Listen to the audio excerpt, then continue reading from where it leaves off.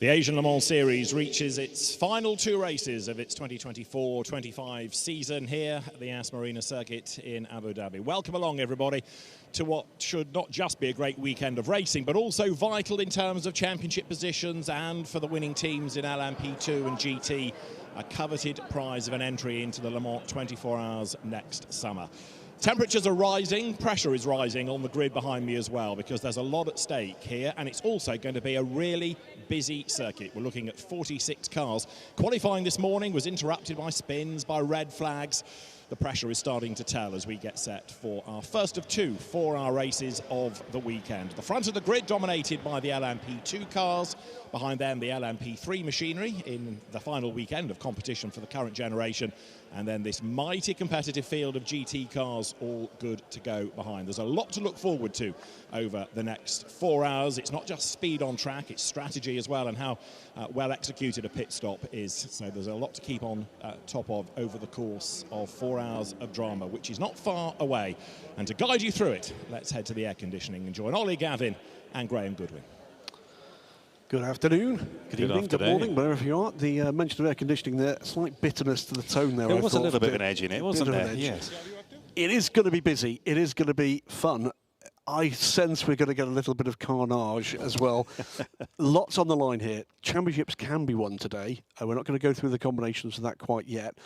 We are coming to the end of what's been a stellar season of Asian Le Mans Series racing. Started off in Sepang, then, of course, Dubai just down the road last weekend, and then today and again tomorrow, remember, 4 hours of action on each day here at Yas Marina Circuit in the capital of the UAE, Abu Dhabi, to complete. 5.28 kilometres here, 16 turns, and split into 3 sections and 3 sectors there. And it's been very busy. It's been very, very busy over the last few days here on track. Plenty to talk about and comment on, and qualifying was extremely busy and rather topsy-turvy with a number of red flags. It was 4 red flags across the 2 sessions. 3 of them came with the GT session. It has resulted in a little bit of topsy-turviness about the grid, principally. The pure racing car will start from the very back of the grid with Julian Andlauer aboard. And we've also got a trio of GT cars starting with professional drivers at the back of this 29 car, I think it is, grid of GT3 cars. Yeah, we had one of the GT entries just pull out, didn't we, during qualifying. That had an issue with the bronze driver feeling unwell and not being able to take qualifying. So that was certainly we're down 1 on the GT front. We are one of the Climax GT AMGs, but that takes not a lot away. Well, we've got here to the final weekend of competition via Sepang, but then via a double header last weekend at Dubai. Let's take a look at the races that took place last weekend.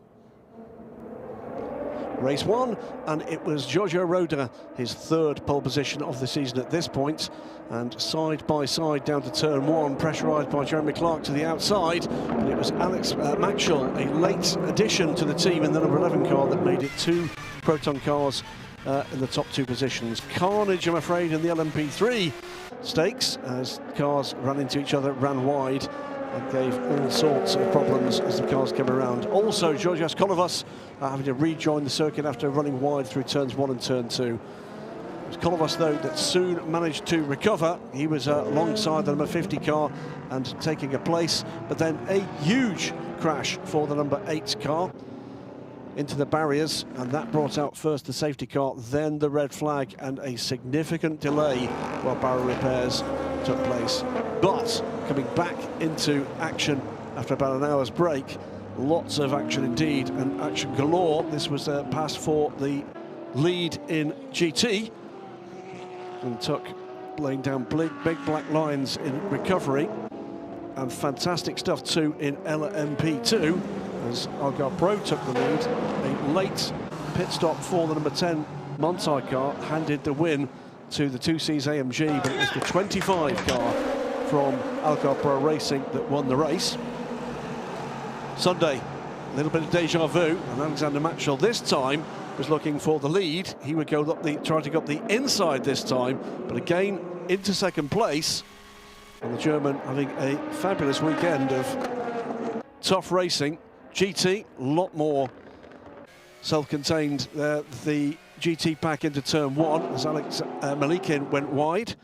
There had, though, been contact, triple contact on the opening lap between an AMG and two of the Porsche GT cars, but disaster for Optimum with both cars eliminated on a team-on-team contact.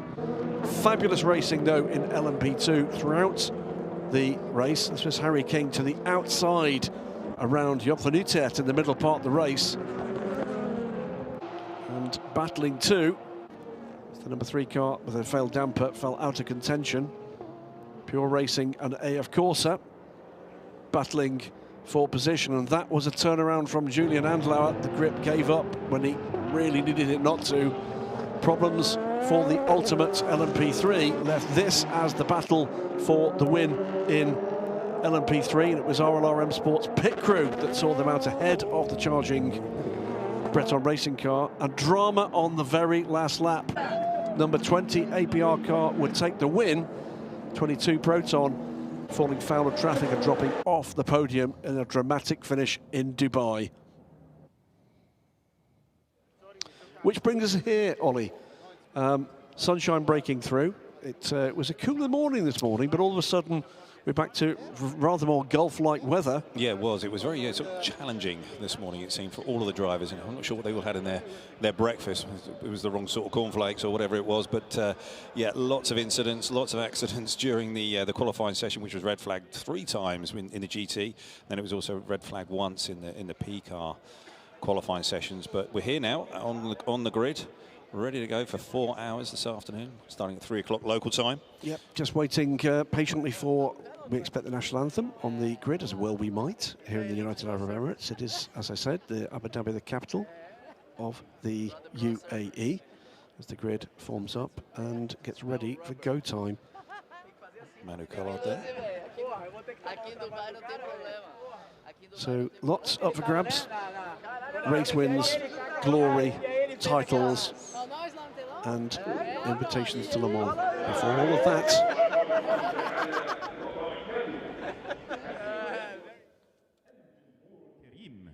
الرجاء التكرم بالوقوف في حال القدرة لعزف النشيد الوطني لدولة الإمارات العربية المتحدة. Ladies and gentlemen, we ask you to please stand, if you are able, for the national anthem of the United Arab Emirates.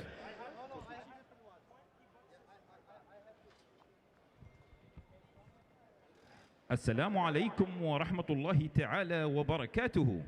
السيدات والسادة، الجمهور الكريم، الرجاء التكرم بالوقوف في حال القدرة لعزف النشيد الوطني لدولة الإمارات العربية المتحدة. Ladies and gentlemen, we ask you to please stand, if you are able, for the national anthem of United Arab Emirates.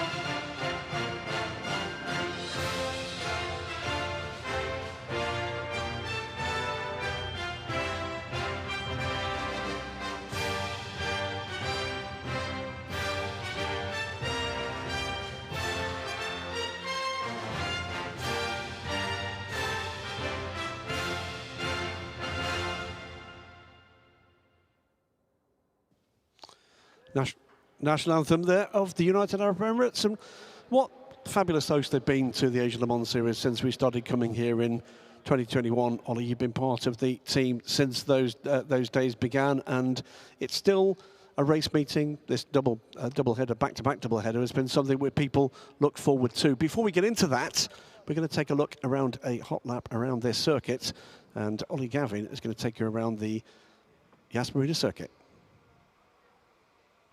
on board here with the 88 Dragon Racing Ferrari 296 here at Yas Marina. 5.28 kilometres, 16 turns, coming down the front straight here at around about 210 k's before spotting the break point. Second gear, 110k at the apex there. Careful of track limits on the exit. Coming through into turn 3, third gear, nice and flat through there. Then just a little bit of a breathe here in fourth. Careful of track limits again on the exit. Then plunging downhill here into turn 5, about 230 k's before spotting the break point just before the 50 board. First gear, just fighting with a little bit of oversteer here, just rotating around, then hard on the throttle. Great acceleration off of there. Be careful of the track limits. I think we're getting a tiny toe here from the Porsche in front. Up to 5th gear, around about 260 k's an hour, and it's all about spotting the break point for turn 6, the chicane, just before the 100 board, getting hard on the brakes, ABS active, and getting through that first left and then right. And really important to spot that exit here. Again, track limits is going to be super important. Going up through the box again into 5th gear, about 240 k's an hour. Coming down to this turn 9, this banked left-hand corner. Spotting the break point down to 2nd gear, quite early apex there, then letting the car run out and then letting the car come back in again mid-track, hard on the throttle. No track limits there, that's good. All the way through here, and we're coming back towards the W Hotel here, just to breathe, and then spotting the break point, all the way down to 1st gear again, turn 12, and then going to left underneath the bridge here at the hotel, and then another tricky left-hander off camber, careful of the wall on the right-hand side there. Looks like we're just breathing it a little bit here, just to give ourselves some room coming through turn 15, and then getting back onto it into turn 16, through and accelerating hard off of turn 16, and that's another lap here at Yas Marina. 5.28 kilometres, 16 turns. Too hot. And passing across the Asian Le Mans Series in qualifying this year. Every qualifying session topped by this man, by Giorgio Roda. Every pole position topped by this man, except he doesn't want to talk to me about the race because something seems to go wrong. So what should we talk about? Your favourite music, holiday plans? What are you going to do after this weekend? Today I want to just be sure because we did 6 out of 6 in quali and 0 podium and out of the championship basically. So I just want to enjoy the race, and I hope to see you after the race with a trophy in my hand. So I just want to keep it short, and I would say best of luck to us. Lots of new people watching Asian Le Mans this weekend. Big crowd here in Abu Dhabi. What should they be looking for in a race like this? 4 hours. It's not just about being quick, is it? No, it's not being quick because the proof is the last races.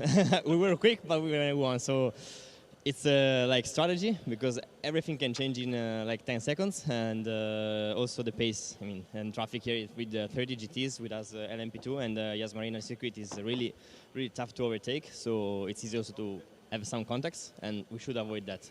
So we'll try to have a clean race and as less as we can safety car or full Costello.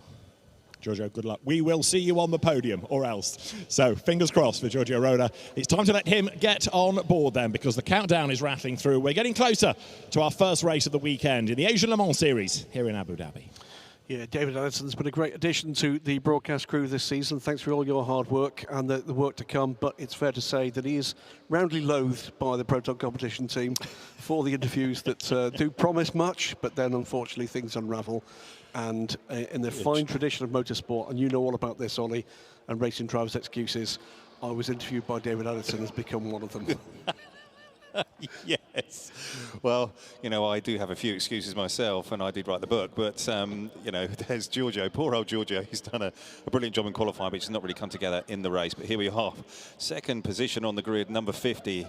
Jeremy Clark has also been one of the stars of this Asian Le Mans Series, doing a fantastic job. Second position again here in P2. Worth saying, though, that if you were tuning in to the races at Dubai, and of course everybody was, it's not the same car, because that car was comprehensively wrecked in private testing earlier this week. On Thursday, yes, it was. They built up a new Orica in the garage.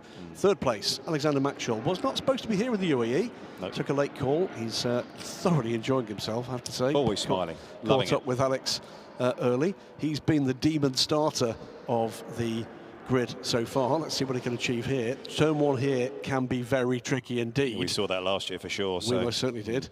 So it is Proton first and third on the grid, with the AF course number 50 second. And pleased to see lots of fans in the stands and in the paddock, and more will be making their way to the stands from the grid. Fourth on the grid and leading the championship, the number 25 car, Mikkel Jensen, Malte Jakobsen, and Valeria Richella, and what a stellar season they've had so far. Yeah, leading the championship, and Michael here with his performance in qualifying, fantastic. He's been marching up the order after each qualifying session, and this one is, I believe, is his best one so far this season. So, looking forward to a strong performance from him and from that car. Then next up, it is the number 24 car. Naveen Rao will start. The 24 car from Nielsen Racing, shared with Matt Bell and birthday boy Nicky Catsburg. We're not sure whether or not he's 37 or 33. The Wikipedia page does seem to need a bit of editing, but happy birthday anyway, Nicky. Happy birthday, Nicky. So it's Nicky, the elderly Catsburg. Was that his boat? No. Okay. 83. A little further back than we used to seeing the AF Corsa number 83, the chrome Breton tribute livery. Francois Barodo will start. We'll later see the talents of Mathieu Vazevier and Alessia Rivera aboard the AF Corsa car. One of our cars in title contention still, but they need a mighty result here to stay in the hunt tomorrow. Then we get into the LNP2 cars, and pole position, a double pole for Thomas Kiefer here. Be Mark Patterson, though, the oldest swinger in town, 73 years young, Mark, aboard the 49 car. Another Ironman stint coming up, I'm sure. Absolutely. Again, a car in title contention, but need a good result and need the 70 car to have trouble. In trouble in qualifying, the back of the grid here is the Origin number 87 Porsche. We'll come back to that when we get an opportunity to see it in a little more detail, but Lauren Heinrich will start that car from the back of the grid. 11th on the grid, Graf Racing, second in LMP3. Have had an out-of-sort season, but have been quick here before, and unlucky. I think will show. They've been unlucky in Dubai. They were certainly unlucky, so hoping for a bit more of a trouble-free run today for this car. Yeah, James Winslow and Daniel Frost we'll see later. Alexander Bekantsov it will be to start the car in this race. Warm afternoon, much better day, by the way, for Optimum Motorsport after the disaster at Dubai. 15 car, a race-winning car already this season. Nick Adcock, reigning ELMS LMP3 champion, with Chris Short joined the team here, and Ian Aguilera, great stint for the young man in Dubai. They had a very, very strong race there, the second race in Dubai, and Ian Aguilera was absolutely on top form and guided that car through to the win. Great pit work as well by the crew. So that was a great team effort to see them take that victory. Heard David say on the grid, it's the final race weekend for this this generation of LMP3 car. If you want to buy one of these cars, go and have a chat with the teams. Certainly the RLR car is up for sale. Breton Racing, very late re-edition of Griffin Peebles, this one, Theodore Jensen, but it is going to be Jens-Reiner Müller to start the race, and again a car with race-winning form so far. And we've not yet got to the championship leader. No, Griffin Peebles did a fine job in Dubai, and I think they were just trying to work out what they were going to do, and he's been drafted back in right at the last minute just for this event, so it's fantastic to see him back in the car. 5-minute board is out. This is the championship leader, and stumbled, unfortunately, after 2 wins and a second place. It was a DNF in race 2 at Dubai, but the 35 car, it's a 35 car heads the championship. Run by AF Corsa here, the ultimate car, and they've had a stellar start to this. Grid forming up and getting ready to go. Temperatures are rising both inside and outside the cars, no doubt whatsoever. The Chevy Camaro pace car at the head of the field. This is our GT, my apologies, pole position car and championship leader, and again a car that could win the championship. Yeah, there'd have to be quite a sort of shake around in the finishing positions. There does. Yeah, but this is a possible outcome of today of these 81 car. Winwood Racing have never been to Le Mans. Mercedes-Benz have not been to Le Mans since 1999. This is the first year since 1999 they can go. They have other cars on the grid confirmed already. Could this be a fourth Mercedes AMG? There's a long way, 8 hours of racing to go before we can start to call that as a possibility or even a probability. But drama awaits for Winwood Racing and Mercedes AMG. Just watching the Chevy Camaro do its lap here. Just under 5 minutes to go, and Just taking a lap around the track, coming into turn 9. Second on the grid and second in the championship, the number 92 car from Montai EMA, Ryan Hardwick, Ricky Perra and Richie Leitz. This is effectively a rehearsal for their FI World Endurance Championship campaign, which will take a start in a couple of weeks' time in Qatar. Please clear the grid. But they could end up with a championship win here as well. Yeah. EBM, the number 89 car, Jamie Day, Gabriele Rindoni and Mattia Drudi. And this car's been back on form. Maybe a little underperformed in Sepang, but right on the pace in Dubai. And another AMG. And it's one of a number of cars we've got on this grid from Southeast Asian teams, Climates Racing.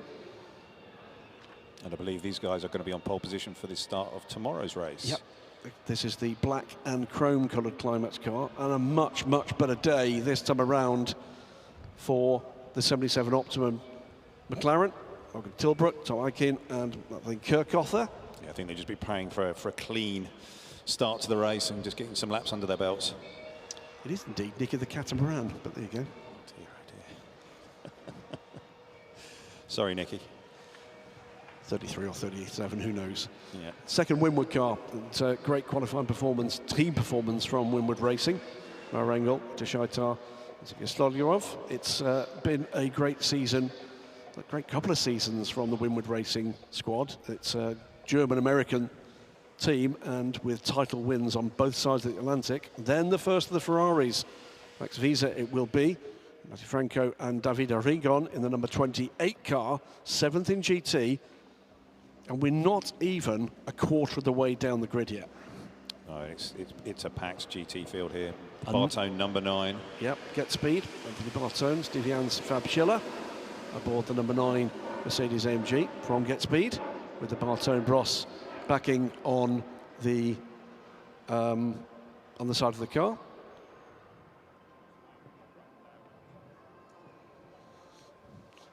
Blackthorn's Aston Martin with the addition of Petrobelli aboard this car for this weekend.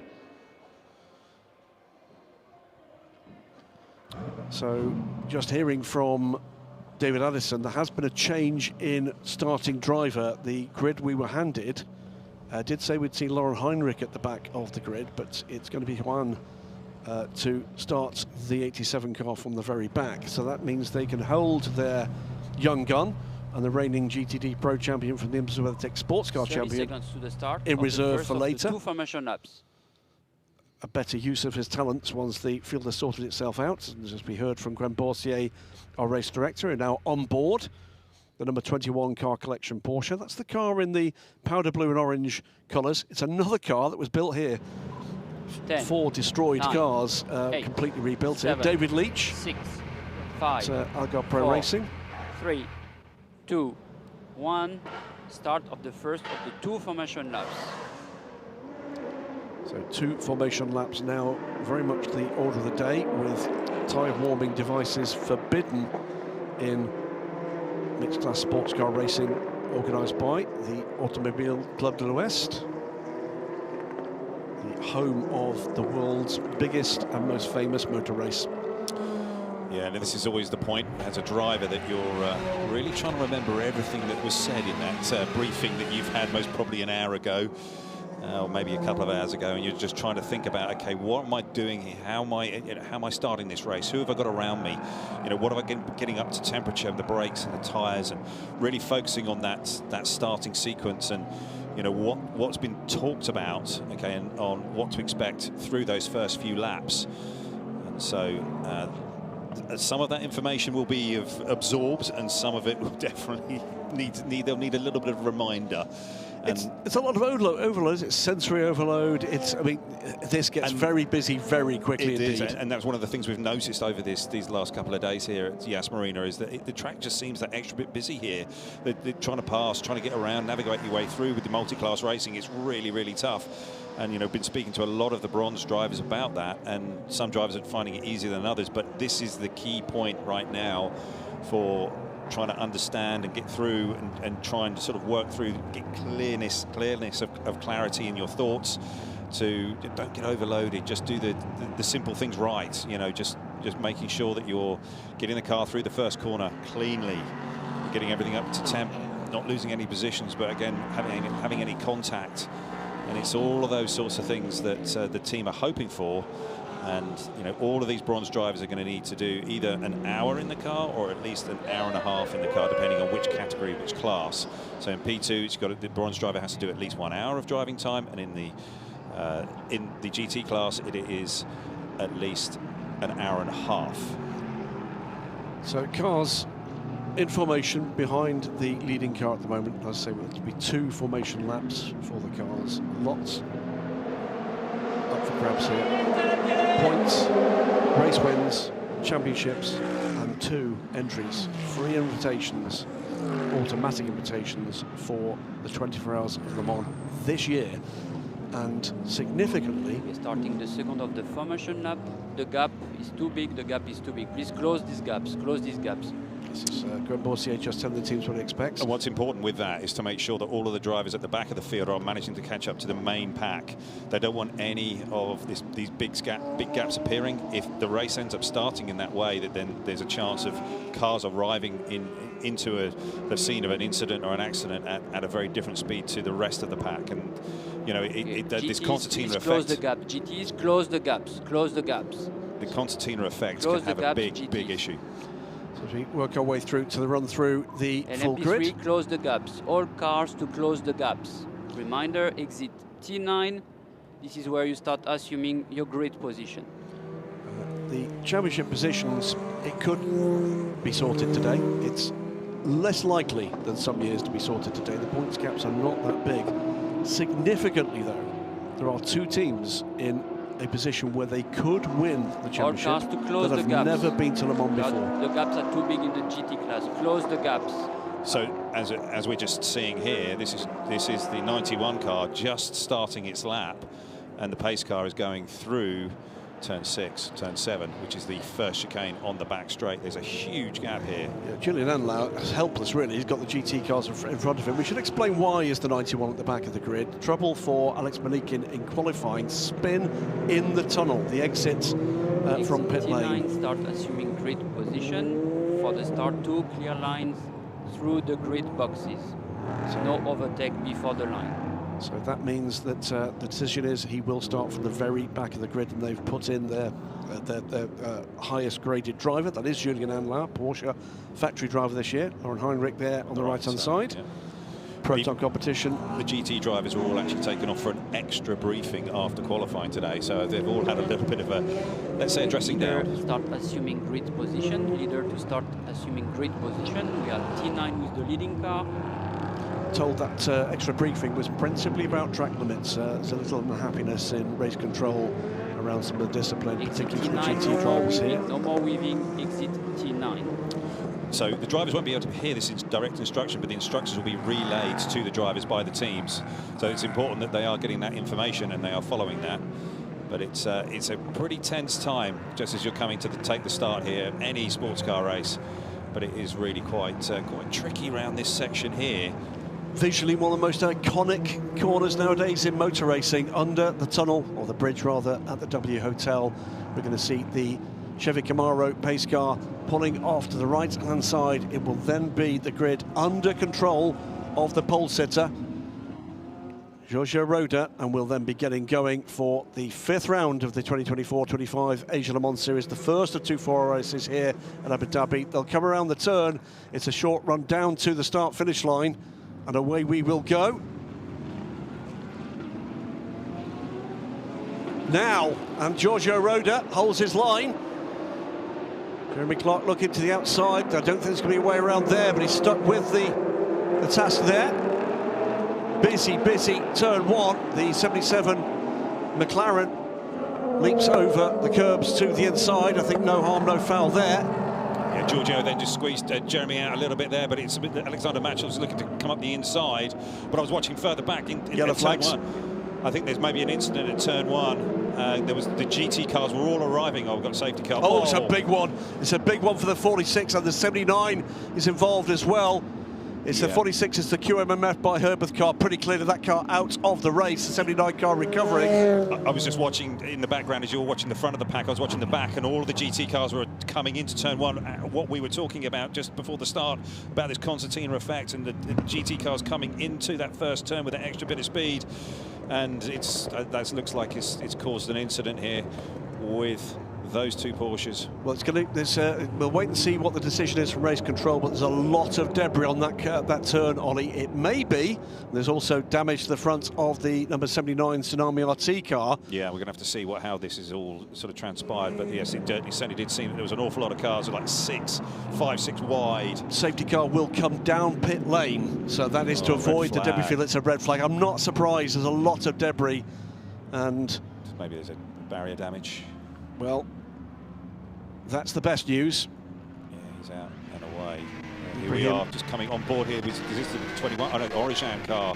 Oh, it's already gone off to the inside. Turn 2. Yeah, before turn 2, did those two cars get together? So it wasn't down to what I was thinking it was down to. It seems like these two cars have just come through turn 1 and got together and gone off to the inside there on the left-hand side of driver's left. So it's Ibrahim Abdul Ghani in the QMMF by Herbert car, the 46 car. That car is clearly out of the race. There was drama as well, by the look of things, for the Tsunami RT number 79 car in the hands of Johannes Selger, starting that car.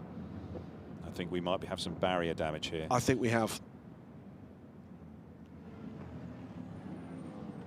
Let's go down with David. He's got Lauren Heinrich from the Origin Motorsport car with him as we get to grips with the scope and scale of the task here. Down to you, David, on pit lane. Graham, thanks. Lauren Heinrich standing with me. It's been a strange sort of a morning for your car. Had a few dramas in qualifying, didn't you? Yeah, it was very unfortunate, to be honest. Yesterday we actually had a good day. Got the car in a nice window, and yeah, this morning, I mean, Bob was involved in a first accident, which was actually not his fault, causing a red flag, and then everyone was in a hurry to get laps in, obviously he as well, and yeah, he made a mistake, he caused another red flag, so that was unfortunate. We have to start that last. Now there was a big crash. I hope all the drivers are okay, but obviously we are on a comeback run. I think we have good pace, and I hope Bob does a great stint. And it doesn't help you now with a red flag, but the clock ticking, so Bob needed to overtake as many cars in a short space of time in that stint. Yeah, definitely. I mean, it steals time from us to make up some positions. Let's see how it unfolds. I mean, this series is always interesting with strategy. I think we can play a lot to get some track position. I think that will be key for us in that race. And of course, in this championship, you as the higher graded driver, you don't get that much track time. Your contribution is limited compared to the bronze. Yeah, definitely. It's very bronze focused, which I like, because in the end you have to work closely with your M driver and silver driver to have the best package inside of your team. So it's not an ego sport, it's a team sport, which is good. I think Bob is a very good bronze driver. I'm lucky to have him in my lineup. And yeah, I'm sure he will make up positions even if the time is a bit shorter now. Excellent, Lauren, thanks for talking to us. Right, so red cars are going to the grid. You know where I'm heading next, don't you? Yes, indeed. It's a cup of tea, I suspect. No, it won't be. It'll be looking for more customers for the microphone of David Addison. So let's call them as they stand in this queue under the red flag. Giorgio Roda retained his pole position to convert that to a lead. The 79 car, being told by David, the Tsunami RT car has pitted. Yeah, it's not surprising, is it? Of course, as Jeremy Clark retained second, Alexander Matchell, Michael Jensen. For the top four stayed in their positions. In LMP3, Graf Racing took the lead in that exchange. Alexander Bekantsov from Jens Groener Muller in the 26 Breton Racing car, and Mark Passon just dropping back a bit in the early running there, ahead of the RLRM Sport car of Chris Short, and Louis Stern in the Ultimate car. In GT, Montoya managed to make their way, Brian Hardwick passing Renat Selikov to the lead of the race before the red flag came out. Climax Racing's Zhu Huang is third, and Gabriel Rindoni in fourth place. So pretty much, with the exception of the race lead there, pretty much order restored. The 79 car is, well, they can't fix it, can they? Because it's parked firmly under red flag. Yeah. So they can only start to fix that car when instructed by race control. So mechanics will be able to go out onto the grid. They'll be maybe able to plug in a battery or something for cooling. One mechanic, and the driver will be able to jump out of the car, but nothing else is allowed to be done to the cars. Goes in the garage. Yeah, and I think they must have been given instructions that they can do that. Least surprising message on any screen in the history of ever: start under investigation. That's the shattered front of the 911 GT3R Porsche of QMMF by Herbert, the all-Qatari crewed effort. So rotten luck for them. It's an army crew just all sort of wondering what they can do, how much can they do, and they're just sort of standing around rather looking for direction here. Yeah. So under red flag, that's come for an incident at the start of the race between turns 1 and 2 between the 46 car QMMF by Herbert.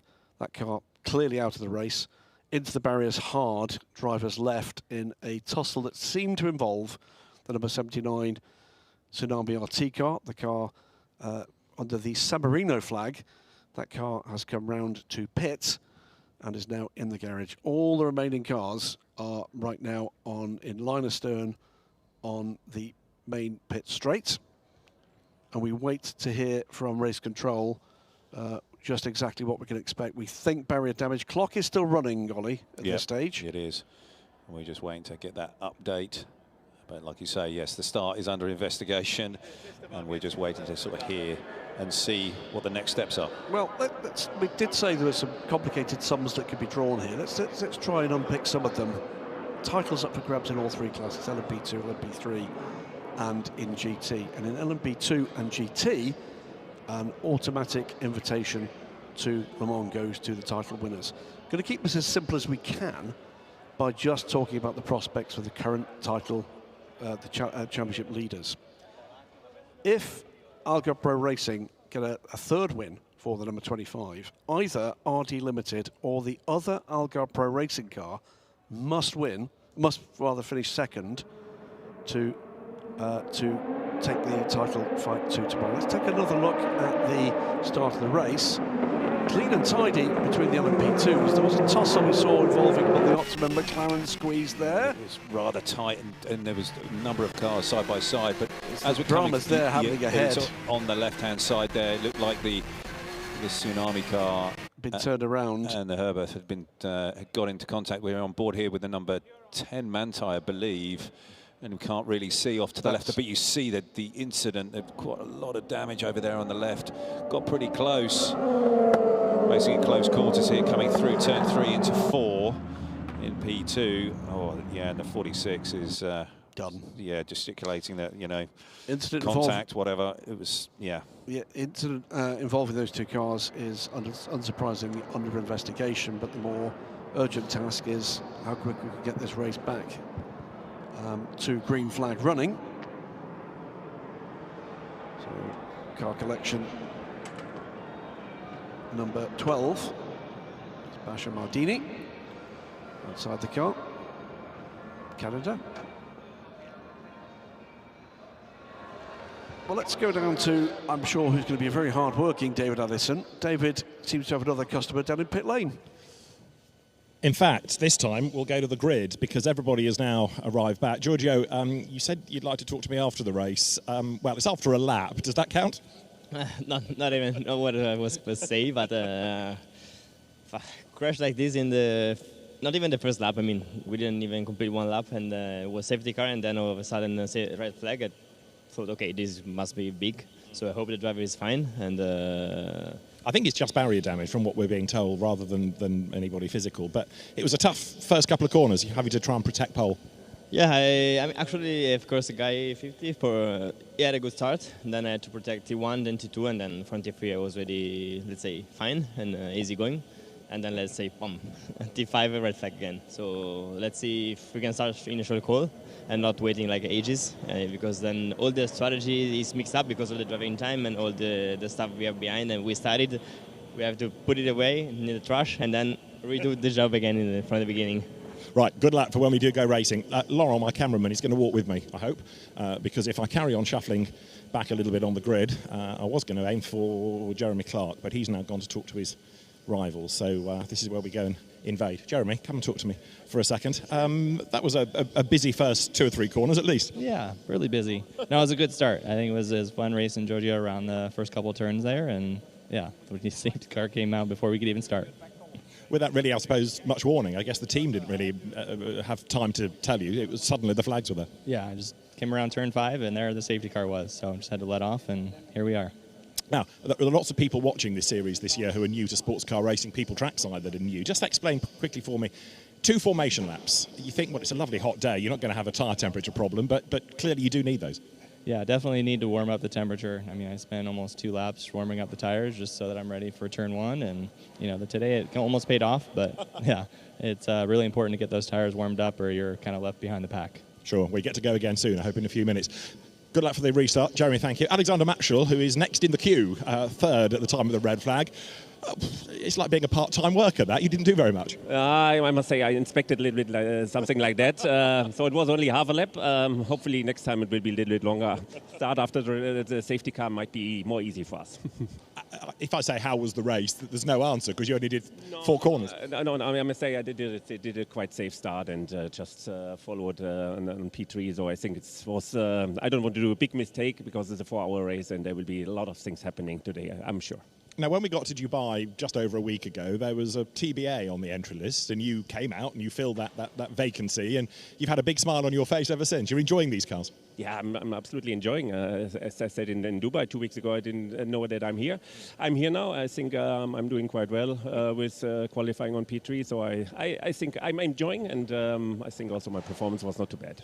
What does the rest of the season hold? Because, of course, this is the final weekend for this championship. For the moment, this is the final weekend for this championship, and I don't have any further plans. At the moment, I'm not sure what to do. At the moment, I don't have anything. Let's see. I'm sure you'll find something. It's a long year ahead. Alexander, good luck for the resumption of the race. 1 or 2 drivers are making their way to shade, to the pit lane, because standing out on the grid, it is, as you can anticipate, very, very warm indeed. Let me just have a little stroll a bit further up and see whether we can find anybody else to talk to. It might be, as I say, that the drivers now have gone to the pit lane for shade. Yeah, and David, I can tell you they have been told they can move to the pit lane. I can tell you as well, the next update on the stateless race will come at 15:35. That is some 20 minutes from now. Okay, so, in which case I'll go to the pit lane indeed. And see who I can find. Back to you, Graham, for a moment. Thanks very much indeed. Good work there, and good to hear from the guys at the front of the grid. Alexander Matschel bumped into him at the Le Mans 24 Hours Fred, on the campsite by the TV compound in the most extraordinary... he's walking with me. Let's call it an RV. We are married. Something Dakar-like, I would suggest to him, based on something that looks like it could, you know, invade a small country. And did ask him, where do you go in your RV? To which his answer was, anywhere I want to, which is a fair answer. It is. That's the site of the repair with the heavy lifting gear already in place, and the repair crews also in place. We've said this before, Ollie, it's not just about the damage to the Armco itself. And the Fred Armco for David, Tim Creswick on the grid, 34 from LMP3. It is about the support structures behind it, and that's what Eduardo Freitas, you can see him behind. Yeah, I just noticed spotted the figure of Eduardo there, usually looking at his phone, studying, trying to understand, trying to work through how we're going to get all of this done.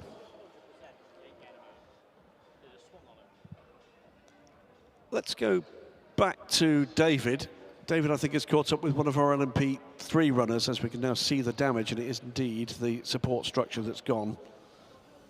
Now, one thing we can't do in the course of this weekend is ignore the LMP3 battle, and in that is the Inter-Europol team, and Tim Creswick in this shocking pink car doing the first stint once more, and that didn't last very long, did it? No, I mean, we prefer vibrant, but I like it. Yeah, that's right. No, I mean, it's a shame. It was a nice little battle for us into T1 all the way down to T5, but I think these guys, we all kind of give each other enough room, so it's pretty close, but no contacts, which is nice. LMP3 has given us good racing in this championship, but this current iteration of cars coming to its end, yeah? That's right, yeah. So I guess this is second to last time you'll see the V8 out on the track. They sound great, though. Yeah, it does sound nice. It sounds good in the car, too. Well, I was going to ask about that, because with your helmet on and earplugs and the intercom to the team, how much can you hear? You hear a lot. You hear a lot, and it's nice. I mean, it's helpful as well. I think you can still hear enough. You know, when a P2's alongside you, it's usually you hear it before before it visually you have it. So yeah, it's helpful. Now, at this championship, it's a great thing to be involved in the winter months. From a driver's point of view, what's the attraction? Yeah, I mean, I think it's sort of staying current. We came, out of the. Sorry, you can hear I've got a bit of a cold still, but came out of the end of the season, and then we get this chance to go straight back out and kind of keep on the pace. So it's been good for me. Like, these 2 weeks away is a lot, but it's nice to kind of run from one race weekend to the next. Dubai was a lot of fun. And I should think it's a lot better doing this than being back in rainy old UK. At least you've got the weather, you've got some great tracks as well. Yeah, the London weather's still on my standby screen, and it's a nice reminder of what we're going back to on Monday. Right, thinking about what you're going back to, rest of the season, is that going to be LMP3, and have you had a chance to drive the new car? I haven't driven the new car. Obviously, really enjoying prototypes. As you know, I kind of came to this from GTs, but I think I've found my place here. So, is there much difference, and where is the difference? I think we see a lot more here on sort of driver development, and I think it's these cars that there's a lot less to be had in the setup, so it's a lot more around really being able to develop as a driver. So I've really enjoyed that. Like, you got 500 kilos less, so you can take the backpack off and you can really sort of send it, which is a lot of fun. Excellent. Right. We'll get going soon, one hopes. Tim, good luck for the rest of your stint. Tim Creswick then in 34 out of the LMP3 class. He is one of the few drivers for the moment who is still being able to brave the sunshine and the heat down on the grid. But as I say, I'll head to the pit lane and see who else we can catch up with. The mechanics are standing with the cars, so the majority of cars on the grid do at least have somebody with them. Apologies for the delay, but as soon as the barrier is sorted, we'll be back up and running. Will indeed. Thanks very much, David. Just a quick shot there in the Algarve Pro Racing garage. Dewey Cox, the co-team owner, in the centre of the shot. And to the right, young Belte Jakobsen, who's going to be a busy boy in the coming weeks. Goes straight from here to Qatar. Michael Jensen was off to the left-hand side. And yes, Dewey Cox is certainly one of the big characters of this paddock. They're having to take out and re-establish a support structure for this barrier. You can see there just by where the orange machine is now behind it is a very bent supporting post. That will need to be not just straightened but made good. But it's really interesting that the circuit actually have that piece of machinery there to start working and start realigning. It's not their first rodeo, is it? No, clearly not. And they seem very, very well prepared for this sort of stuff. So hopefully the delay is going to be short-lived. Montai, EMA mechanic to the left and Winward to the right. These are the top two teams at the moment in the championship, and they're contesting that coveted championship and coveted entry to the 24 Hours of Le Mans. Montai will be there anyway. They're a full World Endurance Championship entrants, but Winward have never been before. As I said a little earlier, Mercedes-AMG with the GT3 Evo. The first time that Mercedes-Benz and Mercedes-AMG will have gone to Le Mans since the infamous 1999 race. And there will be at least 3 of them, 2 from the FI World Endurance Championship and 1 taking up the Iron Lynx entry from the European Le Mans Series victory, with the team switching from Lamborghini. Going to take one more look at their start.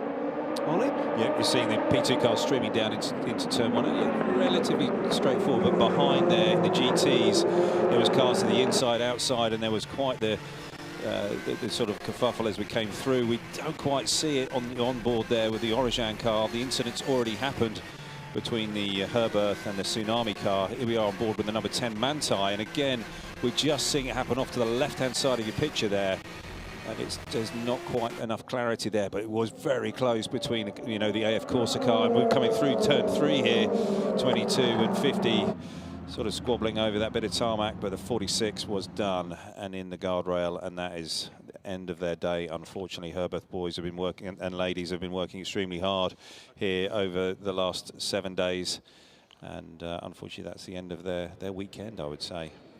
So yeah, indeed, the very best news is Ibrahim Abdelghani is okay. More good news, David Allison's busy, and he's got Alex Quinn, one race winner this year already, with him on pit lane.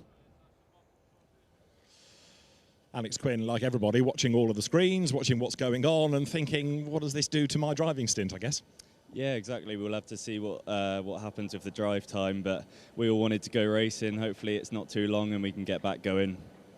What are you being told from race control, or are they a bit busy trying to sort everything out? I think we've got about 15 minutes roughly till there's another update, so we'll see what happens, or at least have more of an idea at that point. Now look, from Algarve Pro Racing's point of view, it's been a stellar season, hasn't it? Both cars having wins. Yeah, it's been a great season. We picked up the win the last round out in Dubai. We're hoping to carry that on. We're third in the championship at the moment, at least in our car, and obviously the sister car's leading the championship.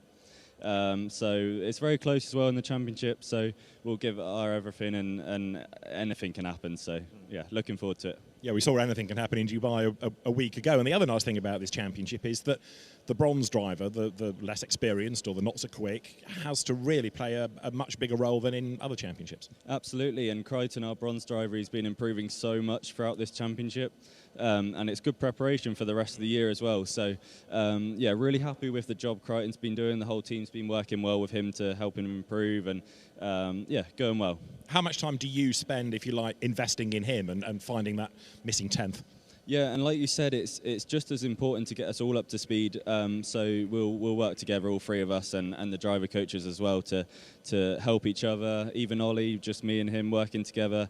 Yeah, using every amount of time we have available to improve. Because one of the things about sports car racing that people may not really appreciate is just how much of a team effort it is. Not just drivers on one side, engineers on the other, but you as drivers have to work together. And if you can help somebody get to be at your speed, that's a good thing. Yeah, definitely. We can see that there is quite a big difference in the speed of the bronze drivers. So if we can close that gap, which we're doing very well, it's a big improvement. And then it always opens up opportunities with strategy and everything like that. To see how the race evolves. So yeah. Every little inch we work and try to improve as much as we can. And right now, thinking strategy, all the brains trust in that garage over there of your team. They'll be scratching heads, tearing out hair, checking the rule book. Yeah, definitely, and obviously the red flag just switches things up a little bit. It might, the original plan maybe goes out the window a little bit. We'll adapt. They always do. I'm very thankful for the engineer we have. He does a great job on strategy. So we always get back in the race at some point. Excellent. Right, we'll let you go and concentrate on the information from race control. Alex Quinn, thanks very much. Thanks, David. Bumped into Alex's mum in the paddock earlier. I think she saw the, frankly, extraordinary drive we saw from him in Dubai. He did extremely well. He really did. Very, very well. And I suspect that mum decided, I'm getting on the plane. And here she is. Welcome. You are indeed very welcome indeed, Mrs. Quinn. Alex, here's to more. And thanks, guys. Nice work. Both the 25 and the 20 are in the mix for the championship, of course, and Sam and Stu Cox waiting patiently to find out just how many cars they might well get to the 24 Hours of Le Mans this year. Eduardo Freitas, not our race director, remember, the voice you were hearing, Gwen Boursier is our race director here, so there's senior track staff and a senior FI official watching over here. Yeah, so, we've seen quite a lot of him this he likes Asian, a walk. Asian Le Mans series, haven't we, with him? He likes a walk. Standing there on the racetrack, looking at the guardrail. It's never great. Oh, someone here. This is in the Optimum garage, having a bit of fun. Charlie Hollingsworth, ex-WC race driver with the Red River Sport team back in the day. He's now driver coach, isn't he? He is. I'm trying to think which of the drivers. I think it's... Now we're struggling. No, we are. I could talk to you with it, but I'm not going to. We've got to talk on.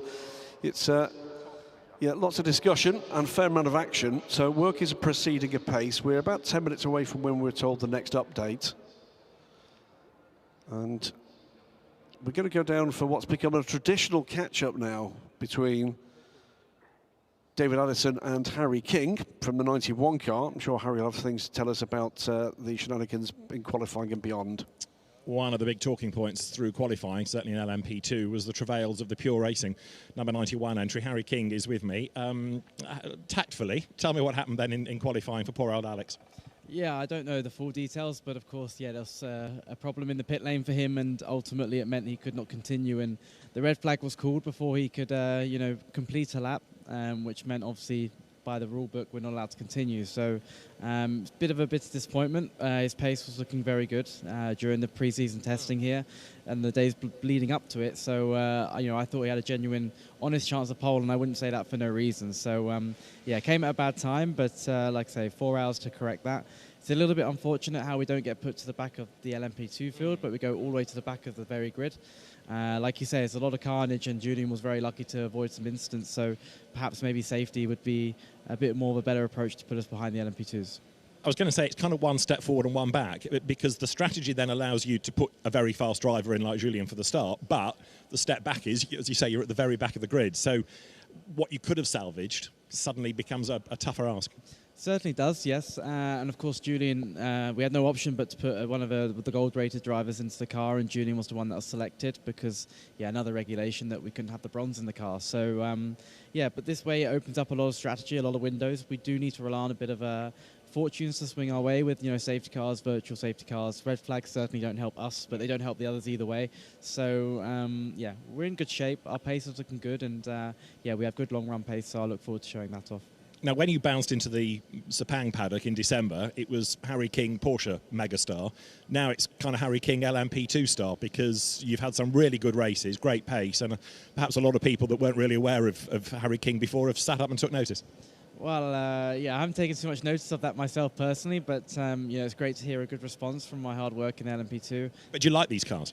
Certainly do, yeah. And initially when I first got in it, it was so unknown, and I almost wanted to leap straight back out of it. But I was surrounded by great people in a very good environment, so it brought me on a lot quicker than it should have done naturally. So I put in a lot of hard work. It doesn't just happen overnight, but it's a credit to everybody else around me as well. Do you think also, though, you're perhaps opening people's eyes that, and I don't mean this rudely, but you're not a one-trick pony. You can't. It's not that you can only drive Porsches. Now you've proved to people after all those years of winning in Porsches, look, guys, I can drive other things as well. Yeah, I always felt like I had the ability to. Never really had the career that followed that way. For me, Porsche was a great place, being a Porsche junior, and set me on a very good stead. But eventually I reached almost a ceiling with Porsche Cup racing, and the next step was endurance. And with the way that the hypercar is looking now, in being such a strong competitive field, LMP2 is the perfect stepping stone in order to put yourself in front of the shop window for that. So do we know what the rest of the season holds? We're here at the end of one championship and others yet to start. Yeah, of course, it would have been nice to walk away with a championship. Ultimately, I think our pace seemed that way, but obviously, the fortunes didn't quite come. Of course, what's officially announced is my ELMS program with Pure Racing, partnered with CLX. So I'm really excited to continue my prototype development, but also I'll be continuing with GT cars as well. So, I'm a very lucky, privileged boy to be doing a great balance of both. Excellent, Harry. Good luck for when the race finally gets back underway. Always nice to talk to you. Harry King from Pure Racing, who we will see in number 91, presumably the middle stint, but we'll find out how they're going to play the strategy. Right, I'm going to keep walking, and Graham's going to keep talking. I'll do that. Thank you very much indeed, David. Good to hear from Harry, and a long chat with him earlier this weekend. Thoroughly enjoying his time in LMP2. Looking forward to the opportunities to race, the opportunity to show off his talents, no doubt. But there's certainly a sense of urgency at Pure Racing that they've not yet really converted their pace into results yet. Yeah, they certainly have got an awful lot of speed in the car, and it's just that they haven't either had the luck or just haven't quite executed fully on that. And Harry's certainly been a big part of the speed in that car, and I think he's really taken to P2 exceptionally well. He's only 24. He has got a lot of sort of GT racing under his belt, but this is the first real chance he's had in P2, and it seems like he takes to it like a duck to water. So, I think that he's got a bright future, and it's great to have another great, strong British driver in prototype racing. Yeah, indeed. Piling machine still being used at the site of this incident. We're about 5 minutes away from an update. I don't think we're going to be back to green in 5 minutes, but hopefully not much longer than that. Keeping out the sun. The Inter-Europol mechanics on the pit wall there. Yeah, we're still seeing the machines working away on the barrier, and the guys here at Yas Marina are extremely experienced at this, and they've got all of the kit there, and but there's still lengths of guardrail laying out on the tarmac, which clearly is going to go in where this digger is currently working.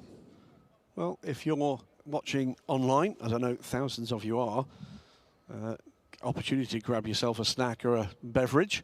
If you're in the grandstands, just make sure you keep in the shade because it's definitely warming up. No doubt whatsoever about that. Track temperature was well into the 40s the last time we got a readout. 25 degrees in the air and heading still upwards. Bit of a breeze still. Some strain being applied here. Yeah, this machinery is working pretty hard here, trying to get this all straightened out and good. That machine, by the way, notice, built by multiple land speed record holders. JCB. JCB, yes. Diesel land speed record holder, if I remember rightly, with the Diesel Max, and also the world's fastest tractors made by JCB from the UK. This is a slightly different view of the W Hotel. It's not normally an angle we'd see.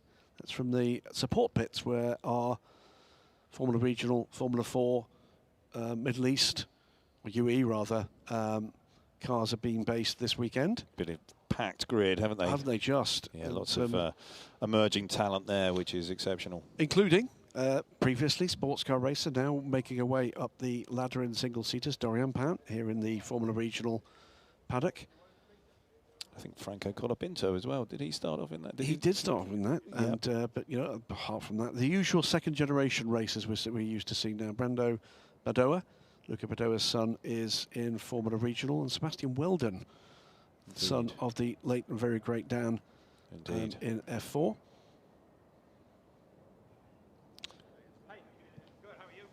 Oh, it's time for a birthday update. So birthday boy, Nicky. David Allison is finally going to get the answer to the question that we're all asking. Nicky Catsburg, happy birthday, but which birthday? Down to you, David. Down in the pit lane, I'm afraid, Nicky Catsburg, we couldn't afford a cake. You got me instead. Happy birthday. A break in the race isn't really the present you wanted.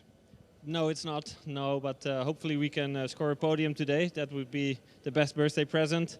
Yeah, 27 years old. I'm getting old. 27. Okay, Ollie Gavin was wondering whether it was 43 or 47, depending on which Wikipedia page you looked at. Exactly, that's true. There's a long story behind that. We were actually trying to make Earl Bamber look older than he is, and at the same time I changed my Wikipedia as well. So yeah, I'm a bit older than that. So what's the truth? I'm 37. Okay, right, we'll go with that. It's official, everybody. It's been a tough season, this. The cars had good pace. You've all had good pace as drivers, but it's been a bit of a lottery.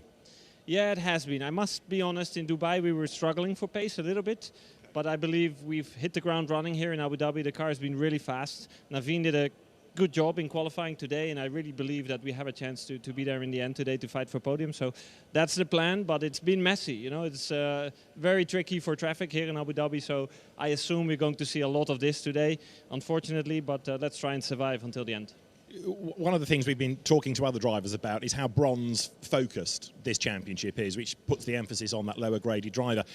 Is that where some of the messiness comes from, because they aren't as experienced as you guys, or is it the nature of the tracks, or is it so many cars, or a combination of things?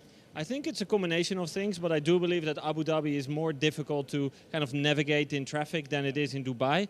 Dubai, we saw less of this, and Abu Dhabi, I've been here a lot in GTs, and it's just kind of the mix between prototypes and GTs that makes it difficult, especially in the last sector of the track, underneath the hotel, very difficult. Yeah, whenever you arrive here, you always go, wow, don't you? It's a wow circuit, and around the hotel, it just feels narrow, because there's no real runoff, the barriers are very close. No, it is narrow, and like you say, I always feel wow when I get there. The location is awesome. I wish that every racetrack had a hotel in the middle and a harbor in the middle. It's amazing here, so yeah, it's always great to be part of Asia in Le Mans. Now, what happens to the team strategy with this red flag, or does that rather depend on the length of the red flag? It does depend on certain things. I think it mixes up the driving times a little bit, but I still believe that it will be me and Matt that have to do the last bit of the race, so nothing much will change there. So you can't have your birthday cake until the checkered flag comes? No, not yet. That we will do on the podium. Okay, it might give you another 5 brake horsepower for tomorrow. Nick, thanks very much indeed. Nicky Catsburg celebrating his birthday. And for Nielsen Racing, he, Matt Bell and Naveen Rao, like everybody else in fairness, just eager to get going. So, kids, if you're watching on the Wikipedia, 37 that was. 37, not 33. And let's not forget, by the way, Nicky Catsburg, an Asian Le Mans Series champion in GT just a couple of seasons ago in the BMW.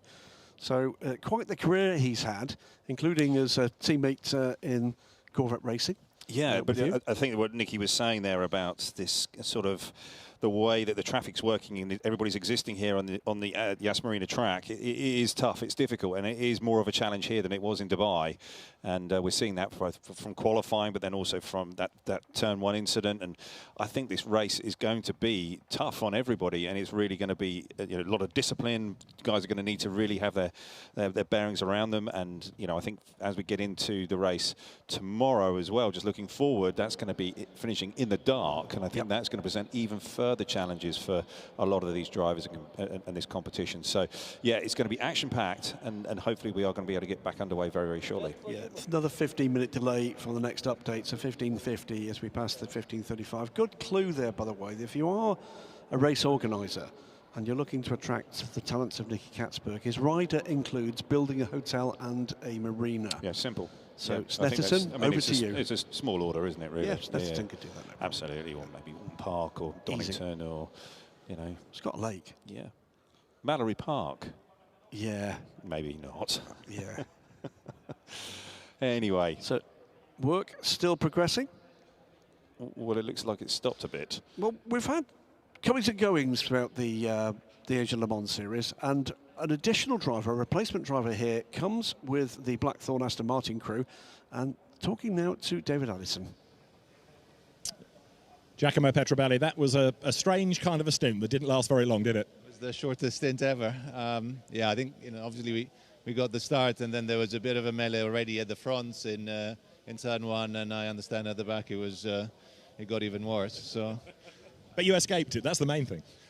To be honest, it was survival, right? So I think I lost 1 position in there, but I'm happy to still be going. There was a lot going on. There were a lot of, I think, as always, the back end of the prototypes and the front of the GTs gets very much tangled up. You're, if I say a late booking, that's a little unfair, but you were drafted in for this race alone. Part of the question is why just come and do 1 race, but also what does the rest of the season hold, and is this a test for the rest of the year? That's exactly right. So obviously I love this series, and I'm very happy to be here. But for me, it's a great opportunity to spend 4 days in the car. I'll be running in British GT. I think we can say that. We have an exclusive, do we? There we go.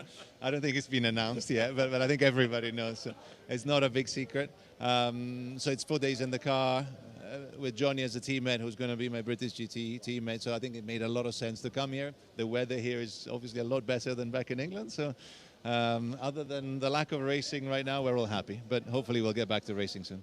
A championship like this gives you, as a bronze driver, a lot of track time. It must be really important. It's fantastic. I mean, the amount of driving time as a bronze driver you get in this, I think you only really get with Asian and European Le Mans series. I mean, those are really the only series you can get that in. So it's great. How tough, though, is it? Because as a bronze driver, you're a businessman first and a racer second. How hard is it to jump into a car like this and have to deliver? Because although you're not expected to be as quick as a platinum graded driver, you've still got to be quick. That's what keeps us coming back, right? I mean, that's the challenge. That's the nice part is knowing that although you're not in the car every day, and this is not what you do for a living, this is getting as close as you can to the guys that are driving it every day is part of what at least what gets me going. And Johnny Adam, one of your 2 co-drivers for this race, he has this great reputation as being able to fully invest in a bronze driver and find, not just a 10th, but maybe half a second and get his co-driver up and up quicker and quicker. And that's how you win races, isn't it? I think Johnny is fairly unique in that he spends as much time, maybe even more time, with his non-professional drivers as he does driving and doing work on the car.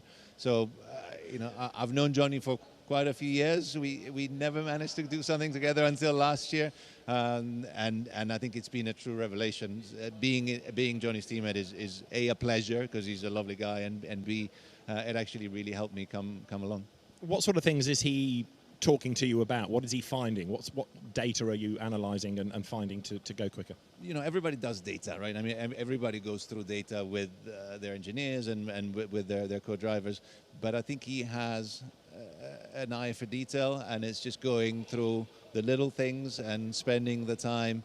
Just, as with every sport, there's no magic trick, right? It's a lot of tiny little things and putting those things together.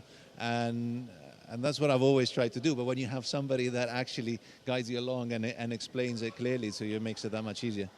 You had a season of British GT together last year. It came together quite late. With this weekend as a bit of testing, you go into 2025 in British GT thinking, what, confidence, wins? We hope so, right? I mean, that's the aim. To be honest, last year, the deal came together late. The car was the Evo car, which was a new car for Aston. And the first half of the season was a discovery process. I think we're now at a point where we feel like we understand the car a lot better. So the car is going quicker, and as a team we've gelled together really well. So that's why I'll be back with them. And smiling as ever. Giacomo, always good to see you. Have a good race when we get going. And, of course, there's another race tomorrow, which hopefully will be without quite so much drama. Giacomo Petrobelli, thank you. We'll let him go back to the team and go and study his data. He's at garage 16. That means there are plenty more to try and find a driver or two to talk to if I shuffle down towards turn 1. And Graham, we can't be getting too far off. An update, I hope. No, under 10 minutes from the next update we're promised, and still work going on with the heavy equipment there. But I think we can see now the bottom row of the guardrail has been installed or being installed, which is a step, and more being brought down. And what we're looking at is structures to go behind that structure. Yeah. So it's to explain. They'll try to fix that barrier support, but then what they'll do is put structure behind it to bolster the damaged section. So we've seen that with tie bells being moved, and that looked like a kind of deformable barrier that looks like it's going to be put behind that too. Yes, absolutely. But just wanted to jump back to the Giacomo interview there, and he was highlighting an awful lot of very good points that, you know, Pro-Am racing is very much focused on now, and to be successful in it, yes, the Pro is important, but the AM and the non-professional driver is super, super important. And, you know, someone like Johnny Adam is able to get the absolute maximum out of that non-professional driver. And the details that he's going into is very, very true. And I had a chance to work with Johnny, not this last year, but the year before. And the guys here down at RLR just having a bit of fun. And you know, he was instrumental in working with the bronze there. John Hartshorn, that was there with TF Sport, and getting the absolute maximum from him. And you know, it was great to sort of see how he works and how he goes about his work with the non-professional driver. And there's an awful lot of layers to it, and also then passing those details and that knowledge on to the silver driver, Ben Tuck, that was working with them for that season. So, you know, there's definitely a huge amount of experience and knowledge and skill that someone like Johnny has. And there's many of those drivers here in the pit lane, but Johnny's certainly one of the best at it. Andy Franco and Charlie Samani in the AF Corsa garage. And yeah, the value of the structures that underpin getting bronze talent into motorsport. Every single one of these cars, 46 cars on this grid and others we've had through this season, features at least one bronze ranked driver. And for the most part, the budget that's coming to put this all together comes through that route. Indeed. So literally everybody you see at this track that's in employment in those garages is there because of the passion and the resource and the time that's been invested by those drivers. And that is a fantastic part of it. And as you heard from Giacomo talking to David, and for that matter, talking to Giorgio, talking to Alexander Matchell, you know, it's that passion that brings all of this together. 46 cars here, grids full all over the world at the moment. It's an astonishing time at the very peak of sports car racing with the FI World Endurance Championship and the WeatherTech Sports Car Championship. But all of the things that underpin that, Ollie, I mean, look, you've been around for decades in this sport. Never seen anything like it. No, absolutely not. Absolutely not. It is truly remarkable. High bar, extremely high bar. Well, David Allison has popped along further down the pit lane, and he's found another willing victim. It's Klaus Bachler this time with his David fan Allison. club. Absolutely. As it was a Porsche that's done some of the damage down at turn 1. Let's talk to Porsche driver Klaus Bachler. Funny start to the race, really. I mean, not too funny, to be honest. In the end, I hope we can go racing soon. Was only one corner, and we got the red flag. So I have to say today was quite chaotic. Also the qualifying we had in the GT class 3 red flags.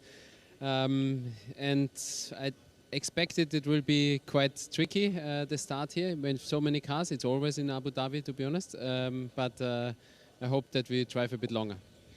We've talked to lots of other drivers during this red flag and touched on how the regulations are to major on the bronze driver, give the bronze driver lots of track time. But for you today, you don't get to drive in qualifying. The first time you sit in the car is when it's time for your stint. Now, okay, you're a pro driver, but is it a bit strange in a way? The first time you drive the car all day, you've got to be flat out straight away out of the pits.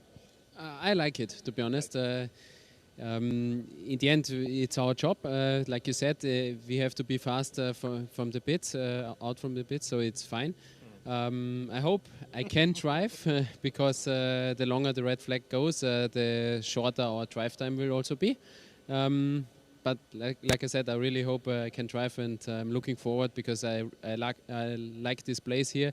And in the end, it will be a tight fight again. There are so many good cars, and it's nice to be in the end in the car and fight with all the other pros. So, looking forward. You won the World Endurance Championship GT class last year. It seems every other weekend you're in a Porsche somewhere. It might be different teams, but you know the cars inside out. Yeah, we won last year WC, but also we won the Asian Le Mans Series. Yeah, I mean, I drive a lot with Porsche, and but still also today I would like to race. At least the good news is there's another race tomorrow, but the grid for that's already set. You can't influence that. Yep. I mean, tomorrow, of course, there's also a race. We were already speaking. Maybe they can even start the race new. We have enough time. We don't need to go somewhere tonight, and to give us the 4 hours of racing. You say you like this circuit. What is it that you like so much? I mean, the location is beautiful. Then also I really like that it's a bit part of a street circuit, especially when you go under the hotel. The barriers are really close. You need to be very precise. You go close to the walls because it's obviously the fastest way, but it's also easy to make a mistake. And you have also a nice flow. When they changed the layout in turn 5 and also on the back straight when the chicane was not there anymore, it's also really good for overtaking. So it's cool racetrack and for racing. You mentioned the hotel. Now, when I walked through the lobby the other day, there was a gang of people all wearing T-shirts that said, "Proud to be a Klaus Bachler fan." Tell me all about this. Yeah, it's some guys from Austria. Also, I mean, they come often to the racetracks, and yeah, they are really happy to be here, and also they really love racing, and also support me. So it's nice. Especially so far from home, it must be great to have that support come with you. Yeah, actually, it's a 6-hour flight from home, so it's not so. And they were here for Dubai also, so they spend a lot of time here in UAE. I mean, most of them they still have a job, so they take time off. So it's nice to have people like this, which are supporting us and which are really fans and enjoy this racing like we do. Now, while we're stood here chatting, enjoying the weather, behind you there are engineers sort of scratching their heads, trying to work out what happens next and how to understand the regulations. They've got the hard work now. Yep. The regs are, I mean, normally it's a simple procedure. The bronze has to do it 2 hours, 1.5 hours minimum. We have actually a maximum drive time as gold or platinum from 1 hour 15, and the silver is more or less for free. And of course, when the race gets shorter, everything changes. And in the end, you need to do the right decision, because this makes the difference if you are successful or not. And that's what I said. When I hope the race, I mean, it will not happen, I guess. But if we can start again from zero, we have 4 hours. Then we also have 100% driving time for me, because otherwise it could be that my driving time gets shortened. Klaus, good luck for when the race does get underway. Thanks for your time. Klaus Bachler from the Manthey EMA team.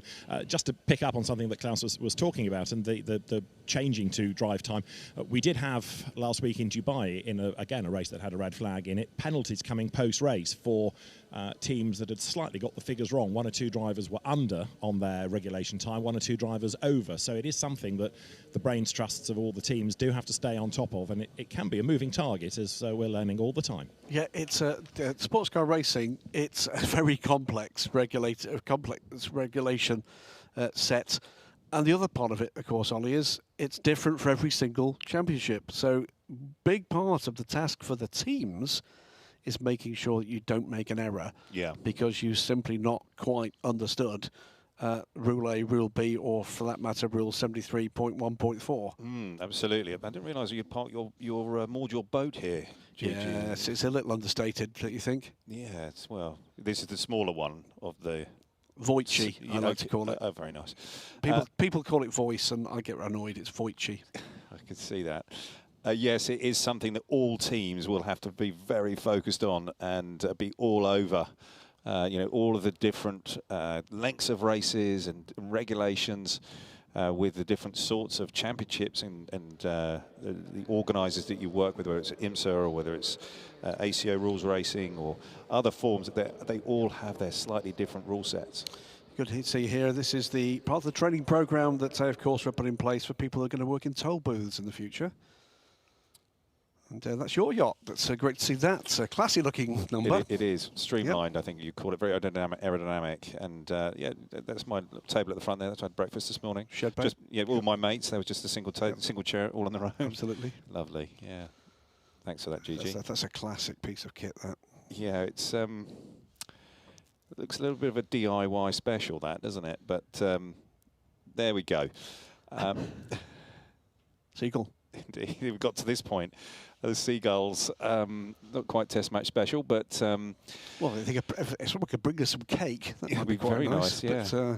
But, beyond breakfast now, but cake at any time of the day. You're always eating cake, Gigi. The next update is at 4 o'clock local time. Another 8 minutes. We're getting closer, inevitably, because otherwise time would have stood still, which it most certainly hasn't. And anybody that can tell us what that bird is, apply now to... We're desperate for somebody to say at the Age of Le Mans series. That bird walks a bit like you. There you go. There you go. 2 rows. Hang on a minute. Of 2 guardrail. rows. Yeah, it doesn't look very fixed though, but we're getting there. We are making progress, no doubt. Good stuff. So if you're waiting here trackside, 2 rows of Armco, 1 more to go. Once that one's in place, we've got another 8 minutes before the next update. At least the updates are getting closer together. They are getting closer together. First one's 25 minutes, next one's 15 minutes, now it's 10 minutes. You wait for them. It's a bit like the kind of when Gwen Boursier tells us the safety car is going at full speed. We know something good's coming. Yes. Yeah. Or alternatively, something really, really bad. But maybe David's found someone else. He will find someone else, inevitably. Yeah. I mean, because it's only Proton competition that really resents his presence. I think he's going to do his half marathon of Yas Marina today. He did that last weekend, didn't he, in Dubai? There's people, I think, you've got to make a decision here. To explain this, David, on his Dubai Autodrome debut with the Age of Le Mans series, we had an afternoon race, and told us in the run-up to a 5-hour live broadcast that we hadn't seen him at breakfast. Why? Because he got up at, I think, 3:30 in the morning. 3:30. 3 in the morning to go and run the Dubai half marathon. Burj to Burj. He's got his medal. He's very proud of it. I think he's actually wearing it under his race suit today, so he might have to be flashing it to a few people. So the question, I guess, is hero or blithering idiot? I say hero. He's my hero. He's always been my hero. You know, of all the commentators, honestly, around called David Addison, he's absolutely my favourite of all of them. I have to say he's done a fabulous job for us, the Age of Le Mans series this season. Been great to have him on pit lane. And he's wearing his running shoes today.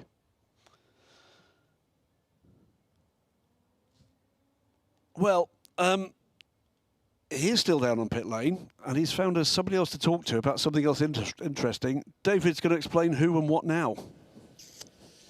We've been talking quite a lot about how drive times and how much time a driver can spend in the car is a bit of a moving target. At DKR Engineering, Andrew Sayer is one of the people that's got to try to stay on top of all of this, and you're watching a clock ticking on down, you've got your rule book of who can do what, it must be pretty difficult.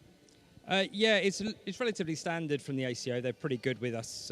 We sort of know where they stand, so it's going to be a general calculation of when the red flag started and when it finishes. That percentage gets taken off their drive time, so it should be relatively okay. Do they give you an official time for the red flag, or do you have to note that down yourself, kind of thing? Because you could be out by a second or two. Yeah, absolutely. No, we get it official times on the screen, so our calculations can be pretty good. They will confirm the drive time, but only after the race has restarted. And then in all of this as well, you've got to make sure that you don't have somebody not doing enough, because there were people that got penalties in other teams in Dubai. Yeah, unfortunately, again, we were accustomed to that one as well last year, so we need to not make the same mistake again. How hard is it, though, in a situation like this? Because you've got very little to do. The car, with only barely a lap under its belt, is on the grid, and all you can do is sit and look at the data. Yeah, absolutely, but we try and use this time as efficiently as possible, so we've already had a meeting with the drivers about possible scenarios, what we could do, what options are open to us. Does it give you more options or fewer options, or just different ones? Definitely different ones, and again, depending on your composition of your driver crew, we want a full green race. Really, we've got a really great bronze driver. We really wanted to maximise his drive time, which unfortunately is not going to happen, but we did do what we can with what we got. How much fun is it doing your job? Because you never get to see a car. I tramp up and down the pit lane. At least they drive past me. You just stare at a laptop all day. You could do that at home. Yeah, well, actually, it's actually moving that way. Really? Remote race engineering is actually happening. Formula E, they can do it. It's definitely the way of the future. So what screens have you got? We have timing screens and television pictures. You've got more than that. Yeah, so we run our own strategy sheets. That's software developed by the team. We run special timing software as well that does help us predict how the race is going to pan out over the next 4 hours, and then obviously live telemetry from the car, so we're monitoring the car constantly. Are you able to do things like, for the sake of argument, work out if you pit your car now where that's going to release it into which gaggle of traffic? Yeah, absolutely, and I think there'll be a few teams doing that this weekend because traffic is... Did you tell them about your socks? Show the socks. The socks are spectacular. Look, I mean, the legs are spectacular enough, but the socks... They are the worst socks you've ever seen, right? Next level. This is what Brexit did for you, I don't know. Life is too short for boring socks. That's where it is. But no, in terms of what we're doing, we're monitoring the car constantly. Yeah, it's a fun job. We can do it remotely, but it's nice to get away from the gloom of Britain, if I'm honest. Right, what happens next then? We've got an update in about 5 minutes or so. Yeah, so ACO making sure the track is safe for all the drivers. Obviously, that's the paramount thing that we need to make sure. Then we'll get a countdown, 10-minute countdown from the ACO. So we'll get Georgios back in the car, get him ready, and then we'll see how many sort of safety car laps they want to do, warm the cars back up. So we don't want to go racing again on cold tyres. Hopefully they give us a couple of laps to warm up. Excellent, Andrew. Thanks very much. Back to your laptop. Thank you very much. Andrew Sayer from DKR Engineering, the man with the remarkable socks and the remarkable legs as well. That reminds me, looking at those legs, I've got some cold chicken in the fridge at home that needs eating. So, Joop van Uitert and Durant Hur it was, and they are going to be doing this. Is going to be painful for them tonight after that little lot. Yes, I'm not sure they're going to get any favours from that engineer. No, Andrew's, I think. But Andrew was just extremely straightforward with his approach, and it was all very like this is how it works, and there was very little sort of doubt in his mind exactly how they were going to run their race. And it's amazing how teams use the time, and they sit there and focus on having a meeting with their drivers and talking through all the scenarios and how things can unfold. And that's where it's all the team side of it and elements to it to keep everybody in the loop, fully informed, and this is what we're going to do next. And isn't that the difference between a professional race engineer, professional race drivers, for that matter, non-professional race drivers, and me? I'm there, and I did advise people, go and get a snack. He's there looking at data. Yes. The interesting comparison there, you trying to compare yourself to Andrew. Yeah, definitely. Close, in very many regards. So close. I do have better socks than that, but in other ways, we are remarkably similar. Yeah, no, you're not. Next update, I'm afraid, is now going to be at 16:10, but I can see machinery being taken away. That's always a good sign. Machine, that is a good sign. Being taken away from trackside. And I saw a third layer of guardrail and then going on. They must be just securing that now, and then there'll be a few tests being done, and hopefully we can look to get this going again very, very shortly. So if you are joining us late, this is all because David Addison interviewed Proton Competition at the start of the race, and basically that was... Yeah, we might need to ban him from doing that before tomorrow's race. But in reality, it was a clash, which I've seen another replay, and I think there might have been 3 cars potentially involved in that. It is the QMMF by Herbeth Porsche out of the race and pretty much trashed. The number 46 car, Ibrahim Al-Abdelghani, walked away from that incident, though, and appears to be okay. He'll have gone to the medical centre, I'm absolutely certain of that. Also in trouble was the number 79 Tsunami RT Porsche in the hands of Jonas Elga. That car made its way back to pit lane and is in the garage awaiting an opportunity outside of Parc Fermé for any repairs that might need to be made. I think the 2Cs AMG may have been involved in that as well. I think it all got very crowded. But the 2Cs car, which of course is a race winner so far this season, is a little way ahead of those 2 cars, but I think they might well have been involved in that. Well, we've spoken to Andrew Sayer from DKR. Hot foot down to Optimum Motorsports. David Addison has now got Bas Leinders, the team manager, with him. It was a tough time in Dubai for Optimum Motorsport, and Bas Leinders, the team principal, it didn't start brilliantly this morning. Well, no, not really, especially for car 27. Had a contact with the Porsche, and unfortunately the 1 lap time that we were able to set with all the red flags this morning was taken away, so had to start like almost last. But yeah, then there was only 1 lap in the race, and now it's a red flag. What's been going on today? Because we had lots of stoppages this morning, lots of cars off the road. Now we've had this. Is it something in the coffee? Must have been, yeah. There were a lot of spinners this morning, so that, hence the red flags for safety reasons. But obviously now there was a car on the barrier. Barrier needs to be repaired. It is important to get it fixed properly for the safety of everybody. So unfortunately, that is part of racing as well. There might be people watching this thinking, yeah, but you can have a safety car. Safety car can drive round and round and round. Why do we have to stop? Is there a reason you're given by the ACO, and indeed, do you have a preference? Well, in the end, I think if the works is going to take so long and you need heavy equipment on track, I think in the end it's still safer to stop the race and make sure everybody is safe, and that the people on track trying to make the repairs are in a safe position.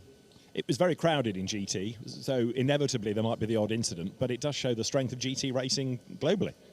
Yeah, for sure. I mean, I think GT3 racing all around the world is very strong, if it is in America and Europe and Asia or even Australia. So I think it's really good for the future as well. There's many cars here. Yeah, they are all strong championships, and it's not easy to be competitive here and to be at the forefront and try to get a podium finish. I was reminiscing with somebody the other day about the early-ish days of GT3 when you would have been in a BMW Z4. A GT3 car from then, 20 years ago to now, has certainly moved on. Yes, the evolution is just crazy. Before it was like, there weren't road cars, but still there was a lot of parts that were like still original, where now it's like a proper race car. You can compare them to the GT1 cars that were built in 2010, 2011, or even they even evolved more in a more racing way. So yeah, evolution never stops. Now, explain your current role with Optimum Motorsport. You're not a driver anymore, although you can advise drivers. Now, are you looking over both cars? Are you going between the engineers and the ACO, or explain your role? Well, I'm the sporting director and team manager, a bit of both. So obviously I go over all the sport regulations within with all the championships that Optimum does, and also Inception Racing in America, where we run Ferrari for Inception Racing in the full IMSA WeatherTech Championship, which is a sister championship of everything ACO does. So yeah, so that's quite busy there. Yeah, try to get involved with the drivers, advise them, coach them where possible. We have also other driver coaches that come along, and then also part of the organization of the team. And but luckily we are a good, strong team with a lot of competent people. So it's not just me by myself. You know, we got like 40 people out here, you know, trying to make the best show possible. But just go back to that point you make about the rule book, because obviously a regulation with the ACO might be different from SRO GT racing, which you do, and you've got to stay on top of that. Yeah, not always easy, and then even between ACO championships, there's some small differences, especially this one, and obviously also this in this championship, regulations are evolving. Sometimes there's something new introduced, but if you introduce something new, then it has consequences for other things, which people don't always think of until it happens. So, but yeah, it's not easy. Yeah, that's why. And then you need to try and relay all these different regulations to all the team. You know, the engineers, the mechanics, what they can do in a pit stop, what they can't do, and then strategy-wise, that are all different depending on what the regulations say. So, what's the next level down from the sporting director and team manager? Who reports directly to you?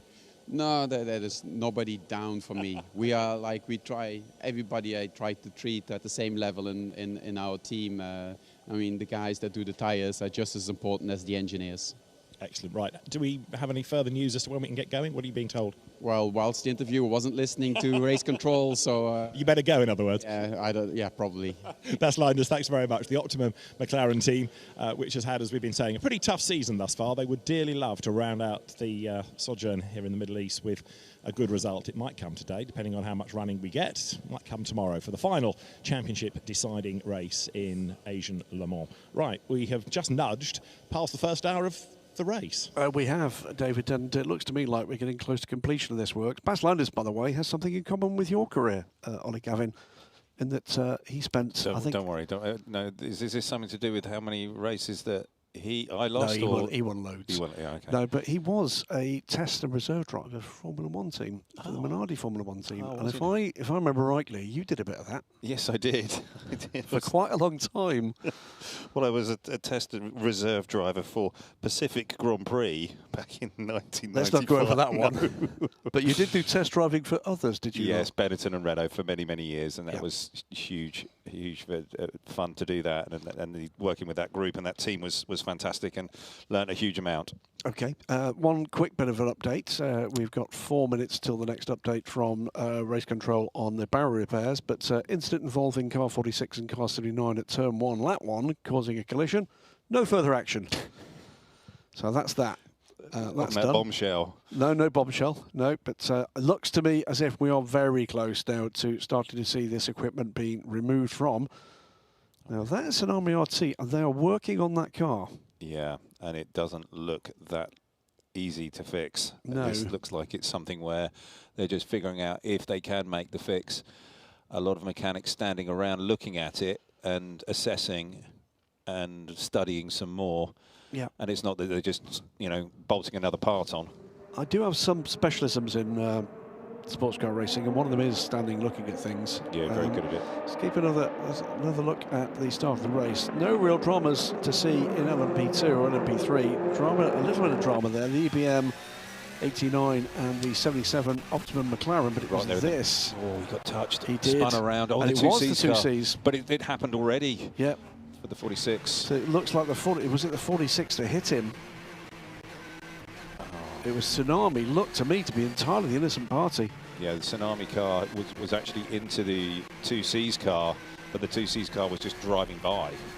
I think it was the 2Cs car that hit the Tsunami car, It looked to me from that. Yeah, I agree. On board, just that shot there, and if we do get another chance to see it, looking to the centre of the track, you can clearly see the Tsunami car, and I think it was tagged by the 2Cs at AMG. Let's see if we can watch that back again. It'll be good if we could get that replayed to us one more time, just to go over that. But either way, the net result is that we are here still under red flag conditions for barrier repairs. The 46 car undoubtedly is out of this race. I think we'll be very lucky indeed if we see that car tomorrow. And the Tsunami car as well. It looks like they're working pretty hard to get that going. Now we're getting things starting to move away from barriers. Always good to see the man there with the backpack that's the blower. He's ready to go. So that usually means that things are pretty close and he's just there to sort of sweep up and clean up. So the deformable barriers going behind, I think, the Armco. They've just been lifted into place on those slings, aren't they, that go into the... So stick with us. I don't think it's going to be too much longer before we get back to action. We'll see exactly what the decision is from race control about drive times and whether or not there's going to be any adjustment to racing time.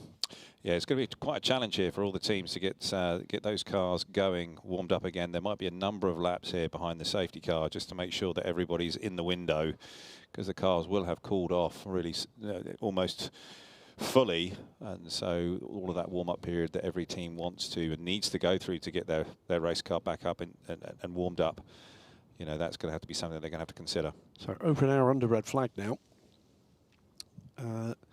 and for obvious reasons. No call yet for drivers to return to the cars. But we're seconds away from the next update we are promised. I'm sure everybody's glued to the screen. Absolutely. Waiting to hear and see what the very next update is. And as the clock rolls over, we're still waiting. Yep, just not getting a clip up in sense from the incident. So stick with me on that one. Okay. Well, maybe we want to. Maybe if the truck can show us a replay of that incident again, or what they showed just a few minutes ago, that we'll be able to then pick out a little bit more here and unpick this incident. And Graham here is just watching it on his iPhone as we're here. So we're just getting updates saying that the Red Arm Band mechanics can go out onto the track to check tyre pressures and under supervision of the scrutineers on the grid. This is all in preparation here to get this going once again behind the safety car. I'm going to hand the clip that I've just been sent to Ollie Gavin before I describe what I'm seeing there. It's not what I thought I'd seen on the in-car just a few moments ago, but we'll come to that in just a moment. So beginning to get some action on the grid with the teams just checking over their charges.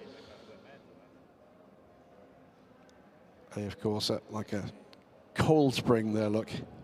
Ready to go. And if you are with us trackside, thank you so much for staying with this. Stay in the shade, staying cool. Well, that looked to me to be the Tsunami RT car going wide, losing control, and then hitting the QMMF car, and then being tagged by the 2C's car in avoidance. Agree, and on reviewing that footage, it does look that way, that the accident was certainly started by the Tsunami car coming off of the sort of runoff area that's beyond the exit curb, and as he's trying to sort of get back onto the racing surface, the rear of the car spits out, and then he comes across and tags the front of the Herberth car. That sends that car, the QMF by Herberth car, directly into the wall driver's left. And the Tsunami car then goes back to the right and tags the 2C's car. And maybe we're going to get a bit of a replay here of that coming down into turn one. P2 cars getting through pretty nicely. Yes, the GT cars are fanning out. And then we're seeing, riding on board here with the Manthey car. No, this is the Absolute car. You can see just up ahead there, the QMF car goes off to the left, and everybody else is checking up, trying to stay out of the way. This is the Tsunami. And he's just lost the rear as he's come off of... Yeah. He wasn't so wide, but as he came off that exit curb, and we've seen this happen before, that a number of drivers have been caught out by that exit curb, and it can just bottom the car out, low tyre pressures, low temperatures, and you just lose the rear of the car, and then it just got into the QMMF car and sent it off into the guardrail on the left-hand side there, and it just tagged the 2C's car. But I would say that is really what has happened here. Yeah. So thanks to media colleague Jonas, who sent the clip in to me. I don't know. The only other thing that could have happened here is that the Tsunami car did have some contact from behind, but we haven't seen any other damage on the front of any of the other race cars in GT. So let's race will resume at 16:25. The race will resume at 16:25 behind the safety car. So it's another 10 minutes or so before we get things rolling. So thank you for your patience. Thank you for staying with us. Thank you for everybody on pit lane for helping us to keep things running along with David Addison. Has David gone for a bit of a lie down? Almost certainly. Yeah. Almost certainly. A couple of sweeties and a quiet lie down. Absolutely. Bit of cake. Okay, all teams to stand by to access the grid. All teams to stand by to access the grid.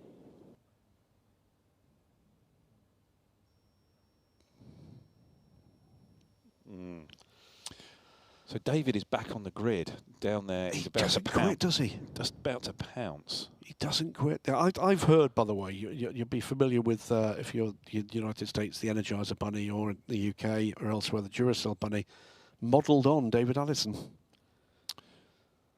Just does not quit. I hadn't heard that, no. I'm pretty much making it up, is the honest answer. No way. This is the fabulous new airport at Abu Dhabi.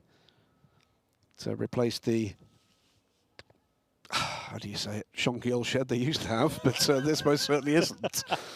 You know, it is an amazing building. I did wonder where you were going with that, but... it was all sorts 10 of terrible. minutes board, 10 minutes board on the grid. 10-minute board being Crews shown may on the access grid. the grid. Crews may access the grid. No change of tyre allowed. No change of tyre allowed. The instructions are coming thick and fast here, and rightly so. And yeah, these guys will be coming out, getting themselves all kitted up. As a driver, you're trying to really get yourself switched back on again. You've had a number of, well, you've had an hour, over an hour of just sort of relaxing and kicking back and having fun in the garage, maybe having a drink, a little bit to eat. But now it's go time. You've got to focus, get yourself switched back on, get all your gear on, really get that racing mindset back together. One of these moments where life goes back into fast forward, isn't it? It's after, you know, you've been ready, the adrenaline's been flowing, and then all of a sudden you've got to calm yourself down and getting yourself back up to speed. And the majority of these drivers are the non-professional drivers, and so this is something that maybe it's sort of, they have a particular ritual that they go through, a particular sort of set of things that they complete before they get into the car, and this would have just thrown all that off. So they're going to go through that whole process again of how they get themselves ready for the car in terms of the preparations that they go through, and you know, whether it's the drinks that they have or the particular thing that they eat, or when was the last time they went to the bathroom, or, you know, it's all of those sorts of things that you have to really start getting, you know, together again, and it's all part of that the non-professional drivers will be less used to. The pros, they're just absolutely used to when they need to get back in the car and how it's going to, it's just like flicking a switch. It's a fascinating thing, isn't it, about not just motorsport, but all elite sport, the psychology of it, the ability to do a lot with a little. Time is a strange concept in these kind of circumstances. There's time, you know, you often hear people when they talk about an incident saying time just seemed to slow down. It does. But someone like Giorgio here, he's just getting his balaclava on, he's just checked his earplugs, and he's just, you know, doing his shoes, and he's going through his whole process. It's a little bit like you know, a tennis player when they're just about to serve the ball, the amount of times that they bounce the ball before they go to serve it.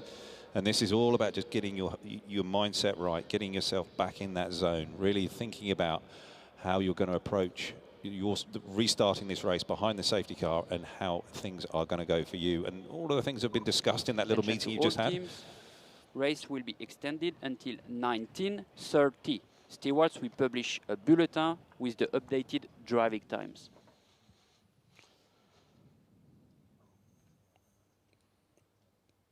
Yeah.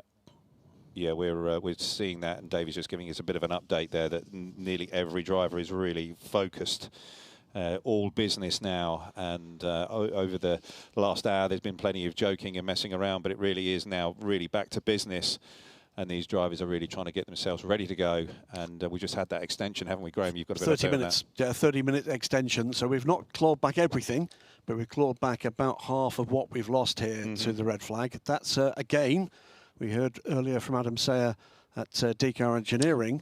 That's going to be a heck of a task for them to do the hard sums. It is, but it's actually one of the beauties of running here at Yas Marina, the ability and the flexibility of running here under the lights. Yep. And, you know, that's one of the fantastic sort of upsides of this amazing facility at Yas Marina. We're going to be getting back to green flag running very soon indeed. Great stuff. Everybody watching trackside, everybody watching at home, I'm sure will be delighted to hear that. Well done to the crews here at Yas Marina Circuit. Pretty significant barrier damage it was, but that's been done in pretty short order. If you think plugging in the window net there, that's one of the key pieces of safety that they have in all of these GT cars now.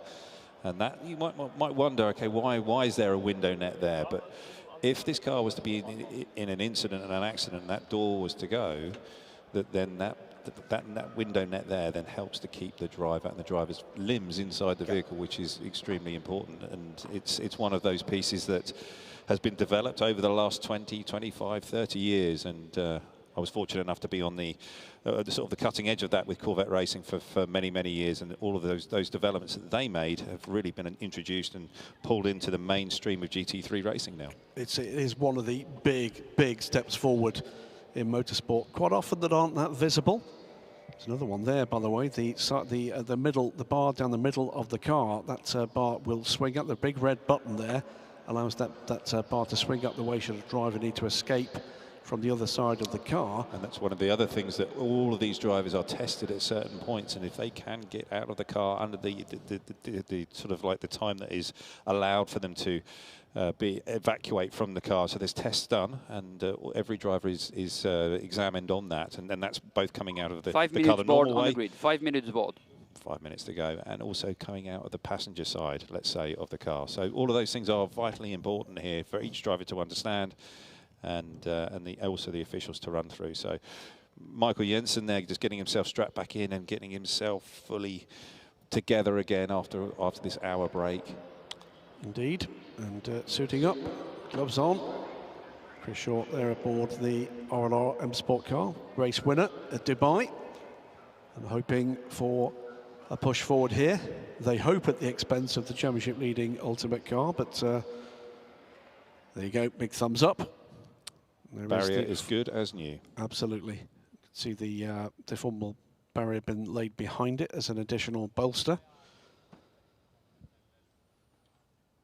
So the circuit goes quiet, and it won't be quiet for much longer. Over 3 hours on the clock now. This is the number 49 car, Mark Patterson aboard this car. And as we said at Dubai, Mark has he had a birthday between Sepang and Dubai, and it was his 73rd birthday. Yes, 73 years old, and if you were with us for the Sepang races, you'd have seen two quite extraordinary stints from Mark at 70. He was only 72 back then, in fairness.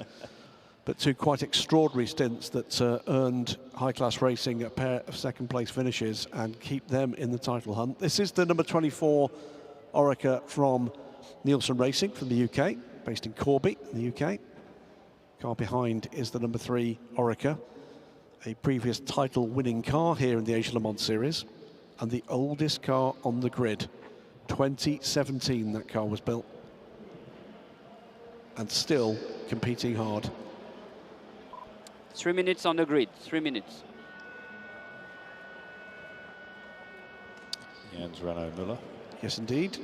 Long history in GT sports prototypes and touring cars from Jens. And they're the number 3 car.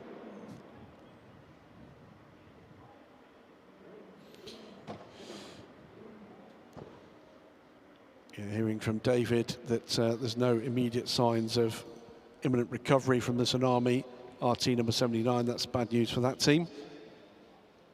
Yeah, we'll wonder whether we can get a bit of an update and a download from the team on whether there was any contact to the back of that car. Yeah. And whether the incident was fully caused by the driver just coming off of that exit curb, or whether it was actually tagged. Good example, isn't it? One safety car, and this will be lap 1 of the safety car. This will be lap 1 of the safety car. So from race control, lap 1 of the safety car will be when we rejoin here. What does that mean? It means that pit lane will not open until after lap 3 is completed. So effectively at the end of lap 4, before anybody can pit, should the safety car stay out that long. Point I was about to make is, just with the limited views we had, and with thanks again to my media colleague for sending me that clip, does give an example, doesn't it, Ollie, of just how tough it is for race control, albeit they do have access to other cameras, to determine just what on earth happens in these complicated incidents, particularly when the cars are so close together. Yeah, absolutely. And when it's 3-4 wide and you're trying to sort of pick up all the little nuances and the reasons why certain cars have gone where they've gone, and it's really hard to pick that out. And, you know, we've got a number of camera angles here and some onboard shots, but, yep, race control will have extra sort of CCTV, but, yeah. It's, again, one of those things where we're really unable to sort of pick out exactly the 1 reasons minute why. board on the grid. 1 minute board on the grid. Please clear the grid. Can tell you the teams have been given their revised drive times. We're not going to get Race into will that resume terribly behind. complex Safety stuff. car, But this will be safety car lap 1. so safety car lap 1 behind the Chevy Camaro.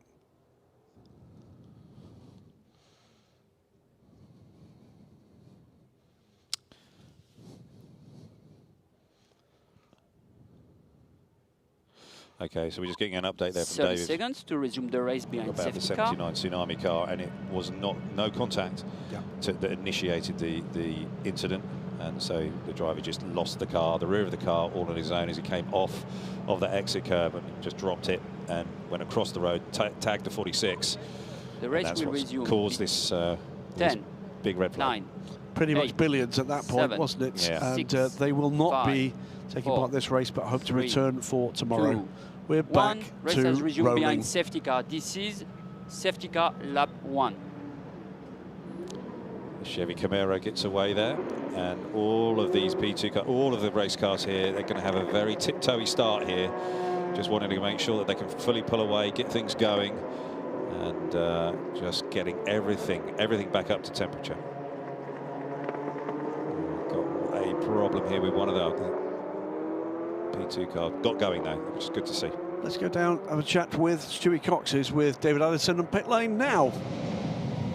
Carl's back running. Stuart Cox from Algarve Pro Racing has been watching all of this, and it's just hardly the start we wanted. No, not at all. It's quite a shame that sort of an innocent victim ended up going into the wall because he was tagged by somebody who had massive oversteer coming through one. You know, it's something we drill into our drivers. You've got to get round the first few corners. And if you just watch racing historically, there's always this, so we should learn as people, but... What's the old adage? You can't win at turn 1, but you can lose a race. Yeah, absolutely. So, you know, the whole plan is get around the first few laps and then settle in. And most of the bronze drivers, as you know, start the race. So it doesn't make any sense for them. You know, the McLaren was up on the left-hand side curb going into 1, so he's going to come out a bit wide and cause people to have to miss him. So it's just silly. We all need to just calm down a bit because everybody's sat at home watching this on telly, and there's only so many cups of tea you can have waiting for it all to come back again. But it's looking like it's going to be a fantastic race. You know, there's 3 championships going on here within this race, and it's been some really good racing so far this year. But what's happened to the clock? That you've been given some more time, have you? Well, it just reset, and we got an extra half an hour, so that's great. It would have been a bit disappointed if all the bronzes had to sort of go do 1 lap and jump out of the cars.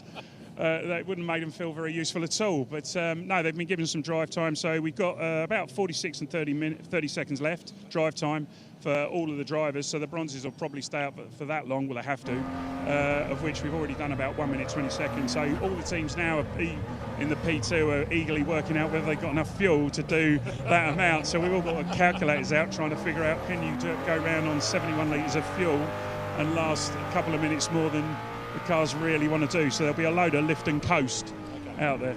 You had a mega season as a team.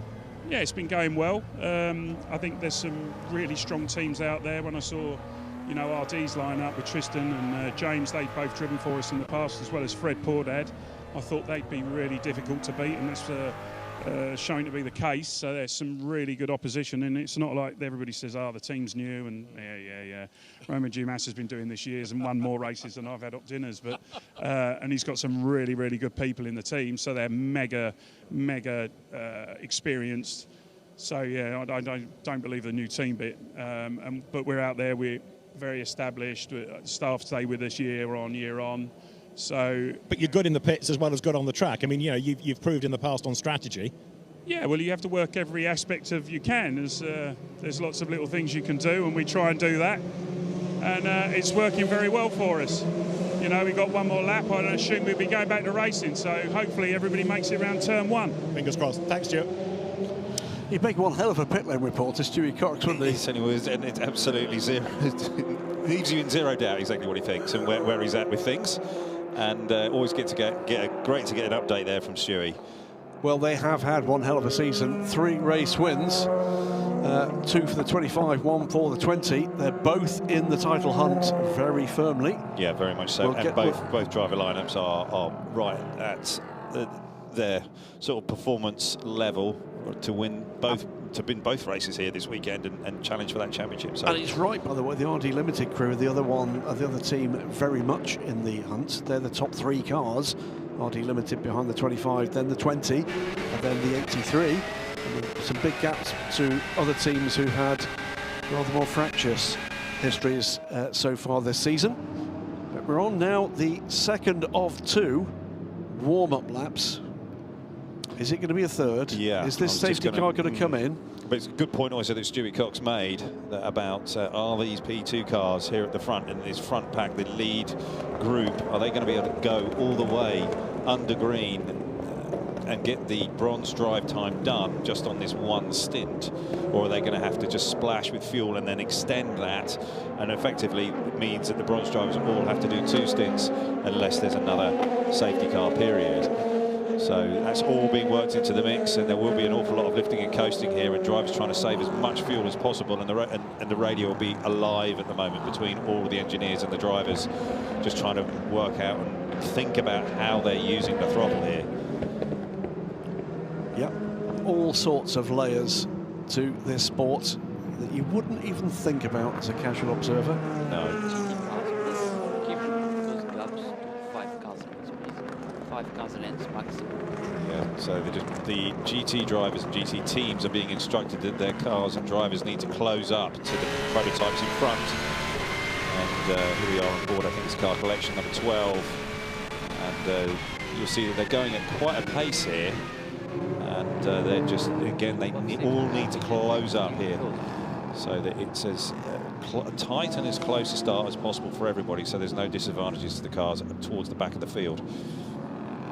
Yep, so under 3 hours on the clock, but we're back to pretty much 3 hours, we hope, of sustained racing. Once we get back to green here, they're going to go around again. Yeah, I did think there would be at least 3. Me too. And you will hear from Grandboursier as we come round this lap. Safety car has been instructed to go full speed. This is the usual instruction. Safety car to go to full speed, and I would have thought... I think we're going to go back to green. It might well be that we're going to green this time around. Yeah, I think the lights will go out around about turn 9. Something like that, and hopefully we can get back to some uninterrupted racing, because the racing when we've had it has been absolutely amazing in the Asian Le Mans Series this year.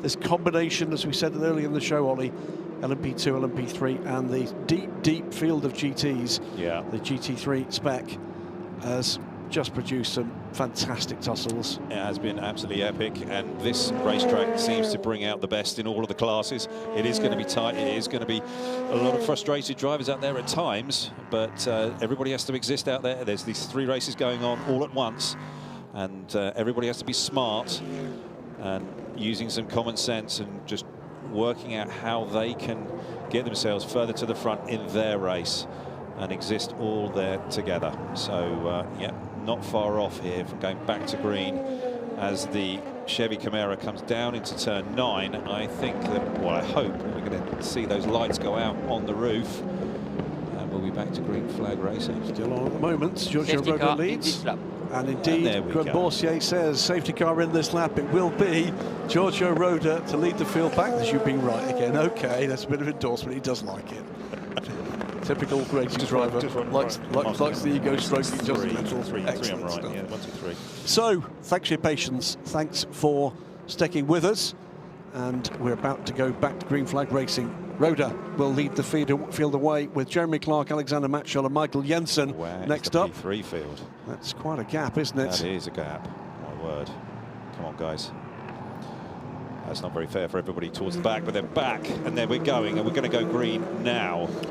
Green lights go, and Giorgio Roder back on the power. The Gibsons sing again, and away go the LMP2 cars. LMP3 following through with the Graf Racing car leading that field away. Smoke from the rear of an LMP2 car by the look of that. Yeah, it looked like a contact on the right front. All the P2 cars streaming through turns 3. It's hardly limited. It's one of the championship contenders. It's Fred Bordad. What's happened there? As they come down into turn 5 here, just trying to get everything under control and warmed up. And Giorgio Roda, they're just a little bit wide on entry, but that's not really hurt him. It's, you see that Naveen Rao there just getting a little bit of a twitch as he got on the throttle coming off of turn 5. And Naveen's been punchy at the restarts here, and he's certainly got his elbows out again, as we were seeing. Oh, there's a P3 car. That's the RLR car. Slow. It must have had a spin, I think. Another title contender. Yellows at turn 5 for that recovery. They're back on and going. So that's good news. But RD Limited, by the way, Fred Bordad has brought the car to pit lane. Switch here for the lead. The 2 title contenders, the major title contenders here. It's now Monza EMA ahead of Winward Racing. Ryan Hardwick goes to the lead from Rinat Sadikov. And we're seeing Alexander Matchell here just coming under pressure from Michael Jensen. And we were seeing the 81 here and the 92 battling it out coming into turn 9. Goes wide. Yeah, and he's going to sneak up the inside there. And the power there and the traction that the 81 had was just a little bit better than 92. Just getting those Michelins warmed up just a little bit quicker. And he just felt a little bit more confident there. But the car's moving on the brakes. You see the ABS is working super hard. Just getting it back to the apex at turn 12, then into 13 and going underneath the bridge there at the W. Further down in the pack, we've got the AF course car going off. That'll be a bit of a track limits issue there. RD Limited out. Car collection going the inside of 57. Oh, that was a bit of a dive. Whoa. Fred Bordad has rejoined the race, 1 minute and 13 seconds on pit lane. I think is still on the lead lap. The puncher, no, he's not. Possibly. My apologies, no, he's not. He's lost a lap. That is disaster for RD Limited. That is. That's going to be tough for them to come back from. And a definite advantage to Algarve Pro in the championship. We're seeing all of these cars now just trying to get themselves going. You know, it's really strung out, and actually it's given some guys some room here. We're back in the LMP3 battle.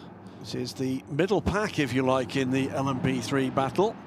Graf Racing lead from Breton Racing, High Class Racing Ultimate and into Europol competitions number 34. This is the battle for third, with that rotation. Chris Short in the RLR M Sport car down into 6th, and then the 43 into Europol car. Further trouble. I think maybe is that tactical, possibly coming in for a stop. But I'm trying to think why that would be a tactical stop. I can't see that. Unless that was the car that had an incident with the RD car. Yeah, they've just not been very lucky. Optimum. So here come the battling LMP3s, rumbling through. If you love this soundtrack, enjoy it while you can, because you've got 2 hours and 53 minutes today and another 4 hours tomorrow to enjoy an ACO rules racing. Then it's gone. Fastest lap of the race, 1:44.715. Giorgio Roda, 1.4 seconds to the good from Jeremy Clark, Alexander Matchell, Michael Jensen, Naveen Rao. Yeah, Naveen's under a little bit of pressure here from Giorgio Kolovos as they come down into turn 1, and they've just been trying to get these guys into a rhythm, into a flow, just thinking about all of the things that we've been talking about with their driver coaches and the teammates, and you know where they needed to work on, the things that they needed to improve. You know, whether it's braking a little bit deeper into turn 5 or releasing the brakes, you come into into the corner, just rolling a bit more speed across the apex, or then how you get on the throttle, the 35 spot. Big trouble! That's the championship leader. Whoa. It's the 2 championship leaders. It's the 35 Ligier and the 81 from, I'm sure that's the 81 car. It is. That is our 2 championship leaders for the 2nd year in succession, coming into contact with dramatic consequences for both. That is huge, huge for the championship, particularly in GT. Here we go, the 35 coming up the inside of the 49. He just gets a little bit pinched off here. Oh, big contact. He spins. There's damage to the 49 as well. Yeah, 35. But then as he's just trying to move, there is the 81 coming through, just trying to miss him, and he comes so unsighted, and that's just. Oh, that's desperately bad luck. Really terrible luck. The 49's got some damage there on the right rear, and it looks like they might have bodywork damage and maybe even. Is that? I think it's floor. I think floor as well. The right rear of the 49 car. Safety car has been deployed. There's a lot of debris down at turn 16. Yeah, there's the 81. That's the worst news of the lot. That's well, that's our two championship-leading cars in LMP3 and 81, and the 81 Winward car in GT, and I think their races are run. Yeah, the 81's done. I can't see that coming back. Oh, that's desperately bad luck for them. Really is. I am right on it. Was it last year? Under safety car, if I remember rightly, we had two championship-leading cars came into contact and both out. Into turn one. Into turn one. Yes, it was. 99 Racing. Yeah. Was it Pure Racing? Could well have been. Oh, yeah, that's a really rough one for these guys. That is really tough. Don't think any way back for either of those cars. The damage is too great. Yeah, Louis Stern there, as he was trying to get himself back going again after the contact. He would have just been going, I'm just going to go. The team would have been trying to advise him, but it's really just luck of the draw. And as the Mercedes came, the AMG came round the corner, he was looking to go up the inside, and they just basically drove into one another. It's just desperately bad luck. Well, so unsighted there at the apex of turn 16, that final corner coming onto the front straight there, and there's, you know, it's nothing more than just terrible luck. So hard to advise or work around that one.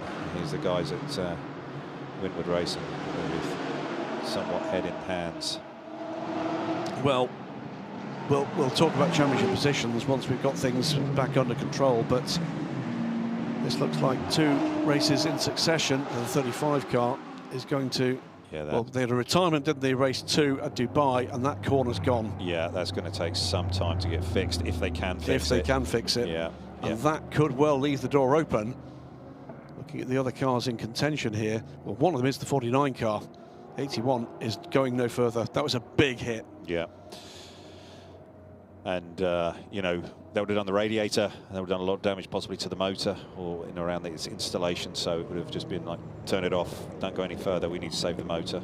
Yeah, the big problem, the other big problem, even if he could move, is a full lap to bring it back. Yeah, because exactly. He's passed this. Medical car is on site now.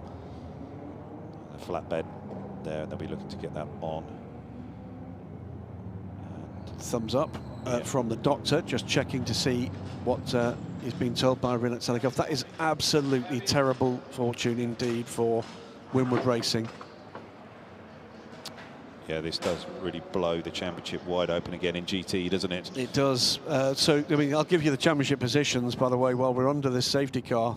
Selikov is out the car. That's the best news, because that was a big hit. He stayed in that car for a while, so I'm delighted to see him making his way across pit lane, it will be, and I'm sure to the medical centre after that. That's impact for checkover. Also into the pits comes the other car involved here, the 35 Ultimate car, but the front end of that Mercedes AMG GT3 Evo pretty much destroyed. We'll see it again here. There's a dive up the inside of the 35. Don't think Mark saw him coming, and then that impact was and it almost caught out the 15 as well. Yeah, but big hit, big contact, and yeah, that's just desperately bad luck. Pretty remarkable that 35 car could drive away from that impact. Yep. Got it back here, up on the skates, taking it back in the garage, the 35, and they will start working on it immediately. Yeah, hearing all the instructions coming.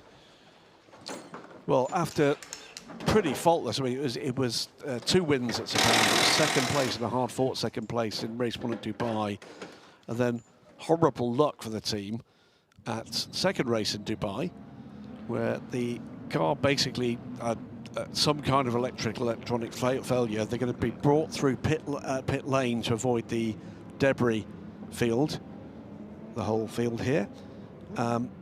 Some form of electrical failure. The car then basically livened itself up, but then immediately died the second he had passed the pit in race 2. So Ultimate, well, we're not going to call that over yet. The team are going to work. We'll wait and hear from the team and from David Anderson, I'm sure, shortly as to what's going on there. But the real drama right now is our championship leaders, Winward Racing, their number 81 car is out of the race. Rinat Selikov, having made that impact with the stricken, the recovering Ultimate Ligier, he had no chance there. He made the choice of line, didn't he? And the gap just was filled by the Ultimate car trying to get out of the way. Yeah, it's just one of those things, and I'm sure there's a few people up and down the pit lane who are looking at that going, well, you know, first, second, third lap of under the safety after the safety car. Can we just get ourselves through this? And it didn't seem like it was a lunge up the inside coming into turn 16, and yeah, the cars were side by side, but you know, neither driver was really seeing where the other one was, and it's resulted in that contact, and we've now got another safety car period here, and you just sort of think, okay, we just all need to breathe and just get a few laps going here, and you know, really get this race underway, because it does seem to be that we're going from one incident, major incident, to another, which is having a big effect on a number of runners in this championship. The key thing here is, where is the damage here? That was a big, big hit. If they've got away without mechanical damage on that car, that's completely remarkable. Yeah, I think that they have got damage there. There'll be broken toe links, or there'll be certainly some form of mechanical issue. It certainly looked with the way that the wheel was moving that suspension is not completely true. That's a sad sight. There's been a car that's been in contention just everywhere. Great season to this point from Winward Racing. Not done yet. Certainly, I think, done for this race. We've got another race tomorrow. But these guys are going to be very busy indeed. Yeah, clearing out those bean bags, I think, from inside that garage, just to clear the space for the car when it comes back and they can start working on it. One quick point, by the way, particularly those watching at home that do tend to follow endurance racing with the addition of various live timing resources. It's effectively just a discount one pit stop for these cars, because they're running through the pits. It's shown as a stop. Yeah. But it's not. The safety car is taking the whole field through pit lane to avoid the debris field from that double hit. Initial impact between the 49 and the 35, and the spun out 35 Ultimate Ligier rejoining into the path of the 81 Winward Racing AMG. Had nowhere to go. One car confirmed out of the race. That's the Winward car, piloted by Rinat Selikov. And we wait to see what happens with the Ultimate car, the 35, with damage to the right-hand side of that car, right front of the car.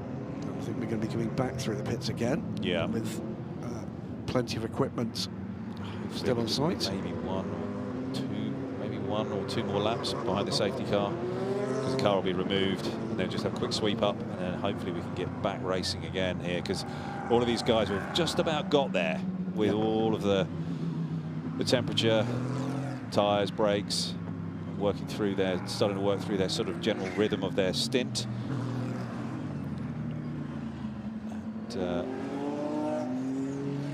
right, so we're just getting an update here from David. David was saying to me, it was sort of what it looked like. I mean, and that's why I said what I did, Ollie, that the Ultimate working at the moment on the premise that it may just be bodywork and maybe floor. If that's the case, that is completely remarkable. It is extraordinary. I mean, maybe the wheel was buckled, and just the way it was, and it was flat, clearly, no air in it, and maybe that's what we were looking at. But it was, it certainly looked like there was some damage there. But that is extraordinary. That Ligier is unbelievably strong. It's a tank, isn't it? Really. Winward Racing. I'm not sure they'd really like that. Winward Racing, by the way, came into this race because they're double pole, weren't they? Yep. 17 points ahead. Yeah. And that could be completely eroded and overtaken. I will say this, it does not put them out of the championship if they can be back tomorrow. Yeah, if they can be back tomorrow, they're still definitely in the hunt here. But this is really a story. This has eroded every advantage that they had, and they're going to be coming from behind now to try and take that championship. Yep. So, again, the circuit falls fairly quiet. Okay, so the flatbed is now clear, I'm hearing from David, down on pit lane. I mean, again, the scope and scale of the quality of the season they'd had to this point, Ollie, no matter what happens in this race, there are only 3 cars that can overhaul the Winward car in the point standings with a win. Yeah. Which again shows just how, not dominant, but consistent they've been. That's what this means. Yeah. Young drivers. See Mathieu Lahey at the back of the garage. Not seen Mathieu this week, and he is one of the owners of the Ultimate team. But, normally would be one of the drivers with his brother John Baptiste, and a collection of bronze drivers. I think we had a different bronze driver in every race this season for Ultimates in the European Le Mans Series. Good to see him here. Ex-FI World Endurance Championship racer as well. This is first view we've had of the pit exit. This is pretty much there. It was where Alex Quinn had his problems in qualifying. The cars come back through, still behind the safety car. So for the dramas we've had so far, QMOF by Herbeth out the race after a multi-car incident at the very start of the race that brought out the red flags for well over an hour. We've got half an hour back with a decision from race control to extend the race till 7:30 local this evening. Tsunami RT, the 79 car, also involved in an incident. That car is in the garage, and by the sound of the update from David a little while ago, will not be rejoining the race. And then we've got the two cars involved in the current incident. Winward Racing's 81 AMG, our championship leading GT car, heavy damage to the front of that car after hitting the Ligier, was trying to recover after tag with the 49 high-class racing car. Still to be sorted, by the way. That car definitely sporting damage. 35, the Ultimate car, the other car involved, our championship leader in LMP3. And that car, well, we'll wait and see. But if that is just bodywork, maybe floor damage, if that car can rejoin, could they salvage their season at this point? There's all kinds of different scenarios here, isn't there? If high-class racing have to pit for any period of time to fix that's going to hand a massive advantage to this car, the 26 car, which is the other car in title contention. It's quite a remarkable turn of events in the last 10 minutes. It is, and now it's you know, we're getting into this window of, okay, how far can these guys go? And you know, certainly for the P2 guys, this is helping them significantly to get the drive time done. Unless we forget, with those dramas, the other car that had a drama going back to green was a title contender in LMP2, the RD Limited car. So in 5 minutes, we've had, and two separate incidents, we've had 3 cars in real title contention, including 2 cars leading their respective championships, in real trouble. Yeah. Fred poured out in the RD Limited 30. He's all the way down in 42nd at the moment. Yeah, and a lap down. And a lap down. So puncture, we're being told by David, for RD Limited. What horrible luck. I wouldn't be going anywhere near Romain Dumas for a while. I saw him yesterday and he seemed relatively jolly. Today, I bet not so much. Not so much. No, I definitely would be giving him a wide berth. I would. I'd give it. I don't know. I think least. a day enough. Not sure.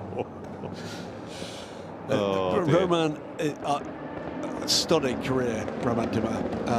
On track, off road, Pikes Peak, multiple winner. Trouble. That's puncher for the 2C's car. Yes. Right rear. What is it with all the punches today? There's clearly a lot of debris on the track, but wow, there's a lot of incidents right front. That's not. It is just a puncture. It is just a puncture. Sparks. Yeah. So you're going to have the 96 car with you, David Anderson, before too very much longer. Be keen to find out whether or not the team think. You can see the damage as well on the left-hand side of that car. Yeah, that was that from this tsunami? I think it was with a tsunami car. Yes, it was. And I wonder whether or not there was more than one impact in that instance. Safety car is coming in. That's even worse luck for the 2C's guys. Yeah, just take your time though. Don't go too fast. We're back onto green. So back to green flag running. With the Optimum McLaren, at least from their pit stop, in the mix with the LMP2 pack, and that's making life difficult for the 25. Michael Jensen was really bottled up there, and he's been swamped at this restart. He has. Absolutely swamped. Jeez. Keep your head on. Don't do anything rash, though. Don't try and get it all back, Michael, at the next corner. Just be smart. Think about just getting everything back up to temp here. Don't do anything rash. The huge winner, by the way, as we came into the latest safety car period was the recovery pure racing car of Julian Andlauer. He's now back up to 12th place, starting from the back of the grid and making his way instant free by the look of it. As here comes Francois Perrodo taking a look out the inside. Big lock up, massive lock up. Easy. Oh, Naveen saw him, smart racing there from Naveen. He was all over his mirrors looking there. He knew the 3 was coming. Well, big lock up. But unfortunately for Naveen Rao, in trying to avoid the potential impact, he's the latest one to lose out. Yeah, Giorgio Kolovos was just throwing up there, getting everything up to temperature. But Naveen is coming back at touch, just enough. Oh, it's just so close. Nip and tuck here. Everybody's elbows out and trying to get this racing back up to speed. And two APR cars almost side by side. Michael Jensen trying to get their claw back to the ground he lost. And there'll be many teammates and team managers and car owners with their sort of looking through their fingers at all of this. But it's brilliant racing, and just everybody's take a breath. Let's get racing, get this all back under control. It seems like most have. Look behind Kreitel and Tudis here. That is Julian Andlauer. And in comes the 2Cs car, but they're going to lose time and places as well. But another car not out of it. They were 3rd place. It's another championship contending car with dramas. It's completely It's ridiculous. just turning itself on its head, isn't it? And this is one of the best parts of the racetrack here. We're just looking at turn 3 down into 4. They're putting nearly 3.2 G through there. And that's enough. And here's Julian Andlauer coming up the inside of Michael Jensen and just dispatching him. Julian, absolute pro. Porsche Penske factory driver, and he's had a rough kind of run through Dubai. It just didn't click for him. Again, he was out on some tyres that weren't the greatest. Side by side. That's the RLR. Apologies, Ollie. Side the RLR car in recovery mode, and moves up to 4th place in LMP3. Chris Short ahead of Mark Patterson. I think he's struggling with that car. Yeah, Mark might have some carrying some damage there. So. You said about Julian Andlauer, you're right. Dubai in particular was really rough, wasn't it? It wasn't easy for him, but he's dispatching these bronze drivers right now around the outside of Naveen Rao into turn 9, and he's really got the bit between his teeth. He is currently up to 6th place. Francois Perrodo, the next target. And he won't take long to get by him, I'm sure. Maybe it's going to take a look at him coming down into turn 1, next lap around. Yeah, I mean, Julian Andlauer, I'm sure it would have been uncomfortable with the impression that was being given his performance at Dubai, but a lot of that down to just the way the team managed strategy and tyres, etc. Yeah. Oh, coming into turn 9. This is such a great place to go down and watch and see these cars. Yeah, and there's Gatsby there with the Optum 77. Morgan Tilbrook just dropping behind Steve Jans, the 43 interior car in the mix there as well, as Steve Brooks tries to recover time and places. So still over 2.5 hours to go. Where is this drive time going to take us? And we've got the car guy and the Iron Dames. Iron Dames going around the outside, coming there into the turns by the hotel. This is a bit of a learning curve for the new look Iron Dames effort, and Celia Martin getting to grips with this, pushing hard now. We've got past Kimura-san there and stretching away. Keeping an eye, by the way, as we watch this on the race order, it is still Giorgio Roda, fastest lap of the race at 1:43.273, 2Cs and their battered AMG back into the middle of the pack, a lap down now. Yeah, they're going to have to hope for something there. Right now, Ollie, the championship just being handed at the moment. And there's 2 cars that have both been in trouble side by side. And the 92 Monti EMA car that leads this race, pretty much last man standing. That was almost contact there from Julian Andlauer and Georgios Kolovos. Yeah, Julian was just siding up the inside there, and he just expecting Giorgio just to give him a little bit more room. I think it was a bit of a surprise as we come in the replay here. And Julian was just taking his line, and Giorgio had already started to turn into the corner and saw him kind of late, but just missed that contact. Can confirm, by the way, that's another title contending car with problems. It is a black and orange flag, the technical warning flag for the car 49. They must come in and fix the problem with that car. Yeah. What a remarkable period. Yeah, it is.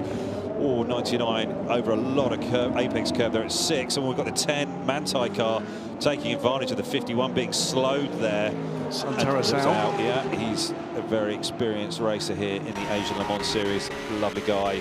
On board with him now, coming down here. We're about 240 Ks at this point. Really turning, coming onto the brakes, down to second gear here at turn 9. Just watching that video screen with green and red arrows all over the place, showing the driver aboard the car where the threat might be. It's almost like an in-car spotter, isn't it? It is. It works extremely well, and that was something developed by the guys at Pratt & Miller and Bosch. Julian Andlauer up to 3rd place down. He is on a tear. 10 seconds back. Next target is going to be Jeremy Clark. He's 8.5 seconds up the road. I don't think that's going to take long for Julian Andlauer to close that gap. This is pretty big offset though. Julian, pro driver, absolutely at one with this machine, and he's up against the bronze non-professional drivers, and so they are in that pure racing car going to have to switch back at some point, and maybe it will be Alex Malikin who goes in next to do his time, and it'll be Harry King to finish. Yep. It's going to be a very different rhythm of the race for the 91 than anybody else. This is our lead battle. Giorgio Roda is powering on, but you know what? Jeremy Clark is not letting him go. That's a story of this Asian Le Mans Series. When Jeremy has been out there with Giorgio, those two have been welded together. Very, very similar performances, so that's great to see. Jeremy Clark has been a revelation this year in the Asian Le Mans Series. Mark Patterson still powering on. The message on our screen with the black and orange flag has disappeared. The team's just had a bit of a chat on the Discord channel. Let's wait and see what happens to that. This, though, is our lead battle in GT. It's Monza EMA's Brian Hardwick, Zupu Car Huang. guy Kimura-san just had an incident here at turn 6. What's happened there? He's just getting going. Looks like there's some damage there, though. There's an incident here with the Aston Martin just got in deep. Oh, clumsy. Really clumsy. Oh, that's tough on car guy Kessel, 57 car with Kimura-san on board. Yeah. Oh. So 98, that was the BM, the second car. Anderson Tenoto aboard that car. And that's not helped, has it? These are the top 3, by the way. It's the second Winward car. It's the 3rd car in the order here. That's big trouble. Yeah, that is going to be big, and I think they're going to have some trouble with this car. They're going to have to do some... Oh, it's fine now, significant repairs. Let's get a marshal on that as quick as we can here. Do not want to be seeing this. Orange, that usually means that there is a fire marshal there. There should be someone there with a fire extinguisher very soon, or there's a cutting in the wall, so he'll be able to push that back if it needs be. But no immediate intervention. No. We'll wait and see what race control decide to do with that. I think there's some inevitability here. Yeah, turn 10 that's down at. It's track side. Let's not wave yellows. Julian Andlauer up to 2nd place now. He's already taken 5 seconds out of the lead pair. The 2 car looking up the inside here, gone late on the brakes down into turn 6. Ryan's given him some room. Nice racing, fellas. That's good work. Nice and clean move. Climax Racing to the lead. Coming into the yellow flag zone here. Yeah, got the deal done before that yellow flag zone. They're coming down into turn 9 now. These cars are doing about 240 Ks at this point.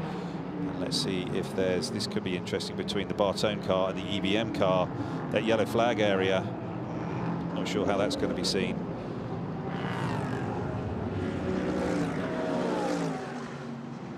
Okay, so the Bartone car was just giving that place back. He's looking to come back up the inside, but breathed it because of the yellow flags. And those yellow flags must have been just on display there in the middle of turn 9. So all sorts going on, Ollie. It is still Giorgio Roda leading this motor race, but it is the platinum-ranked Julian Andlauer, 5 seconds back now for the lead. Alexander Matchell is up to 2nd, so he's gone by Jeremy Clark. So Jeremy Clark, I think, has been off the circuit. It's a 1:57 last time around, so Clark has had a problem. Yeah, what's happened there? We'll be seeing that Naveen Rao and Michael Jensen here battling away for 7th and 8th. I think these guys might be a little frustrated with where they've ended up, and I think that the restart didn't quite work out for either of them. They got shuffled back in the pack, and certainly Julian Andlauer coming through is one of the reasons why they're a further spot down. But these guys are definitely learning their trade here in P2 and really getting to grips with their cars. And they've both had good qualifying performances, but the racing just hasn't quite worked out this afternoon. And we're seeing, there's Jeremy Clark behind Alexander Matchell, and with Georgios Kolovas right there tucked up underneath. It's a 3-car battle for 3rd place. What happened to Jeremy Clark? Wonder where he went off. He must have had a run off the track. That last lap was very slow. It was 10 seconds off the normal pace, so it's been a significant off for him, hasn't it? So that feels to me like a spin rather than running wide. Yeah, and he maybe got some rubbish on his tyres. He's trying to get the things cleaned up. Also closing in, Francois Barodo in 6th place with this group. Before we get back to Naveen Rao, Michael Jensen. Switch around in GT. Oh, excuse me, no, that's correct. This is the Climax car pulling ahead, isn't it? Yes, it's the second of the Winwood cars, the dark blue car behind the sky blue Number Porsche. 16, yeah, behind Ryan Hardwick, and he's looks like those Mercedes are certainly performing extremely well here at Yas Marina as the sun starts to set. We're seeing some strong performances from them, and Ryan in the 92 Manthey car, he's just a little bit off the pace here, just dropping back a little. There is a reality here for Ryan Hardwick, is that he can afford to be fairly conservative here. Yes, he can. Oh, Jeremy Clark's just, it's not quite working out for him in this stint. Georgios Kolovas is looking around the outside as they come down into turn 11. The two of them are going to be fighting over the racetrack. Here we are at turn 12, just by the W Hotel. It seems like they're all sort of outbraking one another and just running a little bit offline, and it's not very clean. Oh, that was a little bit wide there as they're coming off turn 14. So this is the battle for 3rd. At the moment, the gap for the lead has actually gone out a little. Giorgio Roda has taken a little bit of time out of it. Way wide there. Yeah, way wide there from Jeremy Clark. Did I just hear retirement for number 35, I believe? Rejoined. Ultimate rejoining the race. Wow. Full course yellow coming. It's all happening, isn't it? So 35, that was the championship leader involved in that clash with the number 81 that's seen the retirement of the championship leader in GT. Full course yellow called, and they're going to be looking to get that car behind the barriers and back to... So missing rear light is the reason for the black and orange flag for the 49. They're going to have to fix that. They'll have done what they can to pre-assemble anything that's required. The 57 car is just trying to be backed into that space there, but I think they've got some issues there with the car. There's some damage there on the left rear. And, it's turning into the barrier is what's happening. I think it is, yeah. They can't quite get it sort of manoeuvred back into that space. This could well be quite a short full course yellow, but there's not a lot of ground to cover with that car. It's just a matter of the angle of attack, isn't it? Yeah, the it is. Ability to steer the car.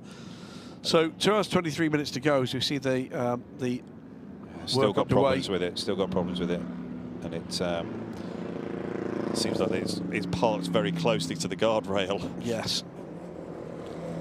Giorgio Roda leads the race from Julian Andlauer, then Alexander Matchell, Jeremy Clark, Georgios Kolovas, Francois Barodo, Naveen Rao, Michael Jensen and Crichton Ventudis. The LMP2 car that's not in that train, the RD Limited car of Fred Portal, is down in 40th place.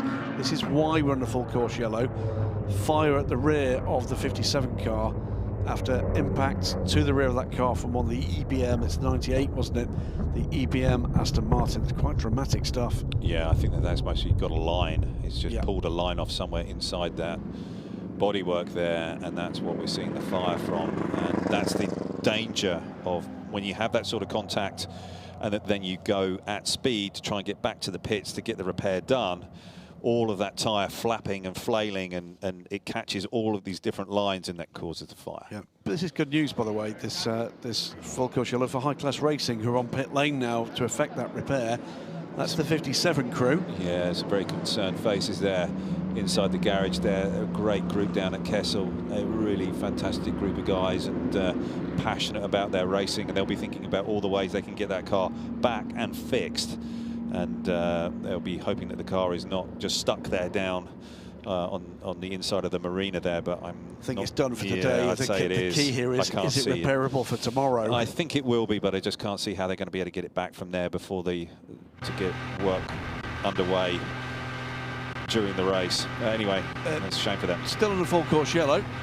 Team manager car 50 to race control. So there was another car involved in the incident that's delayed the number 50 car. In LMP3, Graf Racing lead, Alexander Bekantsov in the number 7 Ligier. The Breton Racing number 26 car in the hands of Jens Muller in second place. And they stand to have a very good day today if they can keep up this progress with the problems for both high class and ultimates. Into Europol's 34 car in the hands of Tim Creswick is in third, and the recovering Chris Short. At 17:09:15 we will be removing full course yellow. In 30 seconds we will be removing full course yellow. Yep, so LRM Sports 15 in fourth place. And then GT, we saw the move that put Climax Racing's number 2 car to the lead. Zhu Huang ahead of Ryan Hardwick in the 92 Manthey EMA car that's under pressure from the window with 16 of Sergei Stolyarov. 9, 8, this is going to be interesting. 6, 5, 4, oh yeah. 3, top 3, 2, 1. Full course yellow is removed. Full course yellow is removed.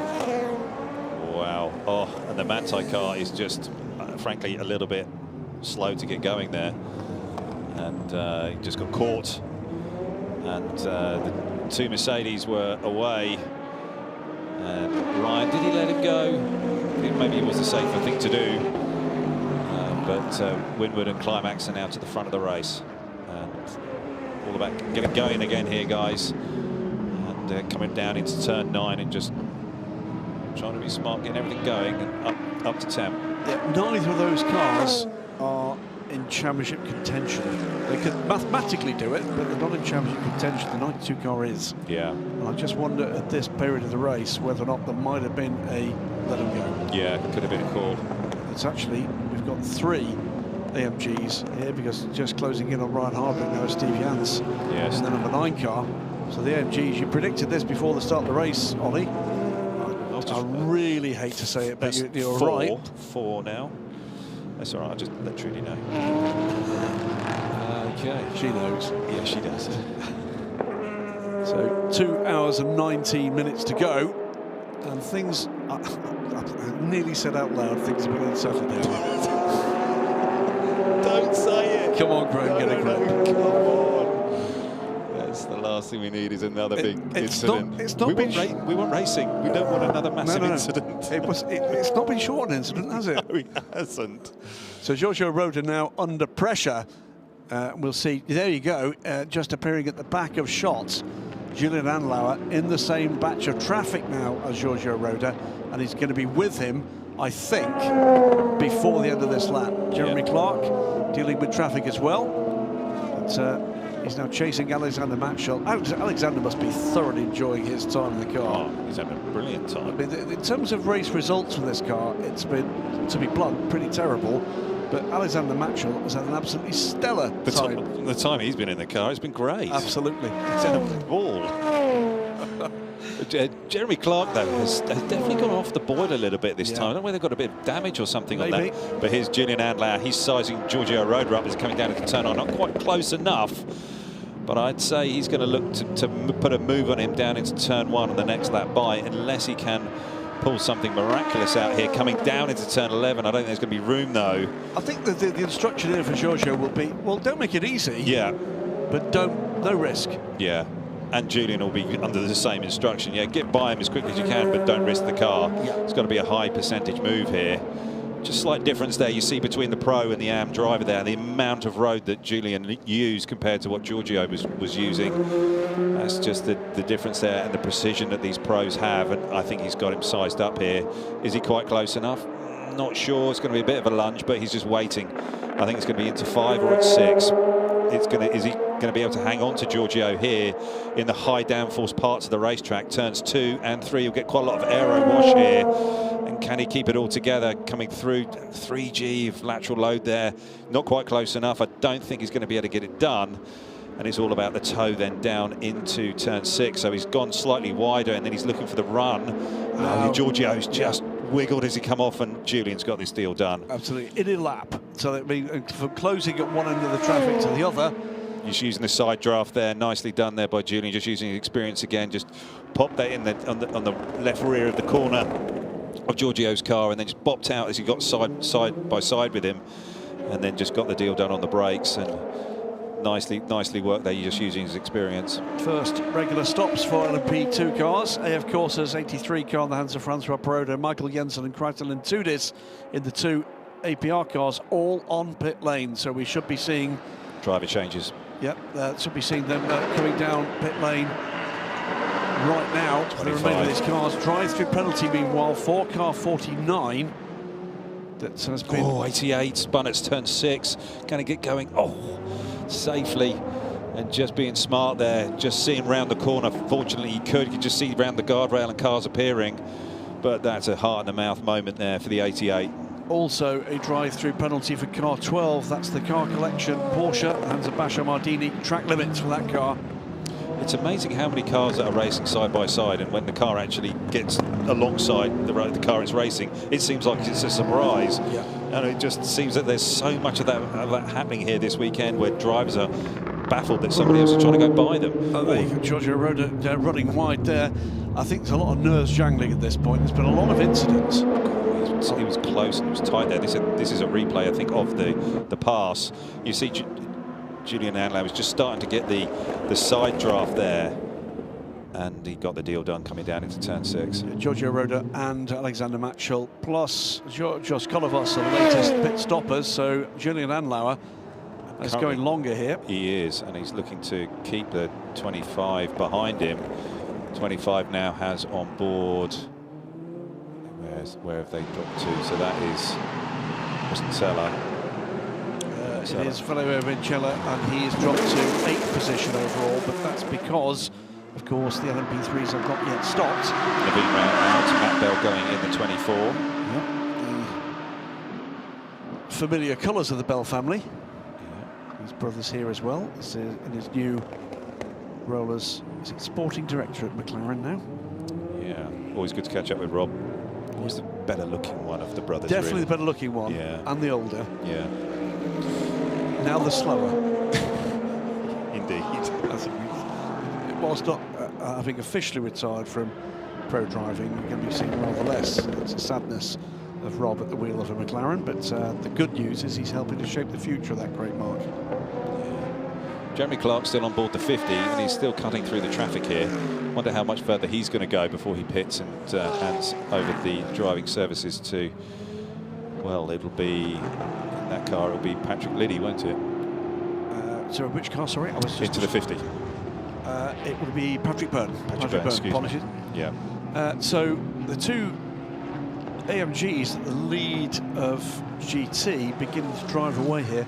Also an investigation for Tony McIntosh, by the way, in the number 96 2Cs AMG for off-track and elastic advantage, turn 6 for that car. Their day is falling to pieces somewhat, isn't it? Yeah, it is. It's a tough one.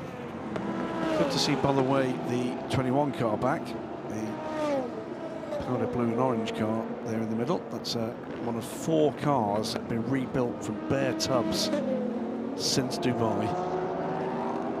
And it's been a hard week for multiple teams here. Yeah, it's been pretty remarkable how these teams have managed to find the resource here in the region, get cars rebuilt and going. 91 Pure Racing doing a fine job here. Does require a stop. It does. Shortly. Julian would have been saving like crazy with his fuel management, but I think he's pretty close to the limit here of what he can do. Tom Dillman is aboard the number 22 car. That's a shake-up because he's been doing the final stint so far this year. Yeah, he has. The 22, so he's taken over. They sniff, I think, an opportunity here to make an impact in track position. So when are we going to see Julian Andlauer come in? Not quite yet. So no, they've had many safety car laps, haven't we? So can they? And it wouldn't have. It most probably would have been a stop for all the others to get the bronze drivers out, because they could recognise that Julian was just making so much. That's a very good point. So many gains. So Julian Andlauer leads. Jeremy Clark, I think that might be the last bronze standing in the LMP2. It is.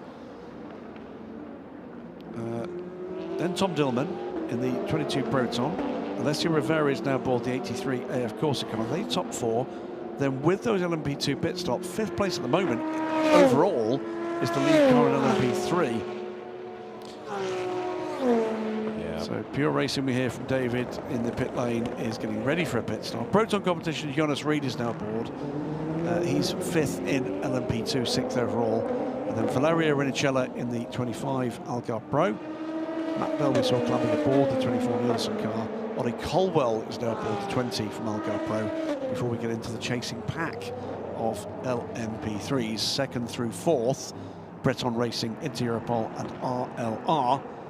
And then the lead car in GT is 14th overall, Climax Racing, ahead of the Winward number 16 and the 92 Manthey EMA Porsche. It's a topsy-turvy race. Anybody trying to call strategy here, good luck to you, ladies and gentlemen, because it's been a tough all afternoon. They're going to be very busy in the garages, using all of that brain power and more. So tough not to make an error. Oh, it is. In this situation, because you've got so many moving pieces with red flags. And there is the 91 crew. That's what I like to see.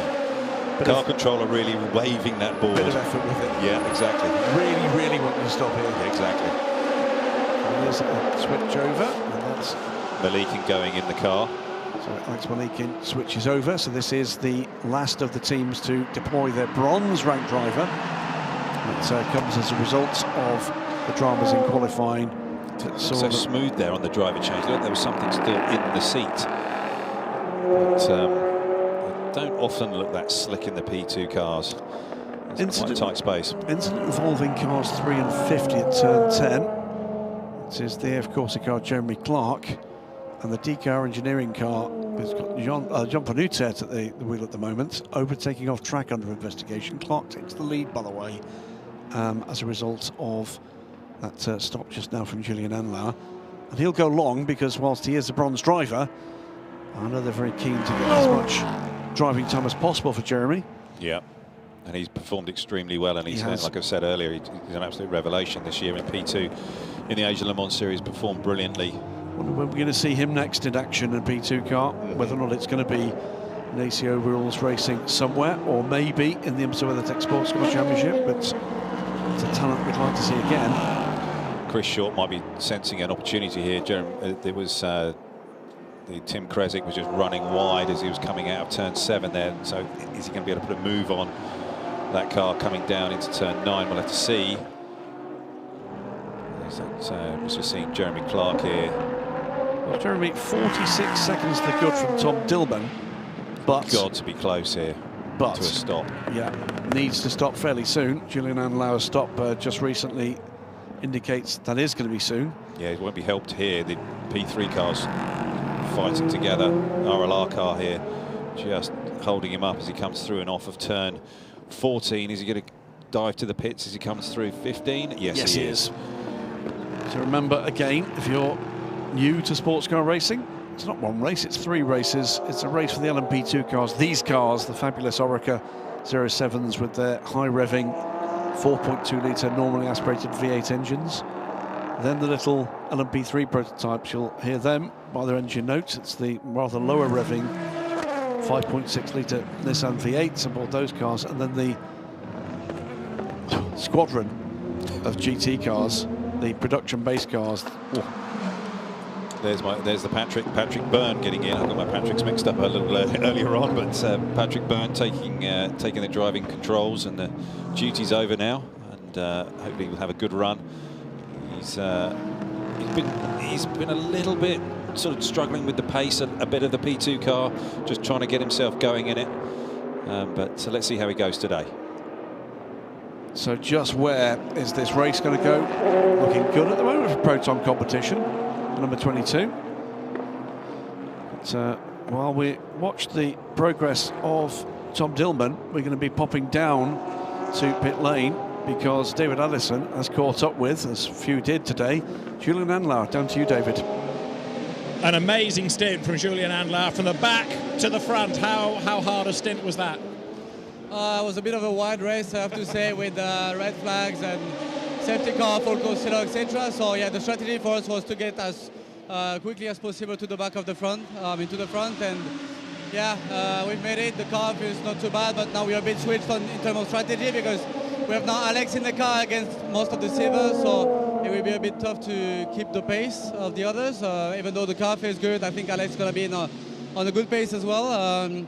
But it's maybe, hope for a little focus yellow at the end of the race to maybe pack up everything, and maybe Harry can do a fantastic last run and see where we can end up at the end. We've been a bit unlucky or whatever in qualifying, and especially starting at the complete back of the grid, even behind the GTs, is a challenge because, overtaking the GTs when they're all like fighting each other, you don't want to bother too much, but for sure you want to make your way up. So, how did all those interruptions help? Because it kept bunching up the field and making the gaps disappear. Did the interruptions help you? Let's say one was in our advantage was the safety car because by the time we overtake the GTs, the MP2s were already far in the front, so for sure that was a little helpful. At the end, let's see if it continues like this. And the red flag, how hard was it after an hour out of the car to get back in and be motivated? It's all right. You just have your little routine that you get back to it before jumping in the car, your little warm-up or whatever you need to do, and you're just back in the race. Great job. Thanks, Julian. Oh, that's fantastic to see Julian there, really showing what he can do after the struggles in Dubai. I think that what he's just done there is just proven what a pro he is, and being able to bring the car clean through all that GT field. Fantastic job. Great stuff. Great to see him back with a smile on his face. He's had a tough couple of races here. Wow, sandwich there. 3 wide, 4 wide there. Extraordinary. I actually don't know how none of those cars have been damaged. The 24, Matt Bell, Ollie Caldwell behind, and they were trying to side their way through the GT cars, and somehow they managed to do it. It looks like they've all still got the bodywork. Matt is going to the left and the right through all these GT cars. It's fighter jet stuff. You're just trying to work their way through all of this traffic and not give up any lap time to the guys that you're racing. And Matt's got the bit between his teeth, and Ollie Caldwell is doing his best to keep up. Meanwhile, in LMP2 land, DK Engineering's number 3 back in, Joboruta just into that car. So I'm not quite sure what's gone on there. Also, incident involving cars 19 and 88 under investigation, causing collision. Pretty crazy here. Ollie's looking to go the outside, then ran out of space, and then as he's looking to go up the inside, the Aston Martin Vantage then starts to chop him off, taking his line into turn 5, which you're allowed to do. This is multi-class racing, and it's the Vantage, and is that the Herberth car that they're racing? That's the 99. 99. Yeah, 99 and the 98. Coming into turn 9, or deep lunge. He's got that done. Nicely done. But the Herberth's coming back at him. The drive off, but 98 just chopped his nose off there. Certainly racy, whoever's on board the 98. It's Anderson Tanoto aboard that car, and it's Ralph Byrne in the 99 car. As we saw, dramas, I'm afraid, for DK Engineering, that car not just back on pit lane, but in the garage, the number 3 car. So it looks like their day is not going their way. This is, it was the race leader, Clements Racing's number 2 car, Super Huang, and that car on pit road. They might be confused. There's 3 drivers right there, but the driver that's just putting the driver in the car, there's a driver helper, let's say. So the driver coming out of the car, he's just going to go straight back into the garage and he can just stay there. But the driver going in the car needs a driver helper to do his belts up and all the other pieces, radio, window net and other bits, and this can all be done while the car is being fueled. So that driver helper is the sister driver, the teammate. Oh, coming down. This is turn 6 they're coming down to now. And I think that Malik in there had to back off. That was Valeria Inicella under pressure from, or rather putting pressure on Alex Malikin. Hearing broken upright for the number 3 car from David. Thank you for that update. Also on pit lane, Ralph Byrne in the number 99 Herberth car. We saw that car battling away with the 98 Aston Martin. It's all kicking off, isn't it? It is. It's just everywhere you look here, there is action. 92 deep into turn. That's a change. Yeah. The 9 car ahead now. Yeah. So it's AMG 1-2-3 now, and this is how it happened. It really is hectic, isn't it? Coming down to that hairpin. Or it's just everywhere on track that there's multi-class racing, and you can't take your eye off any of this. There's so much. World Tours looking on here as we're back in the DKR engineering garage, and they're looking to make the fix there, but that's put them out of contention for today. He certainly does. And for the championship, really. Tom Dillman leads the race by 17.8 seconds from Alessia Rivera in the number 83 car. Proton Competition's number 11, Jonas Reed, is up to third place. Good run from them. And then a recovery up the order from the number 25 car, Valerio Rinicella, running through the field here. He's 30 seconds off the lead, but he is closing on Jonas Reed. Just watching this battle here of in LMP3. And that's trouble for Tim Creswick. Yeah, he's just gone deep there, and he's just got a little bit late to the brakes. The 15 cars just got by him. Here's a change, that's the third. Yeah, Chris has been sort of putting the pressure on Tim, but Tim had just got himself away, but then he's just outbraked himself coming into turn 9. Got it in a little bit too deep there. And this is yo-yoed backwards and forwards, this battle has, second, third and fourth. And, it's all about finding your rhythm and your flow and trying to sort of just click off the laps and just slowly edge away. Ryan Dames on the pit lane. Talk about the where we are in terms of time of day. It's 2.5 hours since this race started. We had that long period under red flag, and then back to what's been pretty frenetic action since then. I think some of these guys are going to be pretty tired. Yeah.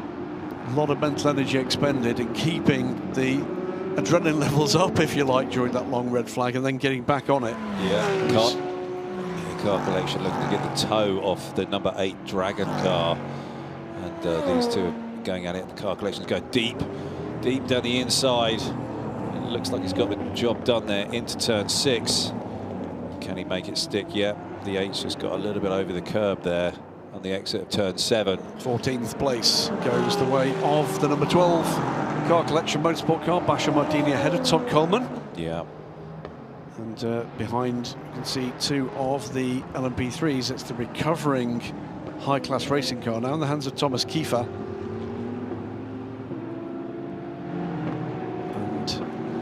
With so few cars in the class, 7 cars in the class, the fact that the ultimate car is back in the race could be very significant. It could be, absolutely. It's a fine work from them. What an astonishing turnaround. Pretty much destroyed the front of a AMG GT car, and that car's able to be out there and lapping again. Yeah, watching Max Visa putting the pressure on Rendoni here coming into turn 5. These guys have been battling as well pretty hard. We've got Petrobelli not too far back either. Just a little bit wide there on the exit. Does that open the door there for Max Visa to get a good toe coming down this long straight? About 260 Ks these guys are doing now.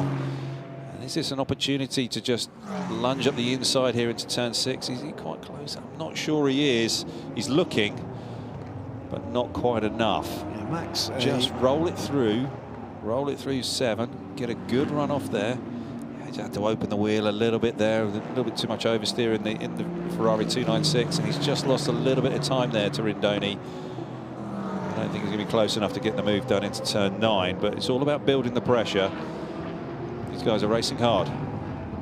Max, to see him back in the Age Le Mans series, previous champion in, if I recall correctly, GTM back in the day in Audi. I've seen him for a good couple of 3 years. He hasn't changed any, but and he's still quick. Yeah, he is, and he's piling the pressure on here. He's doing a nice job. Petrobelli's just sort of keeping his watch and just a few car legs back, just monitoring this battle, waiting to pounce if anything happens with either of these two. If they get into a bit of contact and run wide.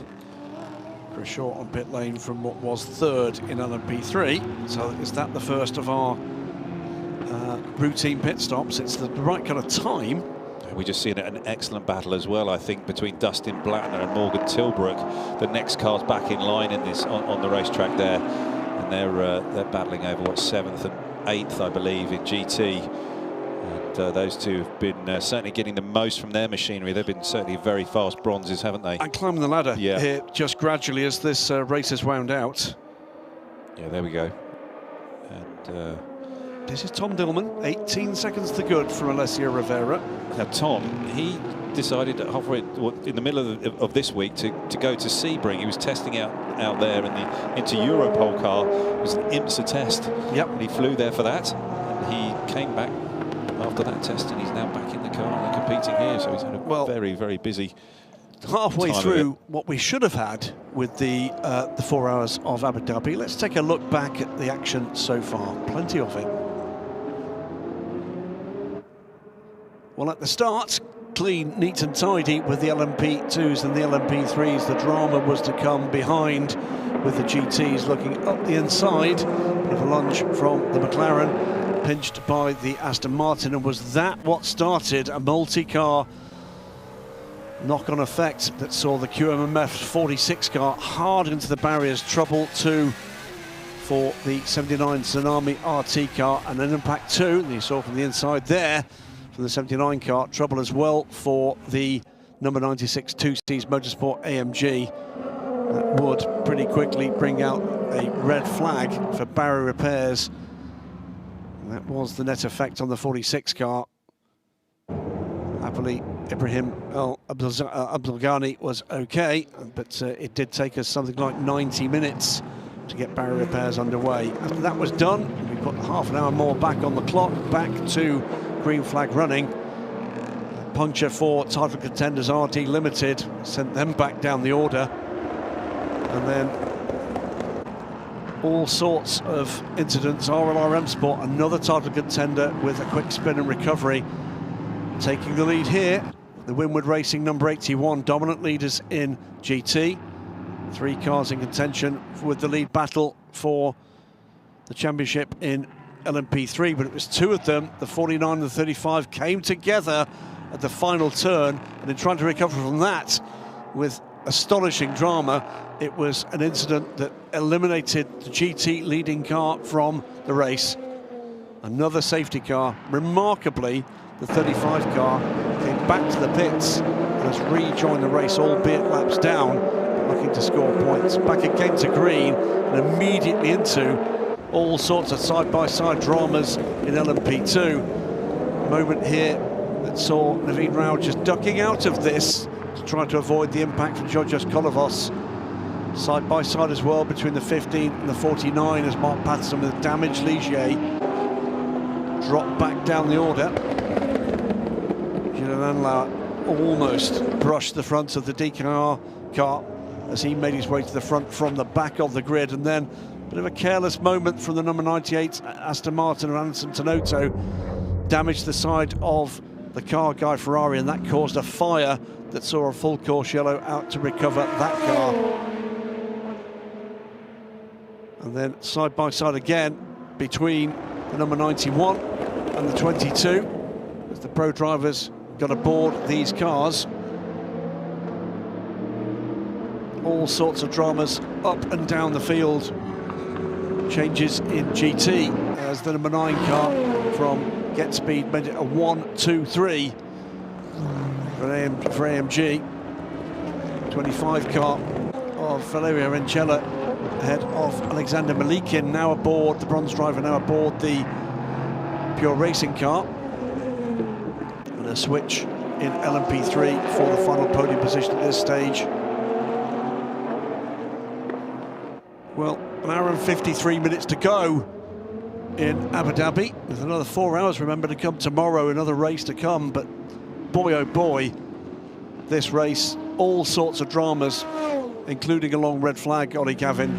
But once we got into green flag running, no shortage of wheel-to-wheel racing. No, and you know which way to look. You know, it's been pretty crazy with how this is unfolded here.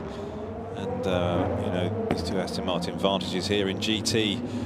They're battling away the EBM team and the Blackthorn guys. They've both had, both very strong here this weekend in all the testing and all the practice. They've been towards the front.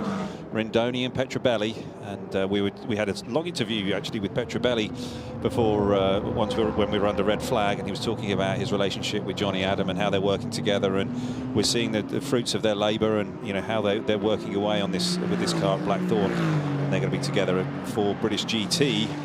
So, yeah, they're doing extremely well. Look in the background, if we get a longer shot of this battle, the car approaching them is another red car. There it is, and it is Dustin Blattner. He's been one of the revelations of this Asian Le Mans series, hasn't he, as a bronze driver? He really has, and he's certainly one of the quickest bronze drivers out there at the moment, and Kessler very much enjoying working with him, and got high hopes for him with a couple of different programs coming up through through 2025. Tim Creswick, by the way, closing in here. After the dramas that saw him lose third place, he's caught the leader.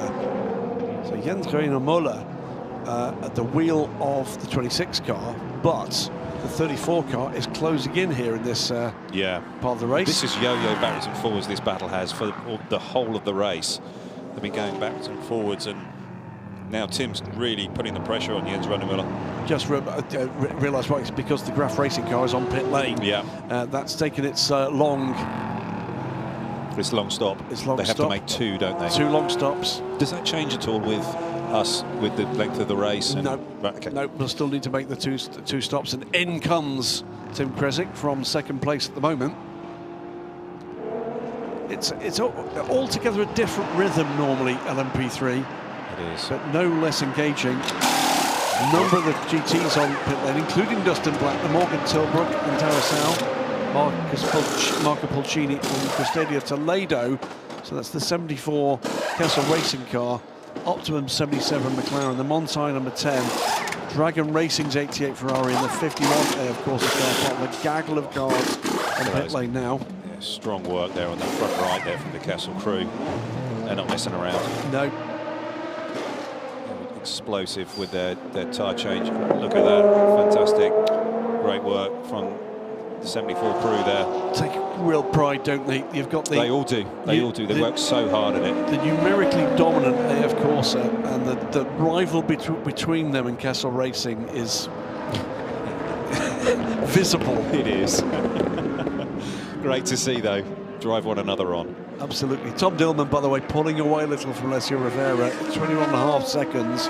Jonas Reed hanging on in there, but dropping back a little to that battle with Valeria Rincella, trying to get onto terms with the number 11, but that gap is pretty stable at about 6 seconds. Alex Malikin doing a fine job of hanging on in there, the bronze. Matt Bell, though, is closing in and looks set to get onto terms. Matt Bell just got blocked there by the Alex Malikin as they're coming through turns 14, and Matt's been caught here by Ollie Caldwell.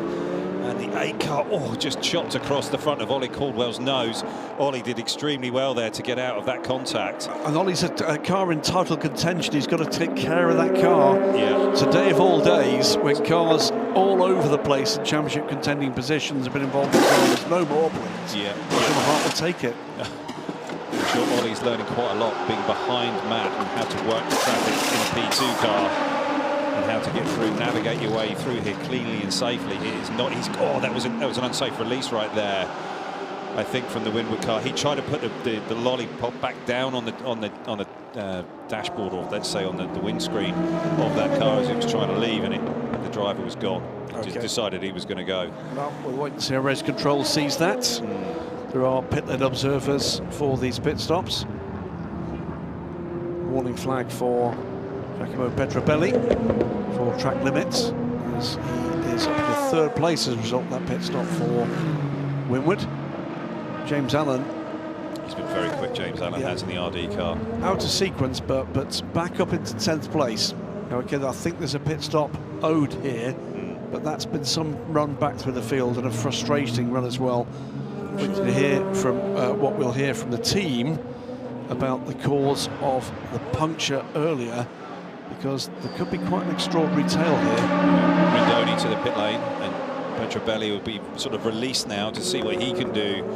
He's free, clean air. He's got the 25 coming down the inside of him into turn 1. Rincella pushing on, pulling away from Alex Malikin, who's still got Matt Bell and Ollie Caldwell behind him. So he's doing a good job as the bronze here against the pro drivers behind, but they are reeling him in. They are. Malikin will fight, he certainly will, but I would say that these two will catch him and get by within a couple of laps, I would have thought. To tell you that Harry King at the end of this race is going to be something to watch, isn't he, if this car stays reliable and stays at pace and in contention. Yeah, their race is no doubt being compromised. Well, we're watching Matt Bell attacking Alex Malikin. The boss is on pit lane. Naveen Rao, co-owner of Nielsen Racing nowadays, as well as the bronze driver. He's with David Allison right now. It is becoming a very noisy pit lane once again, but Naveen Rao's work, at least for today, is done. Tough stint with that red flag. Sorry. A tough stint with the red flag. Yeah, I mean, the red flag always ruins the rhythm of the whole race, unfortunately. You know, I think our pace was decent. I don't think it changed. It's going to do much for the outcome, to be honest with you. At least we stayed clean in the front, so I was happy about that. How hard was it to get back into a rhythm, get back the motivation after an hour and plus out of the car? Oh, it was not a problem. I think the biggest thing was just getting everything back up to temperature. I think the safety car is really trying to manage the GT field. Doesn't give us adequate speed to really get up to temperature, so that makes the first lap or two a little sketchy. But other than that, not a problem at all. So now what's the plan? Just damage limitation, get to the end, salvage points, and look forward to tomorrow? I mean, yeah, I guess so. We'll see what happens with, you know, safety cars and other things. It's a long race still left to go. I mean, a couple of the other cars are very quick, so unless we can do something with strategy, it's going to be tough. There's an element of frustration in your voice, as though this was a race that could have been better. Yeah, I'm a bit frustrated with qualifying, a bit frustrated with our pace generally. I thought, you know, we showed very well at the beginning of the weekend. I was kind of hoping we'd be in that top 3 of pace, and we're not quite there right now, so let's see what happens. I think maybe on a longer stint averages will be good, we'll see. But yeah, really hoping for a better result. Naveen, thanks very much. Yeah, we're just seeing here Matt battling to try and get past Alex Malikin, and Matt's just struggling to roll the speed across the apex of turn 5 there, which is then hurting him coming down into turn 6. And it's this slow speed stuff that does seem to be a bit harder for him to make work, and he can't quite get with Malikin as he's come through 7, and he's now going to have to work at it through 9 and the rest of the track and fashion out a passing option coming down maybe into turn 1 or maybe into turn 5. Yep. I think Malikin's going to make him work for this. And he is making him work for it. This has been lap after lap, and the gap has been pretty stable. And under pressure as well from Ollie Caldwell behind. He'll also want to get by, albeit with safety. There'll be a nil risk or limited risk strategy in play from the time of contending team ahead. Yeah, it just seems as Matt's got closer to Malikin, it's just unbalanced his car. And he's sort of, you can see him turning in and then opening the wheel again, and it's just, the car just seems a little choppy and not quite settled as he's trying to get it across the corner of the Optimum car. So he's in the 7 car. Marvin Kirchhoff and Kurt come back out in that car back in the garage. They've had an absolutely traumatic Asia Le Mans series, haven't they, so far? I'm afraid at Optimum.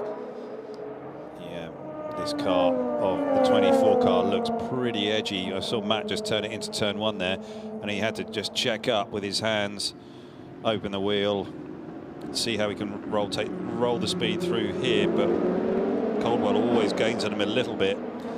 Yeah, Matt Bell, winner of the Rolex 24. Stellar drive from him aboard the AWA Corvette. Car will be seen at Le Mans 24 Hours later this year. But this, we heard from Naveen, I think it's the similar kind of story here for Matt, isn't it? It's not quite doing what he wants it to do. It's not quite underneath him, and it just seems a bit edgy. And it's all about that entry phase. It looks like it's a bit of a battle to get the car into the corner. Quick update from Race Control. They're catching up with their to-do list. And car 98, the second EBM car, that's the green and yellow car, drive-through penalty for the collision with car 57 that caused that fire. Well, the 74 there was trying to come up the inside of the he's managed it as 19, well. yes. He has. He has, and that's Dustin Blattner getting by, I believe. It's Ben Tuck. Excuse me. Ben Tuck has gone up the inside of Charles Bateman. So Bateman aboard the car now. So that is 9th place, by the way, the Kessel car. They've had a good Asia Le Mans series this year, the 74 crew. They've been fast. They've not got the results that the pace has deserved, I think it's fair to say. Yeah, it's been a tough one for them on the results front, but certainly the pace really has been there from all 3 drivers, and it's been great to watch them. And some been amazing passes, and I think we might be seeing a couple of amazing passes here. Ollie Caldwell going up the inside of Matt Bell. It's tight, so it was close. Super tight, and Ollie and Matt did just enough there to avoid the collision and contact. Nicely done by both of them, but Ollie did smoke a left front on the way in. Yeah, Alex Malikin, by the way, breathes out for the first time in about 20 minutes. He's doing a good job. holding these guys. He's doing a great job. He's doing a great job. You know, the less he can lose here, the better the story's going to be for Harry King later in this race. This is the move. It was Caldwell that just smoked it up, didn't he? Yeah, he gave him. Matt gave him just enough room, but Ollie did just enough also to avoid the contact. Drawing through a penalty for track limits for car 19.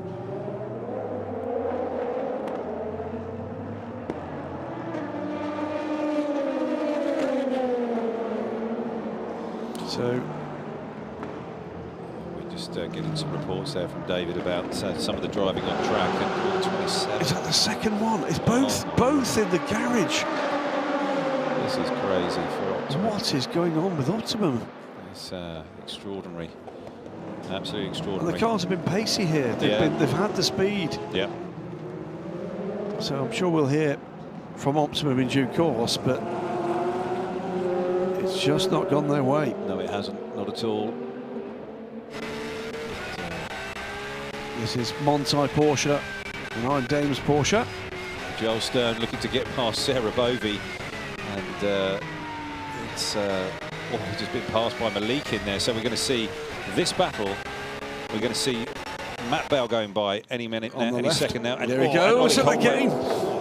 And it's so close. And that's opening the door there. It has. For Joel Stern to get past and go through. And that's Monty Porsche on Proton Run Porsche. But the Iron Dames will be run by Monty in a couple of weeks' time. And now we've got the change. Side by side coming down into turn 5, and then just blink of an eye, Malikin loses that position, and through goes Matt Bell and Ollie Caldwell. Now we'll see who's got the pace here. So was Matt Bell bottled up by Alex Malikin, or were they pretty much at broadly the same kind of speed? Malikin's not given it up quite yet, but I think he's going to have to.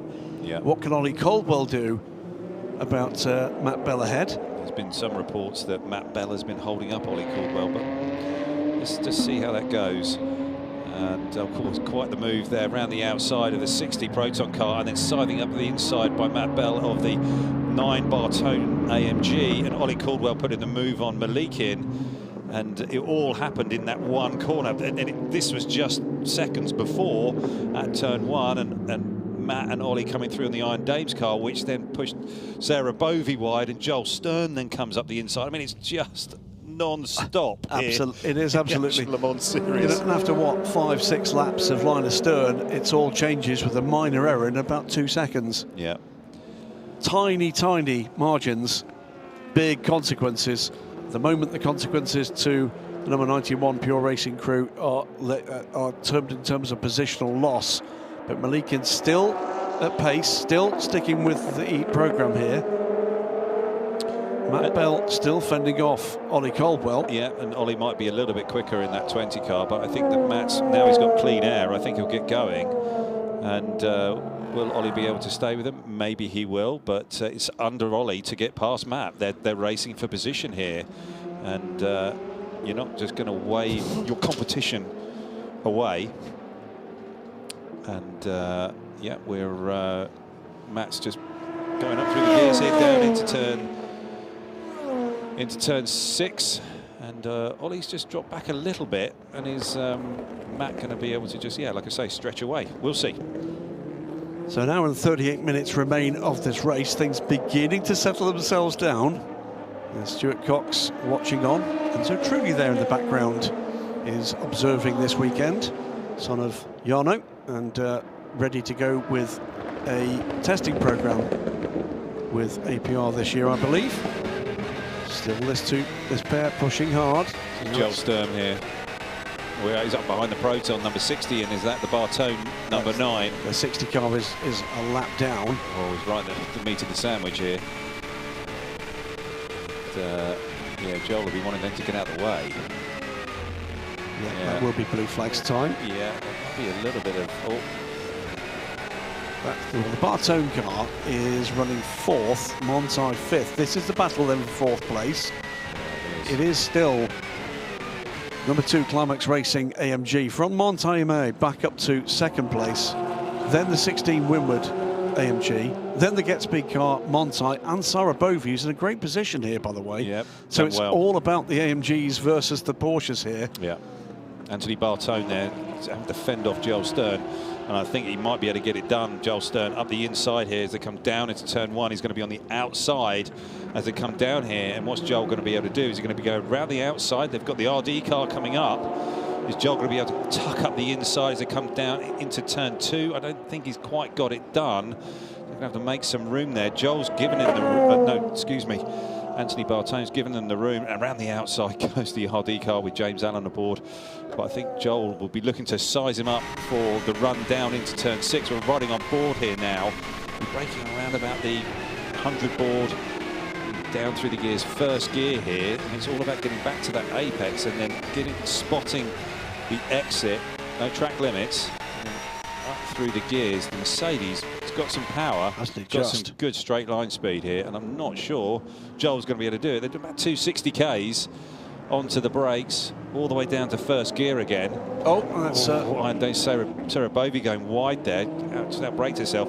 Now here's the spot. This is the moment now where Joel will have the chance to get by, and he's got up the inside of Anthony, and is that going to be enough? And he's now wheel to wheel. This should be deal done. If he times his braking as well as he has been doing so far, he's going to take the inside line. The outside line is a longer way, better traction available at the exit, but he's got it done already. Yep. Got it done early.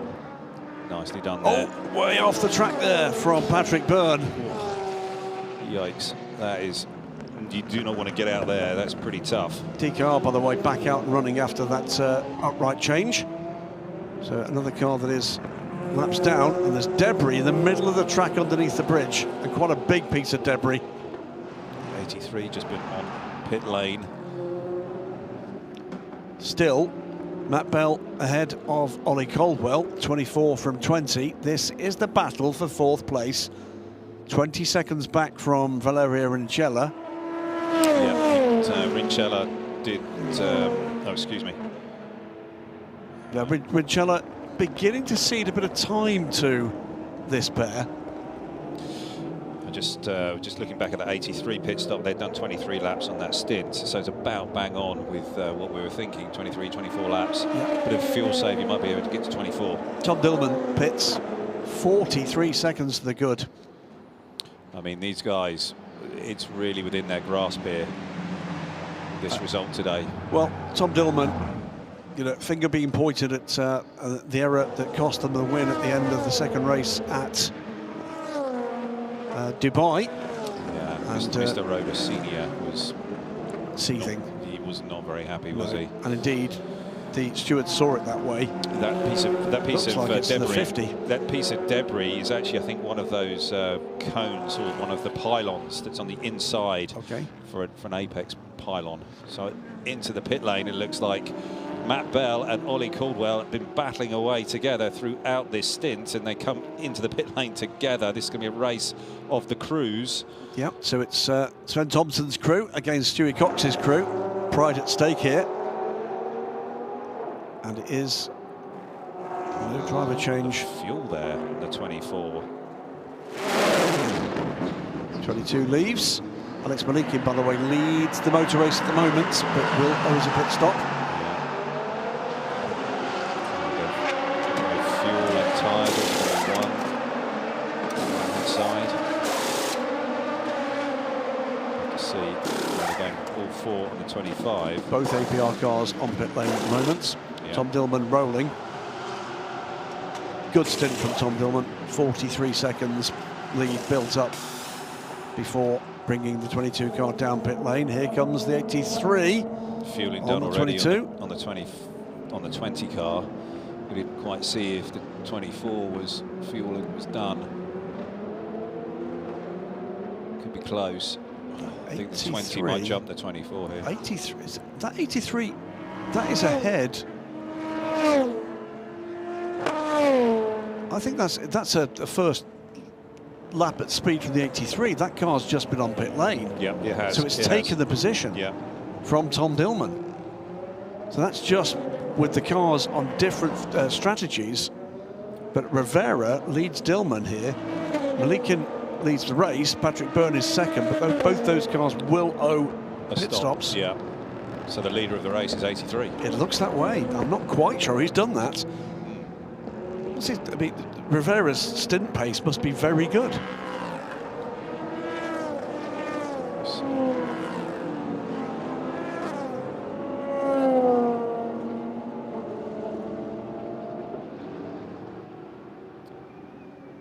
Not quicker than Dillman's. It wasn't. I'm not quite sure he's done that. We'll keep an eye on the data as things kind of settle down here. 90 minutes or so to go. Yeah. But with the interruption, with drive time strategies going in all sorts of directions, with a bronze driver still at the wheel of a car leading the race, but does owe us a pit stop.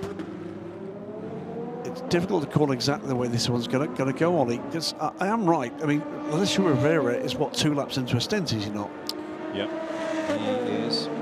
he is 2 laps in. Yeah, you're right. So they are, in real terms, ahead of Proton on pace. Yeah, they are, and I'm not sure how. I don't know how he's done it. Unless they did the 22 take all 4, and 22 did take all 4 tyres. Okay, so did Rivera just take no tyres? Ah, he did, because I was just looking at the pit stop time, 28 seconds difference. Yeah. So it was a fuel-only stop from AF Corsa. Mark that down. That's 5 times. 28 seconds, but so it is Rivera ahead by 2.5 seconds, but on new rubber. And that is going to mean a world of pain for Alessio Rivera as they get deeper into the stint. Yeah. Just seeing that Nielsen have kept Matt Bell on board and Ollie Caldwell has still stayed on board the 20, and those two are still fighting it out. I think actually the Nielsen guys did a great job in the pits and got Matt out well clear. They did. 25 car, how long on pit lane? For 20 car rather. Ollie Caldwell was 3 seconds longer on pit road than the Nielsen racing crew. So Nielsen did a good job there. If that was a 4 tyre stop, and I think it was. Yeah, we'll have to see that for sure. But yeah, it was certainly a nice job. Got him out ahead of Ollie Caldwell. So just looking at some of our title contenders and where things stand at the moment. In LMP2, the top 3 cars coming into today's race were the number 25 car. That car 6th, 6 seconds back from Jonas Reed. Effectively, that will be 4th on adjustment. Second place was the number 30 car from RD Limited. And that car with the puncture earlier on for Fred Portas. We're watching what incident here? This is the 83 up the inside of the 50. So that's the 2 AF Corsa cars for position. Yeah, Patrick Byrne just giving that up to Alessio Rivera. You think Byrne has still got to stop as well? So the number 30 car has recovered back up to 9th place overall. Great pace from James Allen. Is unlapping himself from some of the lower order LMP2 cars. His next target is going to be Ollie Caldwell. Just seeing the 22 car here is just coming off of turn 7, and he's going to get Patrick Byrne, I would say, coming down into turn 9. It's Tom Dillman still aboard the 22. And is he going to try and do the undercut here? Trying to get a better drive off. He can't quite get it done. Patrick's just chopped the nose off. Can Tom get that run? I was talking about Tom. He's been driving a car in the out in Sebring in the United States, testing this week in the for Inter Europol for the Sebring 12 hours, which is up and coming. Can Tom get on the inside of Patrick? No, not quite, but he's been blindingly fast. He has. And Tom's one of the very fastest guys in the world in P2. Reigning LMP2 champion, IMSA, is he not? Yeah. With the Inter Europol PR1 Matterson team last year. Both those teams running cars each this year. I think one of 6 or 7 drivers we've got this weekend that made that trip for a variety of teams. For both P2, GT, you know, other bits. Yeah. But Dillman all over Patrick Byrne. Here comes the 91 car. This was the leading car, remember, in the hands of Alexander Malikian. Has Malikian got to do more time in this car? He does. He's got to do his hour. So this is going to hurt them at this stage of the race, but it's new tyres for the 91 driver. Here we go, 22 on 50, down into turn 6. And Patrick's just making it quite difficult, but I think Tom's going to get it done here. Bit of porpoising as they come on the brakes into turn 6, but yeah. Oh, Patrick's come up the inside. Yeah, well, there you but he's go. not letting him have it. He's fighting for it, but nicely done. A lot of respect there. You know, no big wheel banging, but Patrick wasn't just going to wave him through and say, "Oh, there you go." You know, he's fought him for it. There was a driver change. Harry King is aboard the 91 car. This could be interesting. So, an hour and 26 minutes to go. Isn't that Harry King into the end? Oh, no, because of the... It's a shorter, isn't it? Because of the shortened race, that means that Malikin doesn't need to do as long. So he possibly completed this. That was a change there, the 10 and the 16. Yeah, he's going to have to give that back. He is going to have to get that back. He's going to have to give that back. Forced off he may have been, but there was lasting advantage given. Yeah, so Tim will be on the radio. Rivera leads. It's 2.6 seconds is the gap to Tom Dillman. Patrick Byrne drops back to 3rd. Jonas Reed is still 38 seconds back as Patrick Byrne pits now, so that's effectively 3rd, with Valerio Rincella catching Jonas Reed pretty quickly. Matt Bell has closed in on that battle as well, something like 6 or 7 seconds in the last 15 minutes, either side of the pit stops, and Ollie Colwell has dropped back from that battle by a couple of seconds into the clutches of Harry King, who's emerged in 8th place. James Allen is 9th. He's still that lap down. The last of the LMP2s, Job van Uter, down in the TK Engineering car, way down the order as a result of that broken up right early in the race. In LMP3, as we keep watching this pair, and they has given that place up, RLRM Sport lead the race. Nick Adcock is 15 seconds the good for RLRM Sport ahead of Breton Racing. Both those teams in possible title contention, but the points after this race are going to be fascinating in LMP3. Yeah. Graf Racing have dropped to 3rd with Danielle Frost now at the wheel of the car. And then into Europol's 34 car in the hands of Dua de Decker in the 34 in 4th place.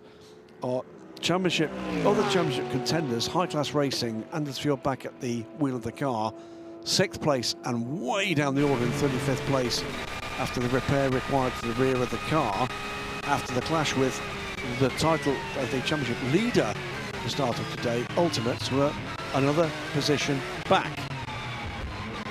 It's going to be there's a contact there between the 10 and the 16. It's getting quite feisty here. Yeah, I think gestures there from Joel Sturm. Yeah, I think he's getting pretty frustrated here. And it's good to see a replay of that. More hand signals, more gesturing. Indeed. Yeah, just needs to just stay calm here. Nothing rash. Don't risk your car. You're in the chance with the championship here. Don't throw it all away. This is the lead battle. Alessio Rivera has been caught by Tom Dillman. The new tower is beginning to play a part here. Yeah, I'm not sure that Alessio Rivera is going to have much in the tank here to fight Tom. Tom's likely to come. He's going to maybe just size him up and just let him come through 6 and 7. And be careful around that Lamborghini. Prime Speed Sport have had the greatest Asian Le Mans series. It's been a bit of a tough time for them. It has. John O'Lester at the wheel of that car. 14th place, having a better run today. But they'll be disappointed with the overall results so far for the only Lamborghini in the race. But he's back on the case, isn't he? Yeah, you can see the difference in tyre performance there between Alessio and Tom as they came through turn 9. Tom did get a little bit of a wiggle on as he came through, maybe lost a little bit of aero as he got so close to Alessio's car, but he's able to carry more speed across the apex. This is the 11 and 25. This is the battle for 3rd place. Jonas Reed with Valerio Rinicella now trying to fend off our championship leaders. The 25 car. Car 99, by the way, a 10-second time penalty for overtaking off track with a lasting advantage. That is the Herbeth Motorsport car. Having had a better day after a worse day, it's getting worse again for the 11th place car from Herbeth. Robert Renau at the wheel. It's around the outside, and Rinicella takes the position. So that is third place for the 25 car, and it's looking very good indeed at the moment for this car in the championship. Side by side as well, 22 and the 83. Up the inside goes Tom Dillman, and he's got it. Yeah. Alessio Rivera, neatly done. Got the deal done there, just went round the outside of the P3 car. And just that little bit of extra performance from the Michelins. Tom managed to get the deal done, and he'll be happy with that. Alessio's looking to come back at him, but a little half-hearted in his attempt there. Tom's just gone a little bit deep. This is them sizing him up. They were coming around the outside of the high-class car. And Tom's just up the inside there, and side by side, but Alessio had to give it. And Tom's got to do just a little wiggle on the throttle there. But yeah, nice and clean. Tyre advantage will now pay off, and he's beginning to just gap that car. 91 in the hands of Harry King. Yeah, he's joined this battle here. Ollie Caldwell, Matt Bell. This is all been raging now for about 40 minutes or so. These two have been going at it, but I think Harry's got 5th, 6th, and 7th. I think Harry's going to really get himself stuck in here. And whether he's got a bit of a tyre advantage, I'm not sure, but he certainly looks pretty racy. Yep, so Harry King aboard the car for the end of this race. And Ollie Caldwell going very deep, and that's going to give King an opportunity to get on the rear of Ollie Caldwell. It gives Matt Bell a bit of respite, because all of a sudden the battle is not about 5th, it's about 6th. You saw Harry just line him up. He got a brilliant drive off of turn 7 there, and he's right in the toe on his gearbox to the inside. He's going to get this done into turn 9. Great job there by Harry King. Ollie Caldwell didn't really have an answer for that. He sort of defended hard, not blocking but defending. But Harry was just too much pace for him there. Yeah, exciting talent, Harry King, without shadow of a doubt. Ollie Caldwell, we've seen a couple of stellar drives from him in the series so far, but he had no answer there. But now Harry King with Matt Bell. Yeah, that all started with Ollie Caldwell just going in a bit deep there to turn 6, and Harry just pounced. Tiny margins, tiny margins. But it's being able to take advantage of those little chinks of art in the armour of the guy that you're fighting, and Harry's going to be looking for that option here with Matt Bell as well. Matt's coming the inside into turn 1, past the Manthey car, and Harry goes past as well, following him through. I'd say that Harry is not going to be very long before he's going to mounting a pass on Matt, and is he going to be able to get it done here? Oof, big wiggle, it's left it open for Ollie Caldwell to have a crack at the outside. Either side of the Blackthorn car, can't do it there. But again, Matt Bell breathes again for a moment at least. Yeah. Exciting stuff with this trio. It is, but Harry's got good drive in the 91 car, and I think he's on Matt here. He just had a slightly tighter line there and still managed to get decent traction. Is there going to be enough in the tank here for Harry to get it up the inside into 6? Not sure. I think he's just going to look to do a similar sort of thing as he did the lap before, looking at getting this really strong run off of turn 7. As we're watching them come down into turn 5 again, it was all the way around the outside and up the inside of the Aston Martin. Alessio Rivera is pitted, that's early. Yeah, and Harry King is he looking to get by Matt here? Has he done enough? I don't think he has. I think that this is status quo. I'm not sure this is live, or are we seeing a replay here? This is a replay. Right. But Harry's gone in a bit deep there, and is he going to be... No, this is live. The replay gave us the wrong steer. How many laps on this stint from Alessio Rivera? It's tyres, and I think we know why. They only 9. So tyres aboard the car. So whether or not there's a slow puncture involved here. This doesn't look like a well-drilled stop. It looks a bit of a surprise to them. Yeah. So Tom Dillman now leads the race by 40 seconds from Valerio Rincella. Jonas Reed is through into 3rd, so it's a Proton 1-3, and Matt Bell goes through into 4th. Harry King, Ollie Caldwell. Again, it's either side of the GT cars, and Harry's looking to go on the inside of Matt. Wow, what a lunge. That was very, very late on the brakes there, and I think that surprised Matt a little. But Matt's coming, having to run back at him. He got a good drive off of there, and this is going to be a big, big toe that he's going to get from Harry King. He's going to go to the outside as they come down into turn 6, and Matt's going to have to go to the outside of the GT cars. But Harry's on the inside, and there's nowhere for Matt to go. He's boxed in, and Harry's got the deal done. He's just going to trip over the 7 Graf car, and that was nicely navigated through all of that traffic. Great move. Yeah, it was a very strong move here. I think it was on board the Orijan car. We're seeing its stats point of view. And, now Harry King will be able to stretch his legs and get away from the 24 and the 20. But that was quite the move there, just executing and just, really delivering the overtaking move into turn 5. Very deliberate with his move as he came down into 5. But this is just afterwards.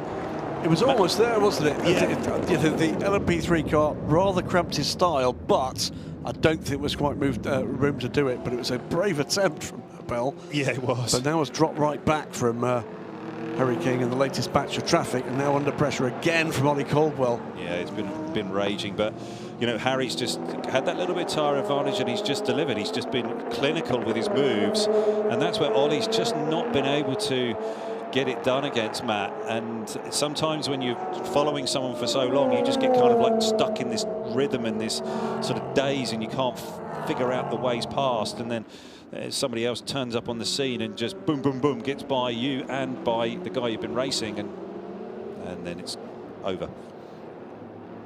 So, with all that sorted out for at least the next 10 minutes, let's go down to David Addison, who's got Alessio Rivera from the 83 AF Corsa Oreca with him now. Alessio Rivera, that looked like a tough stint.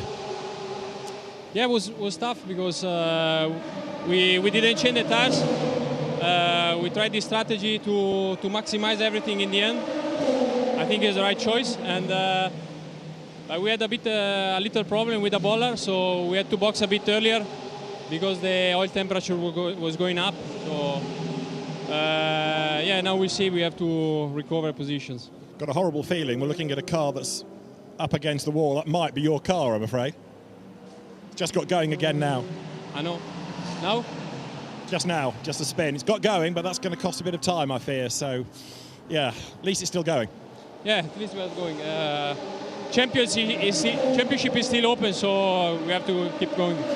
When you got out of the car, you had your earplugs in your hand as though you'd had a problem with communication? Yeah, basically the earplugs were stuck with the belt, so now the earplugs are broken. It was a bit tough to going out of the car, but yeah, we'll see.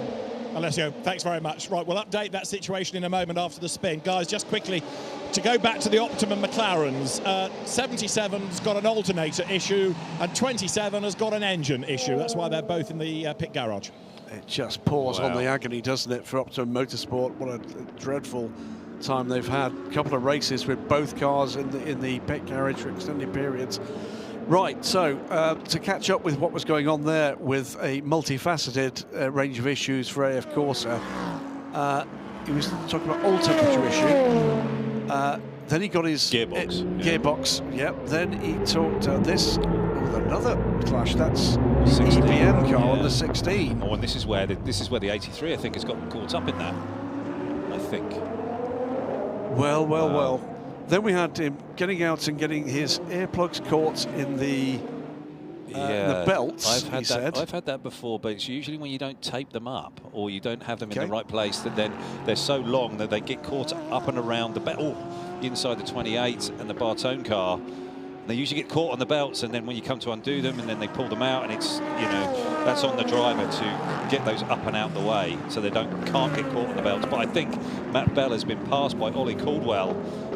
Ollie Caldwell's finally got past Matt. Yeah, there could be further dramas here. The message on my screen moment telling me incident involving cars 22, that is our leader, and 83, causing a collision, turn 14. Matt got boxed in here. Ollie just went round the outside. What a move. Fantastic stuff there from Ollie Caldwell. Called it well. He spotted that well, didn't he? Yeah, he did. That was, again, multi-class racing and looking to use that traffic as a pick.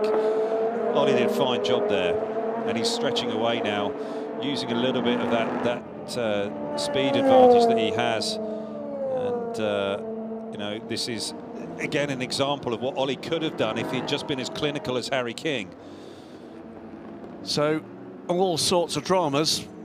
Lots of it good and clean, others frustrating for the teams involved. Tom Dillman leads the motor race, but there is an investigation underway into that car. Finish the point again, GG, with the 22 and 83 causing a collision, turn 14.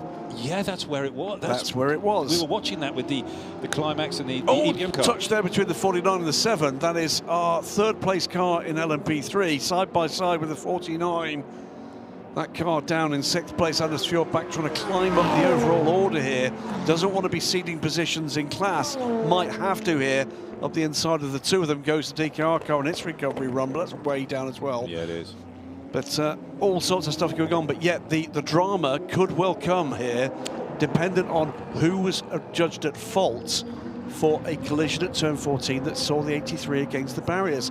If that was the 22, it's going to be a drive-through penalty. Yeah. If adjudged that way. Yeah. Still side by side, half a lap now. Finally, the 26 car goes through on the... Griffin Peebles gets past the 15. That's the lead. That's a different battle. It's the lead battle. Yeah.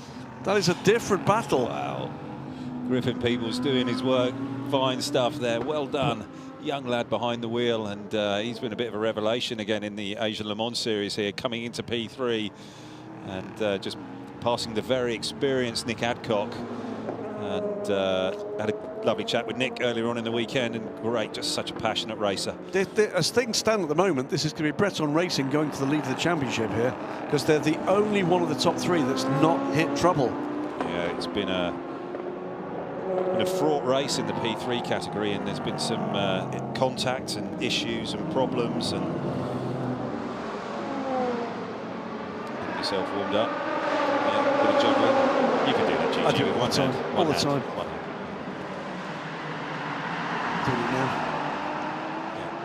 Drive-through penalty, meanwhile, track limits for car 28. That's the AF Corsa car in the hands of Manny Franco.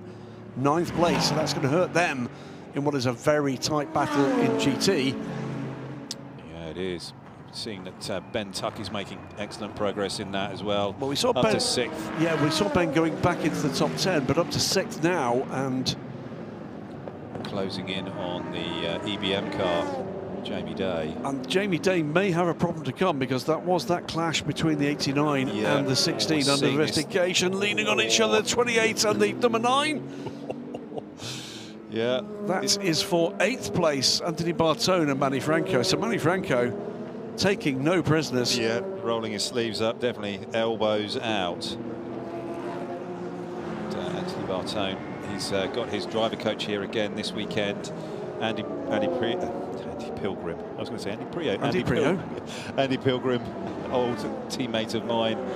Always great to see him. But this was pretty aggressive. Yes, indeed. But just about clean and fair. So Harry King now is closing on Jonas Reed. He is absolutely pounding around this track, Harry King, and Jonas Reed has put in a good stint here. Yeah. Doesn't have an answer at the moment, I don't think, to Harry King's pace. We just have to see how this sort of works back, you know, with an hour and 9 minutes to go here in the race. Has Harry used up all the goodness from those Michelins? And will he be able to maintain this pace? And it's been pretty ferocious as he get into the next in. We just clipped the apex curb there, spun the left rear around there as he was trying to get past the Proton car. Bit of frustration, I think, in the body language there. A little. He just needs to just be aware of where he's at and where we are at in the race here. Still got an hour and 9 minutes to go. Plenty of racing is going to happen. Bit of an incident turn 16 that yellows have got away, though. We're back to full green. This race has got dramas to come, and we're 68 minutes from the end. It includes, of course, the 30 minutes we were given back by race control after the long red flag for barrier repairs. Yeah. The very start of the race. Tom Dillman, 44 seconds to the good.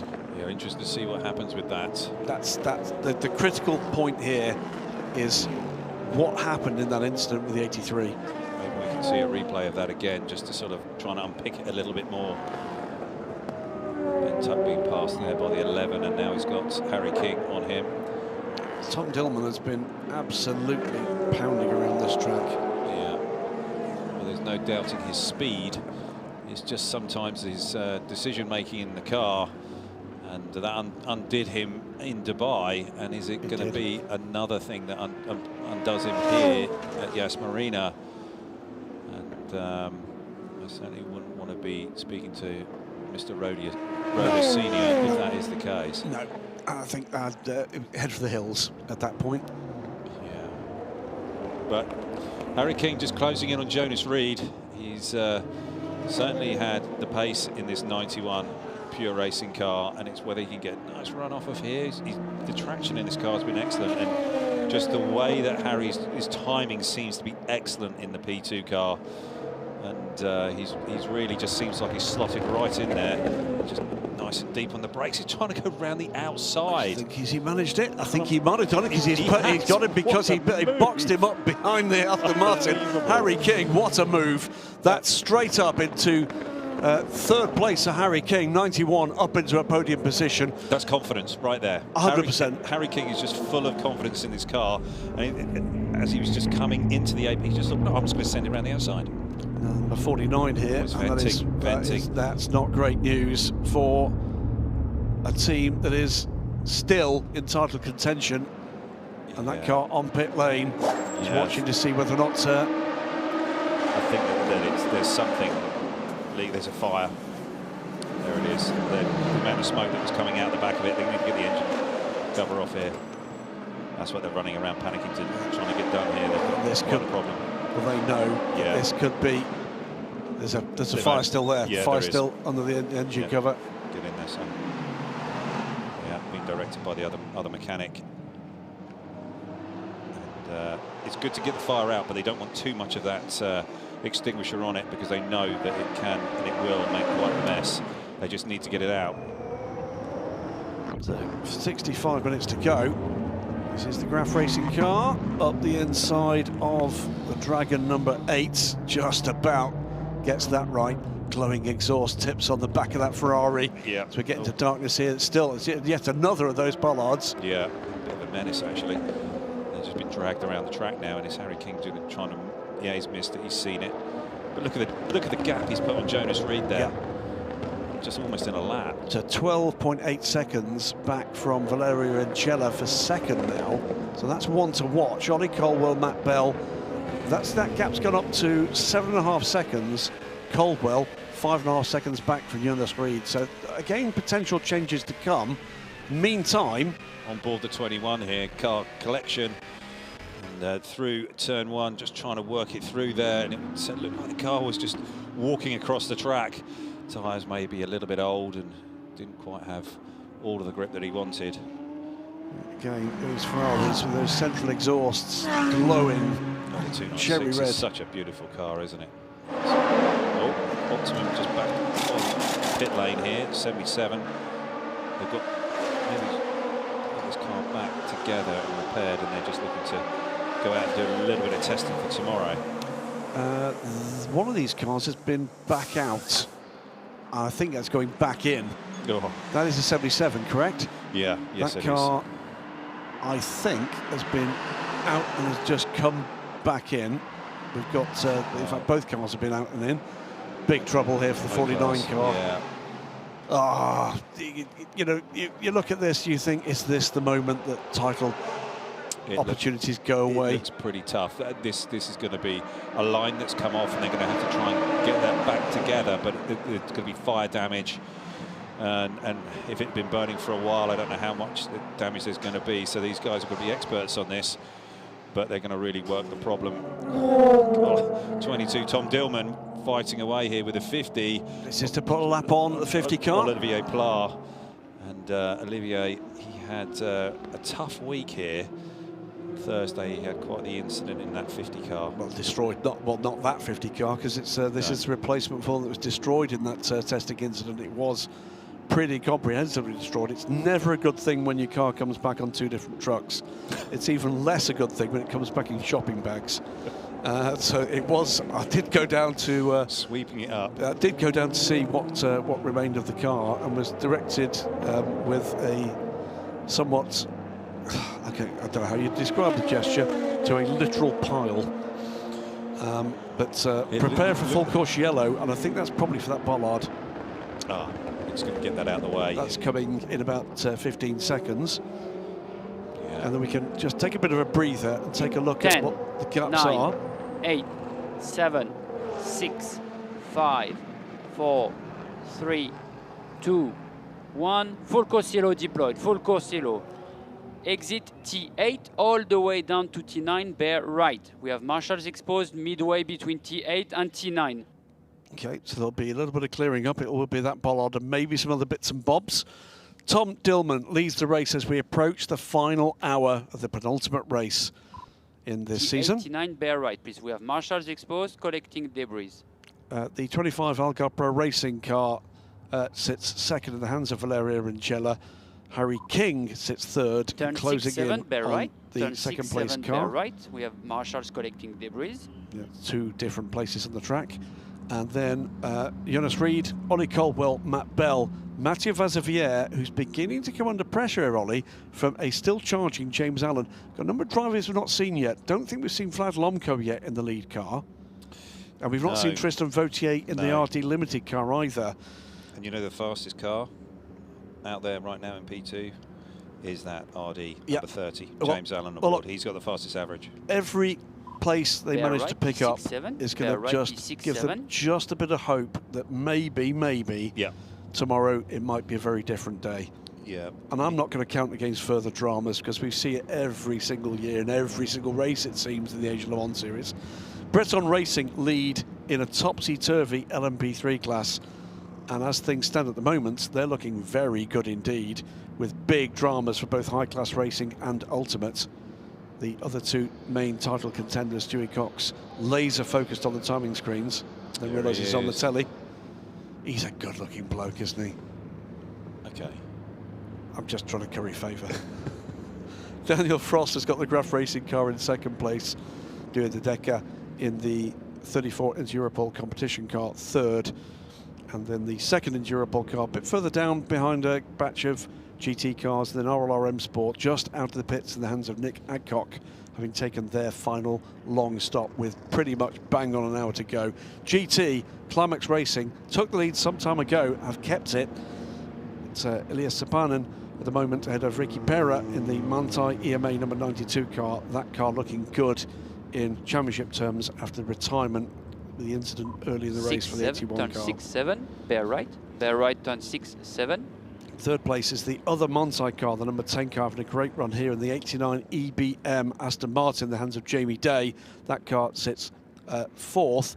Ben Tuck closing in on that battle in the 74 Kessel Racing car, making further progress. Victor Scheitar in the 16 Winward AMG 6th. And the remainder of the top 10, the Iron Dames, the 85 in the hands of Sarah Bovey, Anthony Bartone in the Get Speed number 9, the 51 AF Corsa Ferrari, and the 99 Herbert Motorsport Porsche in the hands of Robert Renard. That's your top 10, with Nico Veroni looking to get into the top 10 in the 82 AF Corsa Ferrari 2.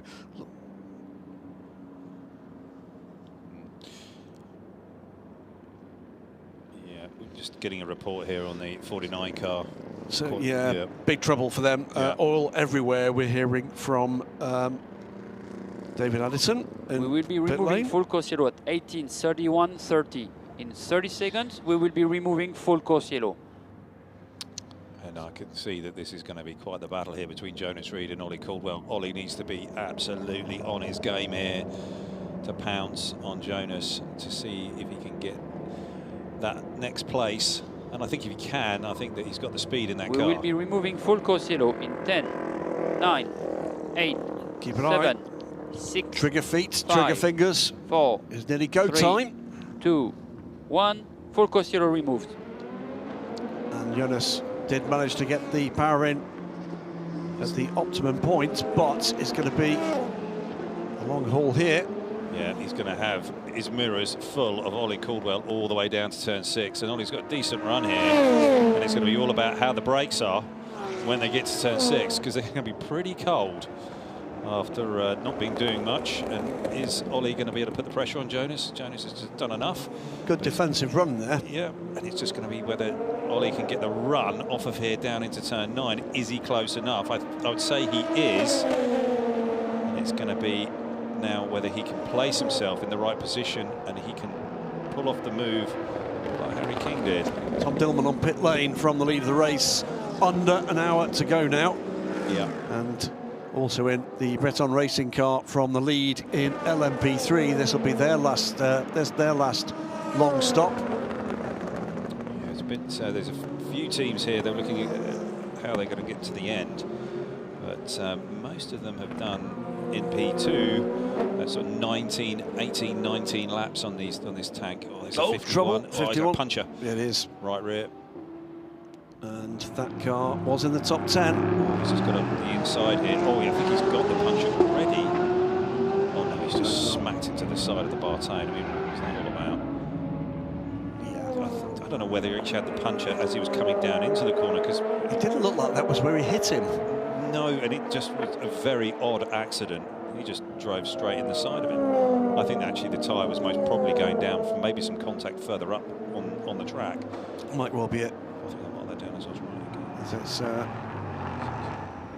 It's effect calls, you call it what you will. Yellow at turn 5, meanwhile. Yeah, I think that's from the 51, isn't it? Valerio Rincella leads the motor race from Harry King. The gap now 7 seconds. The DKR car going into the garage. They've had a torrid race again. Oh, it's been tough for them. And still this battle between the number 11 and the 20 car. This is for third place now. This is a little bit of a theme here with Ollie. He gets up behind those cars, but he can't quite get by. Leader in GT on pit lane. That puts the Montai pair 92 from 10 to positions 1 and 2. 51 there. He's just got to be driving slow. A lot of smoke. Careful with that. We saw what happened there with the 57 car. Admittedly, it was on the other side. Just got to be careful of lines and other bits. That flailing tyre. Interesting here, James Allen. Is it still aboard that car? Closing in on this pair to try and unlap himself. Yeah. And who's to say the safety car could make a difference? Yeah. We've still got better part of an hour to go. Yeah. It wouldn't be the most dramatic thing that's ever happened in an Asian Le Mans Series race. Yeah, James has been absolutely flying in the RD car. He's really tuned in for that. So he's catching this pair to unlap himself. He's catching Mathieu Vazevière for position. If I was Ollie, I would be letting him through. Let James by, and then follow him through as he takes Jonas. Yep. That's what I would be looking to do. Harry King is hauling. He's what was 7 seconds on Valerio Rincella is now 2.8. Oh, he's done and there's the change. Yes, he's done it under the pressure. Wow. From James catching him up, and Ollie's got the deal done, but Jonas is coming back at him. Oh, this is... Oh, he's completely off the road here. Yeah, that's squeezing him a lot. And James Allen's basically just sitting there. Okay, Ollie's gone in deep here. Oh, and then James Allen through one of the trackside markers. Yeah. I'm not sure he had anywhere to go there. Yeah, it's quite unusual. Car 3, by the way, in the garage, and also with a 10-second time penalty to the next pit stop, to this pit stop, ignoring yellow flags. Jonas has got a very good run down and into turn 9. Is he going to try and go around the outside? No, he's not. Ollie seems like he's got him covered off. He's got all the body language of being very cross indeed, isn't he, Jonas Reed? Yes, but he does. He's going to need to just calm himself down, because James Allen's right with him now. This is not for position. It is for the number 30 car, delayed because of that puncture earlier on in the race. Well, he just got bogged there by the number 8, or 80, it's number 8, Dragon racing car. And smart with the traffic, that's it. No, nicely done. Yeah, good. But still, Jonas Reed under pressure. And is that James Allen going for the pits? I think it is. Epic stint from him. Yeah, very, very good. So 53 minutes now remain in this race. Not sure we're going to see titles settled tonight, but boy, oh boy, we had drama. Drama from the very start that saw a 90-minute delay to proceedings, but since then... Big move there from the 43 car, and he just looped it around, just got too much weight on the front axle, the rears were unhooked. Well, that's the third place car at the time. This is that move again, and this was James Allen effectively being forced wide there by just the attempt, the rather belated attempt for Jonas Reed to quite peculiar how that whole chicane worked. It looked like Ollie was going to outbrake himself. Jonas started braking so early, and then he tried to get this run off of the corner out of turn 7 into turn 9, and that didn't quite work, and he was trying to block James Allen. It was all very odd. So Romain Dumas will have spent about the last 40 minutes slapping Tristan Vautier about before putting him in the car, just to up the adrenaline. Yeah, absolutely. Yeah. I am kidding. No, it is. It's a pretty standard approach. Let's go down to pit lane with David Allison with his latest interview victim. Start of the race, 4 hours to go on the clock. And no dramas at all for LMP2 this time. LMP3 the same, but up the inside and over the curb goes the Optimum McLaren. Was that the trigger point for a big squeeze that eventually saw that impact into the barriers drivers left in a multi-car incident that also involved the 96 2Cs Motorsport AMG and this car, the 79 Tsunami RT Porsche. But the net result was a very broken Porsche and a very broken barrier. Whilst the front of the field got away and clear, it would soon be red flags. That was the damage for the Tsunami RT car, and this was the beginning of the recovery. It took something like 90 minutes for the circuit barriers. When we got back to green flag running, this was the next incident, and it was a big one. Side-by-side contact between the 49 and 35, our championship leader, LMP3, and then nowhere to go for Salikov in the 81, the championship leading GT car. 35 pretty much the back of the grid, managed to rejoin the 81 out on the spot.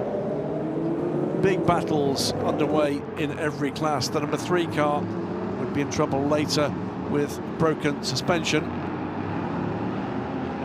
15 and the 49 contesting top positions in LMP3, and then this impact between the EBM Aston Martin that left damage and a fire aboard the 57 car Guy Ferrari. Full course yellow to recover that car. Battles up and down the LMP2 order. Julian Andlauer in full flight. GT as well. Major battles up and down the order there too, principally between the AMGs and the Porsches. Major positions being traded up and down the order. The 91, the 25 in the middle of this, and a 3-car battle between Alex Malikin, Matt Bell and Ollie Caldwell. Bell fending off the APR car at this point, but it was both of them managed to get by the delayed number 91 car. 83 and 22 contesting the lead here, but the 83 was carrying a gearbox problem that would force them to the pits a little early. Harry King then aboard the 91 and would be right back in the hunt.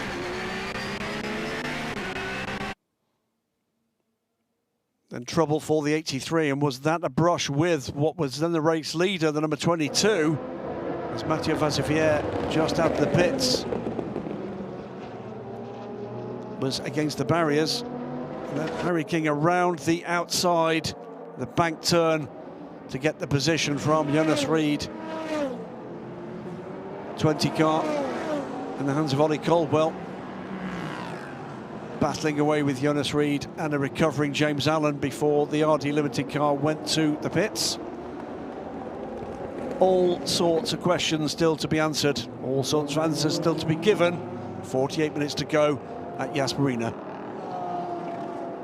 That's the overall classification, 68 laps and 19 seconds between Pure Racing's number 91, the 11 car of Proton Competition. The 22 car, just after a pit stop, is now down in 3rd place. Into Europol Competition's 34 out of the pit stop rhythm leads in LMP3 from the 15 RLRM Sport and the 43 from Europol. In GT, it is a Porsche leader, the number 10. EBM's Aston Martin currently up to 2nd place, the 92. The first of that group to pit, though, dropping down the order at the moment, will cycle back with Herbert's number 99 Porsche 4th. All sorts of dramas, all sorts of incidents, all sorts of delays, and the odd retirement into the mix. It's been anything but a quiet afternoon at Yas Marina circuit. It is action-packed. And Harry King leading the race for Pure Racing, number 91. And he's done a remarkable job in that car, getting past a number of his competition in the P2 class. But I think we're just waiting now for the pit stops to cycle through. And we are, yeah, we are. But Harry, it's sort of the stage he's been waiting for, isn't it? Yeah. It's the opportunity to attack this race, and he's done that with gusto. As you quite rightly said, the other part to the piece here, there's still 47 minutes to go. What has he left in this machine for the final 47 minutes of the race? What is the strategy with them, and what tyres have they got left? And it's fair to say that's the area where the Pure Racing attack has come unstuck for a couple of races. Julian Andlauer, a couple of races, we believe, on the wrong tyre at the end of the race when attack or defence was required, and have not a lot underneath him. Let's see what Harry King can do in these similar circumstances, but the attack has been blistering and absolutely a pleasure to behold. Yeah, we're just watching Winwood, number 16, and the number 74 Kessel car battling away here. So that's Maro Engel, I believe, on board the 16, and Dennis Marshall. This is the 10 car from the lead, so this is the reshuffle that will come with these final routine pit stops in GT. Here comes the 11 car, Jonas Reed from 11. He's had a good run. Yeah, it's not been bad. Fighty. Yeah, it has. He's had to give up a little bit to Ollie Caldwell, and obviously the Harry King pass around the outside, but it's yeah, it's certainly delivered the car back here, and it's good to go for the end. So we're waiting for Pure Racing and their latest pit stop. 26 seconds as the pit stop window opened for Jonas Reed. Jonas handing the car over now, the number 11. 22 car in third, Vlad Lomko at the wheel of that car for the first time. He cycles up to second. Milte Jakobsen, championship leaders, the 25 car, and that car will be there and thereabouts, second or third, third or fourth after this pit stop cycle, with Alex Quinn in the sister 20 Algar Pro Racing car, about 14 seconds back from the young Danes. The young Brit and the young Dane in close contention, two cars in championship contention. Jakobsen does cycle round to third. Vazivier, meanwhile, is holding the gap to Nicky Catsburg now, 12 seconds. The 83 car that's had a troubled last hour, really, hasn't it? Yep. That car ahead of the Nielsen Racing car with RD Limited's Tristan Vautier trying to push as hard as he possibly can. This is the battle here in GT. Richard Leitz getting under pressure here from Ralph Aaron in the Climax number 2. And the Climax Racing crew have had a strong car all weekend. They really, really have. And it's great to see. We've been talking about the Origine Porsche this season. Climax maybe have not been in the spotlight. Well, they are under the floodlights, and it's going well for them at the moment. They've been leading this race for long periods, and this is a real battle now. It is. Potentially for the win. And they're on, the 2 car is on pole position for GT tomorrow. It is indeed. They've had a quick AMG. You said at the beginning of this race that the Mercedes AMGs looked very strong, and that's proved to be completely correct. Porsches have looked strong too. I'm not going to give any more credit for you being right. You're enjoying it far too much. EBM, Earl Bamber Motorsport, by the way, New Zealand owned, of course, based much of their efforts at Sepang. So another regional team in Asia. Great to see them involved here with their new Aston Martins. And Brendan Leach brings that car down pit lane right now. So that'll put the number 10 Manthey car up to third, with Klaus Bachler aboard that. So all of his fans and fan club will be going crazy, all in their green. They'll be going nuts. Average age, my estimation, 74. 74, but great to see it. And what a wonderful thing, you know. Passion for motorsport, taking you around the world to watch your favourite driver in races like this, in places like this. Great stuff. So, Pure Racing, Harry King on pit lane now, 43 minutes to go, and this could well be the final stop for the number 91 car. It's going to be close. It's going to be tight, isn't it? That would be close. I mean, Harry managed to stretch that last one to 24 laps, a very quick stint, and he did 24 laps as well, which is, from one of the information I was getting earlier on in the weekend. You know, 23 is when you're on it, and if you can do 24, you've been fuel saving a lot. So Harry's been fast and he's been saving fuel. Yellows at turn 3, I'm seeing. Now yellow removed, so someone's had a moment and recovered it. You don't usually have a small yellow at turn 3. Ask Ollie Plar. Ask Tom Blomqvist. It's destroy of Auroricas, that turn. When it goes wrong, it goes very, very wrong indeed. It does. It's big. Yeah, past the bin bag. 42 minutes, pure racing. Where is he going to emerge? Harry King against Vlad Lomko. Lomko to the lead. We still, by the way, have not seen the 8 turnout from that investigation between the 22 and the 83. I'm not sure we are now. I think we would have seen something by now. But the 43 going backwards, coming through turn.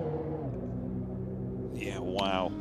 43 just manages to keep it out. That's the turn 3 incident. Yeah, and that's extraordinary that you can spin that and not hit anything. So, Pure Racing. Good job. Yeah, indeed. Pure Racing have thrown the dice. It's fuel only for Harry King to the end of this race. He's rejoined in 3rd place behind Melty Jakobsen. This is looking very good indeed in championship terms for Algarve Pro Racing. It's looking good at the moment in race terms for Proton competition. They'll desperately want to redo the wrong they will feel was done in Dubai. Yeah, so we did some pressure here on Vlad Lomko to deliver the car here. Got a nice little gap, but yeah, 41 minutes to go. And are they going to need a stop? Are they going to need a splash? They are. Who are? Sorry? Will Vlad Lomko? Yes, he will. Yeah. Yes, he will. So this could play He stopped into the before hands. Harry King did, didn't he? So Yeah. he's definitely going to need. Yeah, absolutely. And what about he's Algarve Pro done Racing? 8 laps, yeah.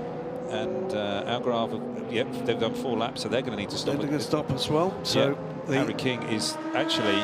Could this be a blinding piece of strategy, fuel saving, little bit of luck, always required? Yeah.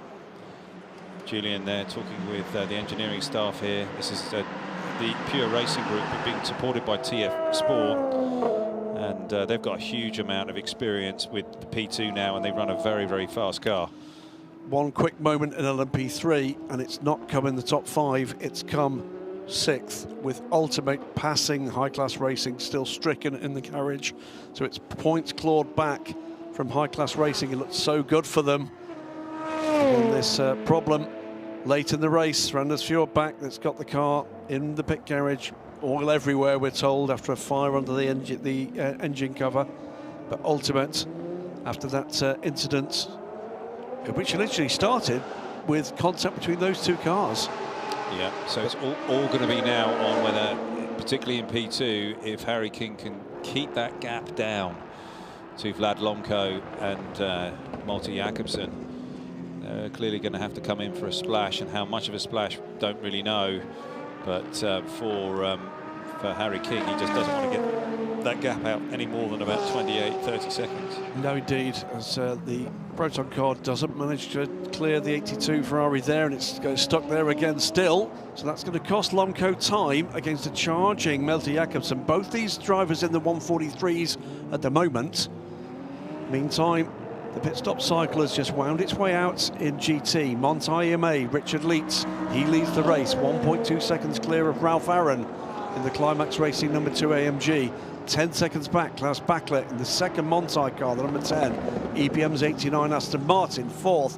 Mattia Drudi, 11 seconds back. Then Maro Engel in the 16 Winwood car, 8 seconds back. Dennis Marshall in the Castle Racing 74 Ferrari, just 2 seconds back.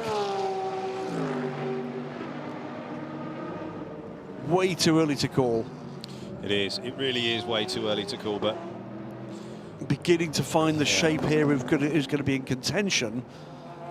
Can't get over the feeling here that we're going to see some late race drama with somebody we're not expecting to have to crawl down pit lane doing exactly that. That's been another feature here at down through the years we've been covering racing with the Asia Le Mans series here at Yas Marina. Yeah, and we're just seeing that the 92 car with Richard Leitz, he is just stretching away a little bit from Ralph Aaron, and he's managed to get things settled, and he's got a bit more comfort there. That gap's just out to about 1.4 seconds. Yeah, Ralph Aaron, driver with probably one of the most unusual career tracks in international motorsports, right up there in his single-seater career.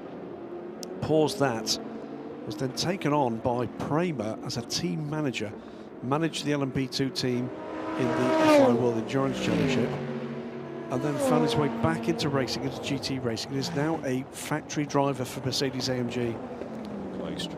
Absolutely. Lovely lad, and in contention here for a major race win with his relatively new home. He's been with them for a couple of seasons now. Seemed to lose a little bit of pace coming through the chicane there. Yeah, he did. Just a little bit off. We're on board here, the car collection 21.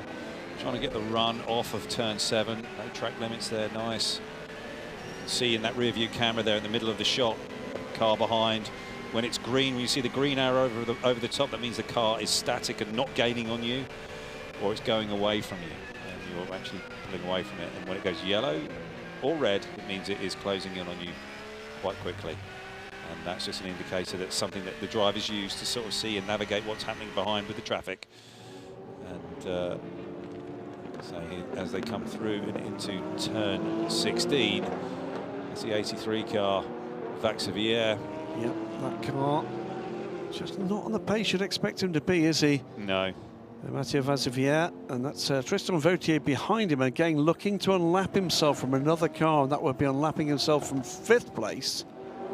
So he's been just ticking them off here, waiting for an opportunity that so far has not come. Meantime, from the lead in LMP3, and this will drop them back down the order, the 34 Inter Airport car. It's been a much, much better run from this squad. They've not had an easy time of it this season. No, it's not been trouble-free, but I think that they're having a far better run here. And that should put Ian Aguilera back into the lead of a race. Yeah. Second, they've taken a race win already, the RLRM Sport car. They'll pick up good points here. Could that do enough to drag them back into title contention? Well, that remains to be seen. We've seen all sorts of dramas in LMP3. Yeah, that moves them up to 3rd in the championship if it stays as it is right now. But what's the points gap? That's the key. Yeah, it's only going to be some in the region of about 7 points. Good grief. So if it stays as it is right now. The 49 and the 35 incident earlier has had huge implications for the championship. It really does. But it does set up quite the finale. Agree, it does. It's the one sadness of it is the one of the 3 classes that doesn't offer an opportunity to race at the 24 Hours of Le Mans for the championship winners. It takes nothing away from actually what has been a brilliant season in LMP3 in the Asia Le Mans series. Just 7 cars, but they've doled out some really good racing from individual stand-up performances. Stand-up and be counted Stefan Lemeret for his performances at as the bronze at Sepang, and since then the rest of them have been battling back. Meantime, 21 and the 8, this is a battle for 16th. Yannick Mettler and Aaron Tillitz. Yeah, Aaron Tillitz on board the 8, and they've had a tricky run in this Dragon racing car. It looked like when we saw them in Dubai that they were really going to be challenging there, and things just did not quite go to plan, and they had some incidents and contact and destroyed the 8 car. Yeah. This car is another brand new car. Yeah, it is. Saw the remains of the car after the barrier hit at Dubai, and I have to tell you, it was big damage to the chassis of that car. It was. And Aaron Tillitz, he's a mainstay in the Vassar Sullivan Lexus squad, isn't he? And he's now in GTD Pro with Ben Barnicoat as his teammate. Talented young man, Aaron Tillitz. Incident involving car 22 and 83, still under investigation, we're being reminded. Wow. So that is not done yet. Meantime, Melty Jakobsen is beginning to close on Vlad Lomko. And Harry King is keeping that gap to Vlad Lomko to about 30 seconds, he is, which I think is going to be... If this goes against the 22 car, this could set up one hell of a battle at the end between Jakobsen and King. The one thing I'd say is Well, Jakobsen's going to have to stop. He but is. King might not. King might not. No. Telix looking to line up Medler. Matteo Vasevier in for what will be his final stop. That's now birthday boy Nicky Catsburg through. Yeah, Nicky's been going pretty well in the 24. Not bad for a 37 or 33-year-old. Yeah, which one is it? Still unsure. But he does insist he's younger than Ilbamba. Drive-through penalty for car 22. Wow. So that is one question answered. The leader will be on pit lane shortly for a drive-through penalty. The luck keeps coming to Proton competition, all of it bad. Yeah, cool. Now, we didn't see the incident, we did see the outturn of that incident. So Vlad Lomko was not at the wheel, I don't think, at that point, was he? No, it was Tom. I think it was Dillman. Tom Dillman. Yeah. So that is going to put Malte Jakobsen into the lead of this race, for now at least. Cancelled car 22. Good grief. Well, another turn in that whole story. Okay. Yeah. Okay. All right. Okay. Race, well, stewards giveth and the stewards taketh away. Yes. Did they put it in the wrong? Do you think put it in the wrong tray? I don't know. Who knows? Well, meanwhile, back on the track. I can't get away from a mental picture of no. Press that button. No, not that one. Yeah. But Vlad Lomko isn't going to be coming down, for the moment at least, down pit lane. 31 minutes to go. It is still Lomko then, 24 seconds ahead of Malte Jakobsen. Harry King 5.7 seconds behind him, but... Critically, he's only 30 seconds back from Vlad Lomko. I think that could be the one that's, in terms of on pit lane, or the amount of time that it would take to come down pit lane. I think Harry's got enough there. Harry King, though, is on a warning flag for abusing track limits, cannot afford another one. Yeah. Don't waste that opportunity. Yeah, come on, the team. Team needs to be talking to him about that. That's for sure.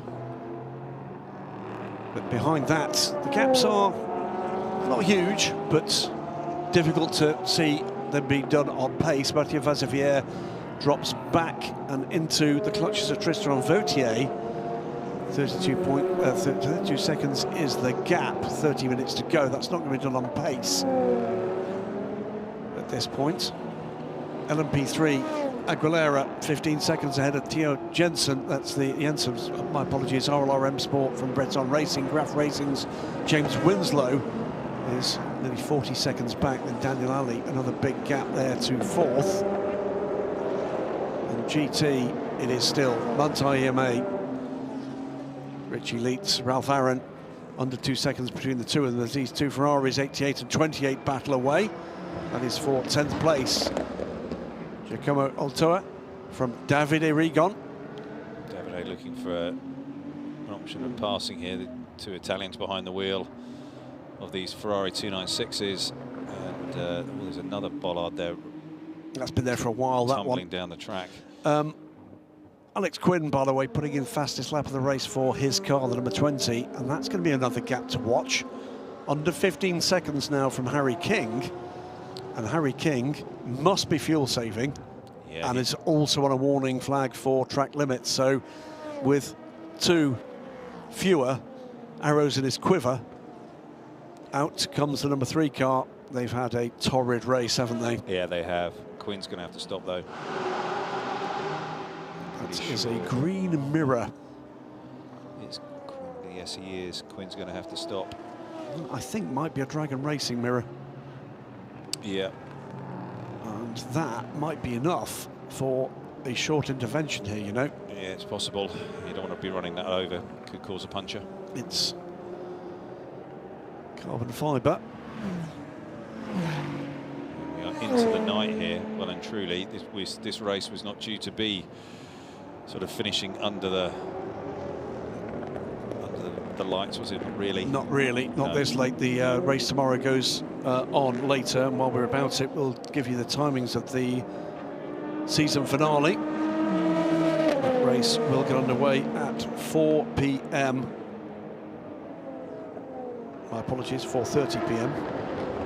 Slow time, isn't it? Due to finish later in the evening, 8:30 for the finale for the Angel Le Mans Series, 2024-25. David A's just dropped back a little bit here. And, he's not quite on terms. Altoa. No, just pulled away. Altoa, very capable driver in GT racing. It might be. Is that Bregon's mirror? I think it is Bregon's mirror. We will be deploying full course yellow in 10, 9, 8, 7, 6, 5. So 27 minutes to go. Full course yellow is coming. 2, 1. Full course yellow is deployed. Is this where you T13, take the 14, fuel? bear left. T13, 14, bear left. Totally left, please. This is where you take the fuel if you can. Yeah, this is going to be the point. One more time. T13, 14, bear left.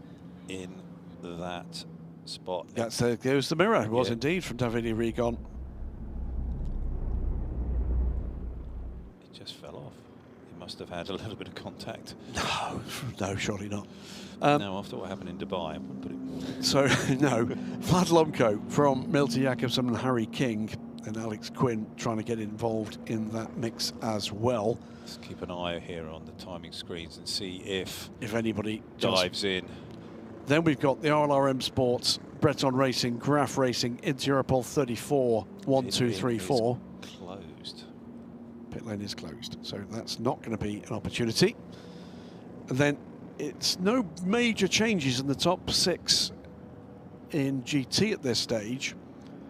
Just looking at the back end of the top 10, it is this battle that's the engaging one. Michel Gatting trying to get into terms with Conrad Lauersen for 7th, the 82, the Brittany flagged liveried AF Corsa car, and the pink and white Iron Dames car for 7th place. Got debris being collected a couple of places on the circuit. T5 as well as T14. You're just trying to get everything nicely spruced up. There we go. Thank you very much, marshals. Yeah. You do not want to be running over stuff like that. That will shred a tyre. And this will be helping Harry King with his fuel saving. So it's going to be coming into his hands, let's say. And it's obviously time that's either a car being pursued can't get away and a car pursuing can't catch. No, but it does. It's way more efficient running around like this, and be able to save quite a nice little bit of fuel. And this will be playing into the hands of the 91 car. Yeah, TCAR engineering car back in, by the way. So it may well be they've just decided to see whether or not they can fix what they think needed to be fixed, put it out for a lap and see whether that's done it for tomorrow. There's a lot of teams with work to do, by the way. We've not seen this level of attrition for quite a while. No, it's been very Turn aggressive 6, 7, bear right. Turn 6, 7, bear right. Including, by the way, the number 9 car. We didn't see that happen, did we? The number 9 Getspeed car that was right in the mix of the lead battle that is shown as stopped. Yeah, I'm not entirely sure what happened there, but they had something going on. They had some contact. There was some contact with, trying to think back now, which car there was contact with. There are marshals having picked up some of the... We will be removing full course yellow at 19:06:45.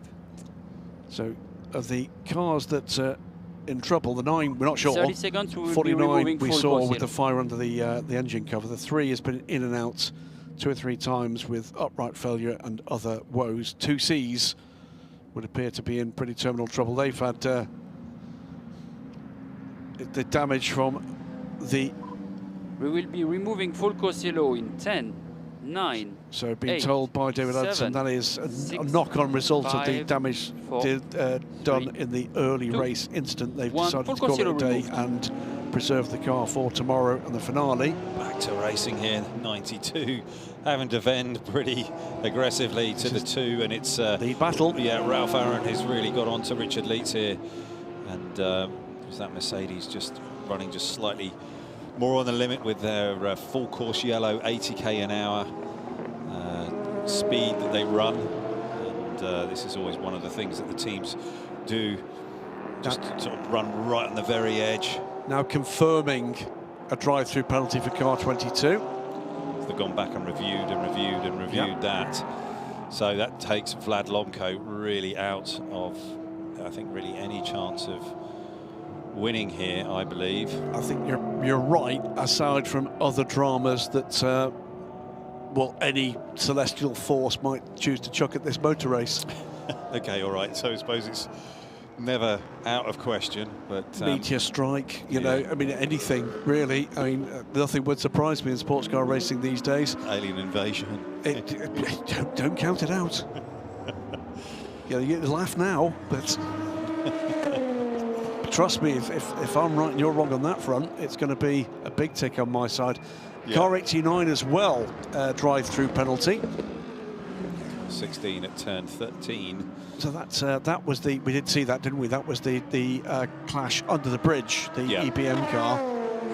So that is our 4th place car in GT with a drive-through penalty. That will hand the position back to the car that was hit, the 16, and should also see Kessel Racing grab a place as well. Kessel Racing have done a fine job marching up the order in GT. Yep. Up to 6th right now. So 2 drive-through penalties, both to cars in significant positions. 22 goes through one more time, but it's going to be either the next one or the one after that. They will have to be down pit lane. Maybe Mr. Roda Senior has been up having a chat.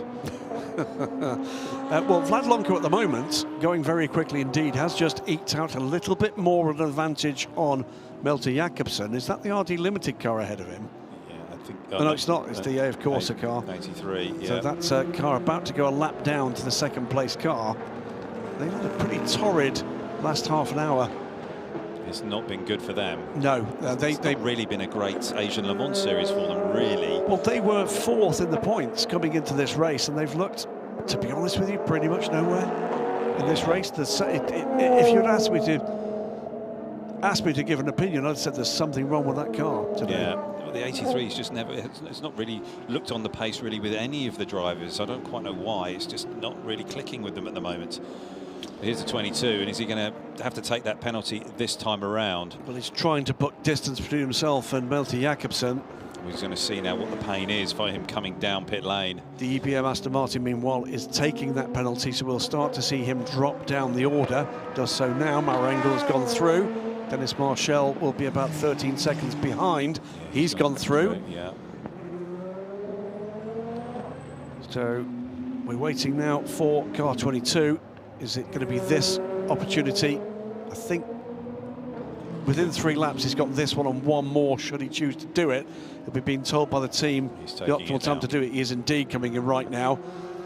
So 29 seconds was the gap in the last timing beam. Let's see what it comes out at here. Yeah. Run all the way through. It's a long pit lane here. It's a very long pit lane here. And this will be painful. So Lomko breaks the timing beam at the end of the lap. It won't be 29 seconds. It'll be something like 24, 25 seconds. And we wait for Melter Jakobsen to clear that beam. But remember, it's about pit out as well. Here he comes now. He goes through to complete the lap. He's absolutely going to be in the lead here. Where's Harry King? He's not far back. He's right there, leaving turn 16 right now. And I think that Malt's going to get through into the lead. Look to the left. Oh, it's going to be really, really close here. And Malt's taken it. Malt's in the lead. 25 to the lead. 22 now P2. And Harry King's not far back. So there's full advantage here for 25, but it's not over because they've still got to stop, and Harry King, I don't believe he has, and certainly with that full course yellow period, that certainly made it. As things stand here, Ollie, this could be the championship for 25. I think it's going to be pretty close. If my maths is correct, and it usually isn't, 25 winning this race, for them not to win the title, 30 which is currently down in 8th position, or the 20, which currently sits 4th, must finish 2nd. There'd still be some 22 points between the 20 and the 25. So, yeah, but let's see, because I think that this is going to shake out, and certainly the 25 has got to stop again. And I'm pretty sure now with that full course yellow period, Harry King does not have to stop again. So this could be just swinging all the way towards the pure racing car. Extraordinary performance from that 91 car, and Harry King's been a big part of that. Yes, he has. Alex Quinn put in a fighting middle stint. And Julian Andlauer did his bit right at the start. Just absolutely bringing through all that traffic, and we're getting a little bit ahead of ourselves. There's still 17 minutes to go here, and these cars are, you know, the 22 and the 25. I believe are going to have to stop again, and I don't think Harry will, but let's see. Let's see where we go. So just keeping an eye on where the battles are. Certainly still for the lead in GT. Ralph Aaron all over the back of Richard Leeds. Malte Jakobsen gifted this lead with the penalty that Vlad Lonko took for the issue earlier with the 22 and Tom Dillman at the lead at the wheel. It was 83, and so that would have been Rivera. It was, yeah. Or was it? They just got Vaxivière on board, maybe. Yeah, Vaxivière was on board. Oh, full course yellow again. It was indeed, because David was interviewing Alessio at the time it happened. Absolutely. So another full course yellow. Not sure why. We could guess at Dobry. Bear left at turn 12, 13, 50 was on pit lane. Pla. Yeah. It's been a tough race again for them. There's our leading pair in GT, just coming out of shot there. There is our leader in LMP3 with a decent lead, but do they need to come in? They don't look like they're looking like they need to. I don't think they do. So is this going to be potentially a win here for RRM Sports? This will move that championship around significantly. So it brings them into contention, but they're going to be 10 points back from 10 points back from the 26.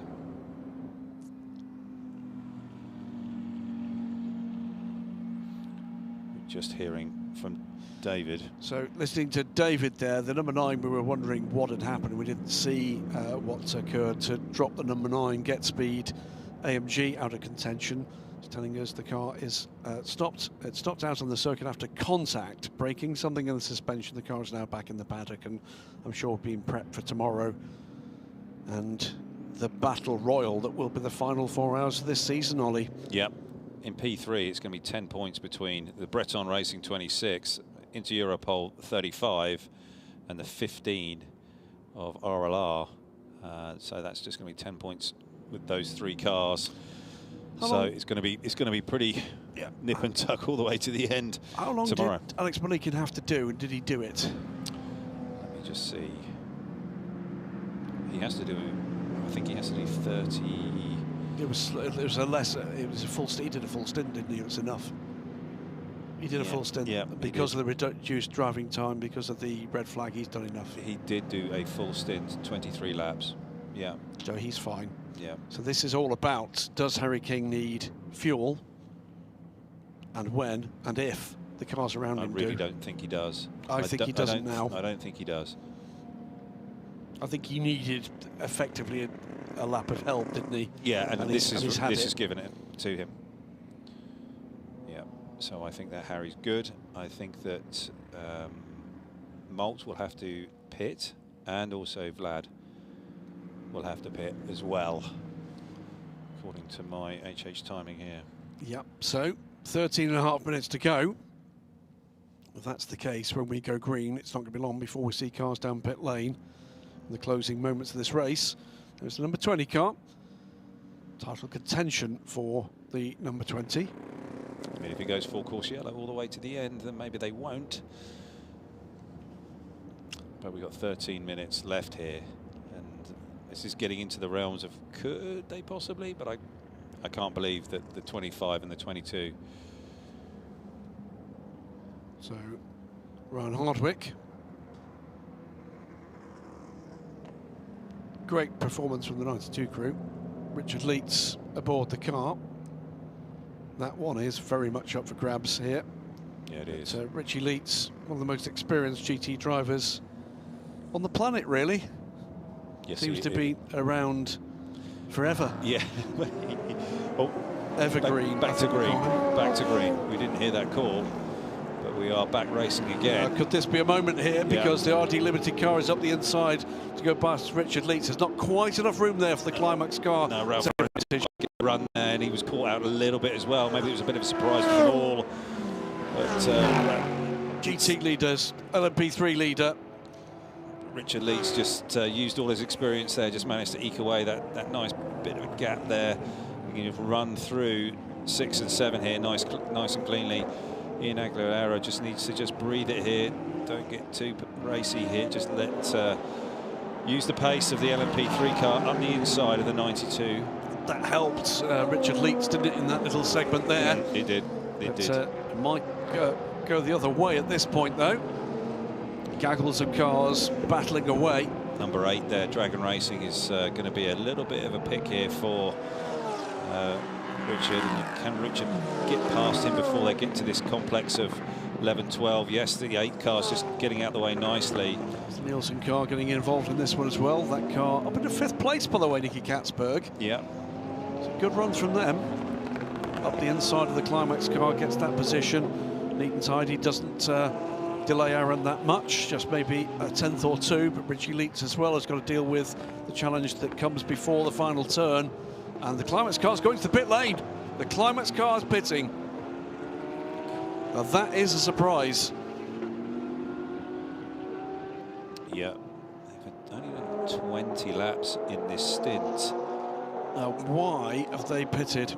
That is unusual. And 20 laps, that includes 2 full course yellows. 91 on pit lane. What? Well, There's got something going on in the car. There's something inside the cockpit. is that Alex Malikin's helmet? Oh, wow. It's Alex Malikin's helmet. He's had to get back in. He's had to get back in the car. Oh my word. Oh. And we're doing the same here. I on think the that's 2. exactly what it is. I think it's drive time. Yes, it's got to be. This is adjustment, I think. Teams. Oh, this is what's got a bit thrown off here. Well, now this then could be the championship going to the 25 car. Yeah, I think this could be. I know they've all got to stop. Oh. It comes down to discipline on pit lane here. Pure racing. That's a real shame for them. It looked like they had this in their pocket, but oh, that's a real shame. But there we are. That's racing. So yeah, it's 10 minutes to go. We did say there'd be dramas, and it's dramas of the administrative sort. Yes. The bureaucratic dramas are always the best dramas, aren't they? Yeah. Right on a postcard to no, they're not, Graham. We'd like to see racing. And you're going to see that because Proton Competitions, Vlad Lomko is now on pit lane. He'll be coming in for his final stop. He will. Yeah. The longer that Melter Jakobsen stays out, the shorter the pit stop will be. There is the 22, fuel going aboard. Stopwatch in hand for the car controller for the 22. That's it, away we go. And Lomko rejoins the race, 9 minutes to go. Algar Pro 1-2 at the moment, but we're expecting both the cars on pit lane, and they have previously been pitting together, haven't they? Yeah, they have. Both done 20 laps, so I think that they are going to be together. Malt's been slightly quicker over this last stint, but it could. No, they're going to be just a couple of laps short, I think. They're not quite going to be able to get it. Yep. Get there, I don't think. It's going to be a short stop, that's the point. Very, very short. It's going to be a real splash. It's the longer they go, the shorter the stop will be because the less fuel needs to go aboard the car. So Melter Jakobsen, Alex Quinn, Nicky Catsburg up to 3rd place at this point. They owe us a stop. They do as well. But good performance from Nielsen. Yeah, Nicky's got one more lap on his stint than the 2 APR cars have. So that'll be a good marker as to the fuel efficiency of the cars and the driving style of Algar Pro Racing when we see Nicky Catsburg down pit lane. Not yet. Here comes Melter Jakobsen to start his 90th lap. Alex Quinn quite on the pace of the young Dane here. No, he's just a couple of he's about 3 tenths off, 4 tenths off of Molt. But Ian Aguilera has just done another fine job. So in the RLR 15 car. So from a position an hour ago where we had 3 out of the top 4 cars as AMGs, it's now a Porsche 1-2. Winwood Racing 16 car Maurer Engel is 3rd, and Dennis Marshall is 4th for Kessel Racing. Mattia Drudi, after that penalty for the EPM Aston Martin, is 5th. Topsy-turvy stuff. It's been crazy topsy-turvy, and the strategy in this race has really been something everybody's had to try and wrap their heads around, and it's been complex. And we've seen a few teams here who've rolled the dice on a few things, but then clearly we've got to put guys back in the car to finish off their drive time and trying to find the right way to do it, and they've had to just bite the bullet and take the pain. Yep, so if you're back at our home in the UK on a Sunday night, songs of praise, Call the Midwife, Asia Le Mans Series, that's what you're doing. In that order, or? It depends on whether you like period drama and songs of praise. I'd suggest motorsport, but that's just me. Incident involving cars 83 and 87 is under review. So that is, again, the AF Corsa car. They've had a busy race, haven't they? Busy race. And not the right way, really. Driver behaviour being cited. That's the Origine Porsche. That's at 19, that's 10 minutes ago. That's Lauren Heinrich and Mathieu Vazevier. Oh dear. What's happened there, guys? Well, driver behaviour. Here comes Catsburg. Yeah, so this should be, if your maths is correct, perhaps one more lap for the APR cars. Also on pit lane, RD Limited, Tristan Vautier. I think 8th is as good as it's going to get for RD Limited. Nielsen Racing from 3rd. Checking around.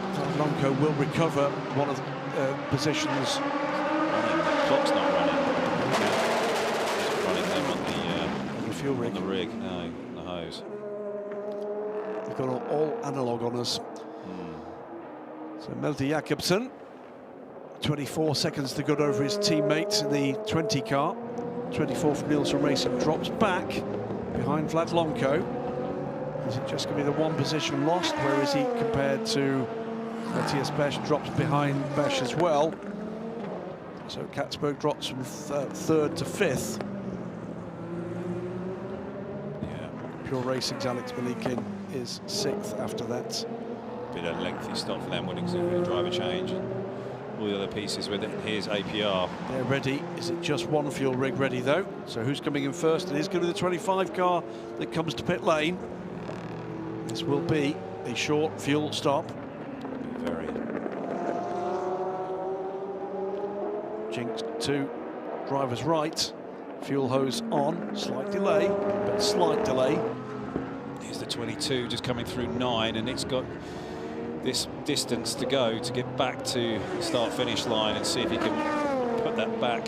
Rolling already. Malt's already on the move. I don't think that there's going to be enough here for Vlad to catch up with Molt Jakobsen. And, I think that the 25's got this. Alex Quinn, I think, has gone through to the lead.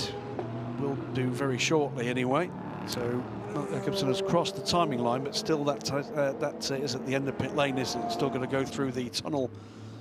Indeed, Alex Quinn does take the lead at the moment, but will owe us a pit stop. Yeah, I mean, this is going to be... He's going to come out after his stop and do one lap, I think, and that'll be it. Just 3.5 minutes remain. Sleeping on the fuel save of all fuel saves. Yeah. And that would be extraordinary. Yeah, Alex has been significantly slower in that last stint than Molt Jakobsen, and there clearly has been quite a lot of fuel save going on. There can't be enough, surely, but that would be a heck of a result for them. It really would. Yeah. Well, the other thing it would do is turn the championship on its head. Yeah, it would be a little bit more... let me see. Yeah, it would be 2 points between the 25 and the 20 going into the final race. So, the final race, the two cars in contention are teammates. Yeah. What could possibly go wrong? Yeah. 3 minutes. Deep breath there. Nervous. She can see herself on TV. Yes, we can see herself. Yeah. Dear me. Under 3 minutes to go. Is it going to come? Is there going to be a fuel stop for Alex Quinn, or has he pulled an absolute blinder here? I can't see him doing another one. Not really. Is he going to pit? Not this time. No, he's not. He's going to go for it. Good grief. Wow. Is it on? Is it on? Is he possibly going to be able to eke this out? Well, yeah. We did say his last time that was a 1:49. Never count against strategic genius in Algarve Pro Racing. They did this. They did this at Portimao. They almost took the LMP2 Pro-Am title by running the car in the final stint at 40% throttle and lost the race rather, halfway around the final lap. Almost from nowhere, picked up a big piece of debris there. There is a huge amount of debris. There's a car that's blown a tyre or lost a bunch of bodywork. Yes. Here, and it could go full course yellow. I think it might be that Algarve Pro car, not Algarve Pro, that Enduropol car ahead. Because Alex Quinn's just run over about 3 or 4 pieces. Alex Quinn is crawling home here on a full fuel save. Yeah. He's just dropped 2 seconds in the first sector to Malte Jakobsen. This could come down to the final corner. It really could. This is extraordinary stuff. Drama being doled out by the strategy. I love it. Up the inside of the Blackthorn car. I can't make it there. Pinched off. Isn't prepared to risk it. But there is the 43 car that is crawling home. Yeah, and it's just spraying bodywork everywhere and bits of tyre. 3 seconds lost in the second sector. Malte Jakobsen is closing. It's going to be. Is this going to be done on track? This is extraordinary stuff. 2 title contenders. Malt's going to get him. He's not going to stop. He's not going to stop. No, Quinn's going to roll the dice here, but Malt's going to get him. There's just no chance. He's not going to be able to fight him at all. And Malt's just going to cruise by him as they come over the line here. 151 to 144. Yeah. But what a way to try to do it. Cheeky. But is Quinn going to make it to the finish now? Is he going to run out of fuel and not make it? Can't defend. No, can't defend. That's the lead gone on the final lap. Yeah, but I'm concerned whether they've risked it so much that if they don't get to the finish, they've lost the title. Because if they don't get to the finish, the 20 doesn't finish second. Yep. 25 takes the championship. Yep. That's extraordinary finish again. Wow. In a completely different way. We saw one amazing finish, Ollie Gavin, at Sepang in the first race of the season. With the lead changing twice in the last 2 turns. And now, could this be? Look at the nerves here. Oh. Can the 20 make it? Because if the 20 can make it, it keeps the championship alive and going into Sunday. But if it runs out of fuel, it's over. And the 25 takes it. It really is that. So has Alex Quinn been working some magic in that cockpit, trying to save fuel, maybe even producing fuel to get that car around the last couple of corners? As we're watching this come to a conclusion, Mathieu Vazevière takes 6th place from Alex Malikin. But it's all about the lead of the race. The win in the race is going to go again. A 3rd win this season for the 25 Algarve Pro Racing team. Malte Jakobsen brings it home. It's a cracking win from him, Valerio Incella and Michael Jensen, and he's home in 2nd, and the title battle stays alive. Nice work, Alex Quinn. That's brilliant work. Fine work, and brilliant job by the 25. Malte Jakobsen, brilliant work again. It's going to be a win as well. By the way, 3rd place has gone to the Proton Competition 22. Delight in the Algarve Pro Racing garage. Here comes race winner in LMP3, the 15 car. This title is blown open by the results today, and they're back in it, the RLRM Sport car. Oh yeah, great work. Double win for them in the UAE. They'll be delighted. Won't they just? Absolutely delighted down that RLR. Breton Racing will come home second there as we wait for the winners in GT. Third place will be Graf Racing. Formation finish here by the 92 and the 10. Manthey, EMA, and domination from Manthey. Their full season WC crew. Well, this was a bit of a rehearsal. They'll hope this is something of a preview. The 92 Manthey EMA car comes home the winner with Richard Leitz, Richie Perra, and Ryan Hardwick leading home the number 10 car from Manthey. Winward Racing, the number 16. Disaster for their sister car, but at least come home with a podium tonight, and does so. Kessel Racing will finish this race in 4th place. The remaining podium position we haven't yet called will go to Graf Racing from LMP3 behind Breton Racing, and I think I know what the points are going to be after these podiums, but it's going to be a very different look than it was at the start of today. Yeah, absolutely. Disappointed, Ollie Caldwell, but that was one hell of a battle. It was, it really was, and both the two cars and the two teams here for Algarve Pro Racing done a fantastic job battling it out, and they rolled the dice there, the 20 car, with that strategy. Didn't quite pay off.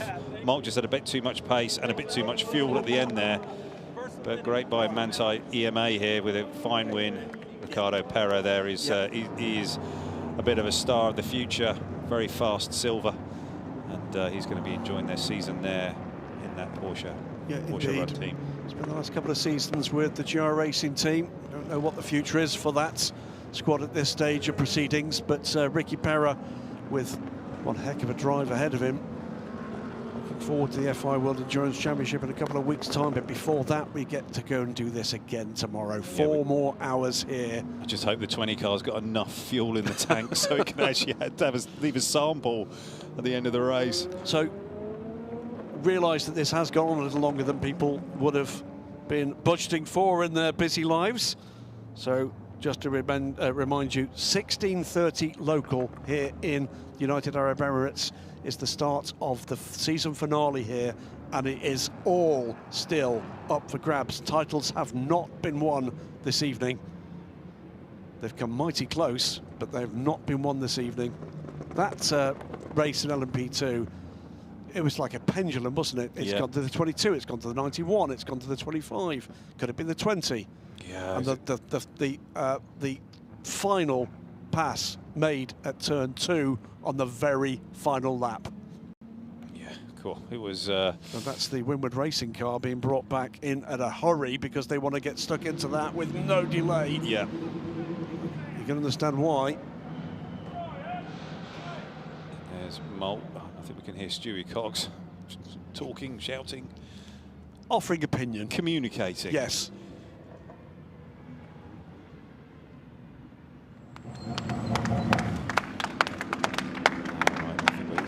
The 25 didn't come down into the winners area. I'm not quite sure why. It got stopped. That is Ian Aguilera. Second time we've seen that young man yet, so that might become a signature move. Nick Hancock greets the young Mexican, and Chris Short, he barely believe his luck, comes in for the UAE races. Bit of a couple of weekends away for Chris. 2 wins in the title battle for the team. Yeah. Fantastic stuff. 25 is going to be pushed into its allotted stall. Stewie's just gone and sorted it all out. Yeah, it's in fact that is Stewie Cox pushing the car.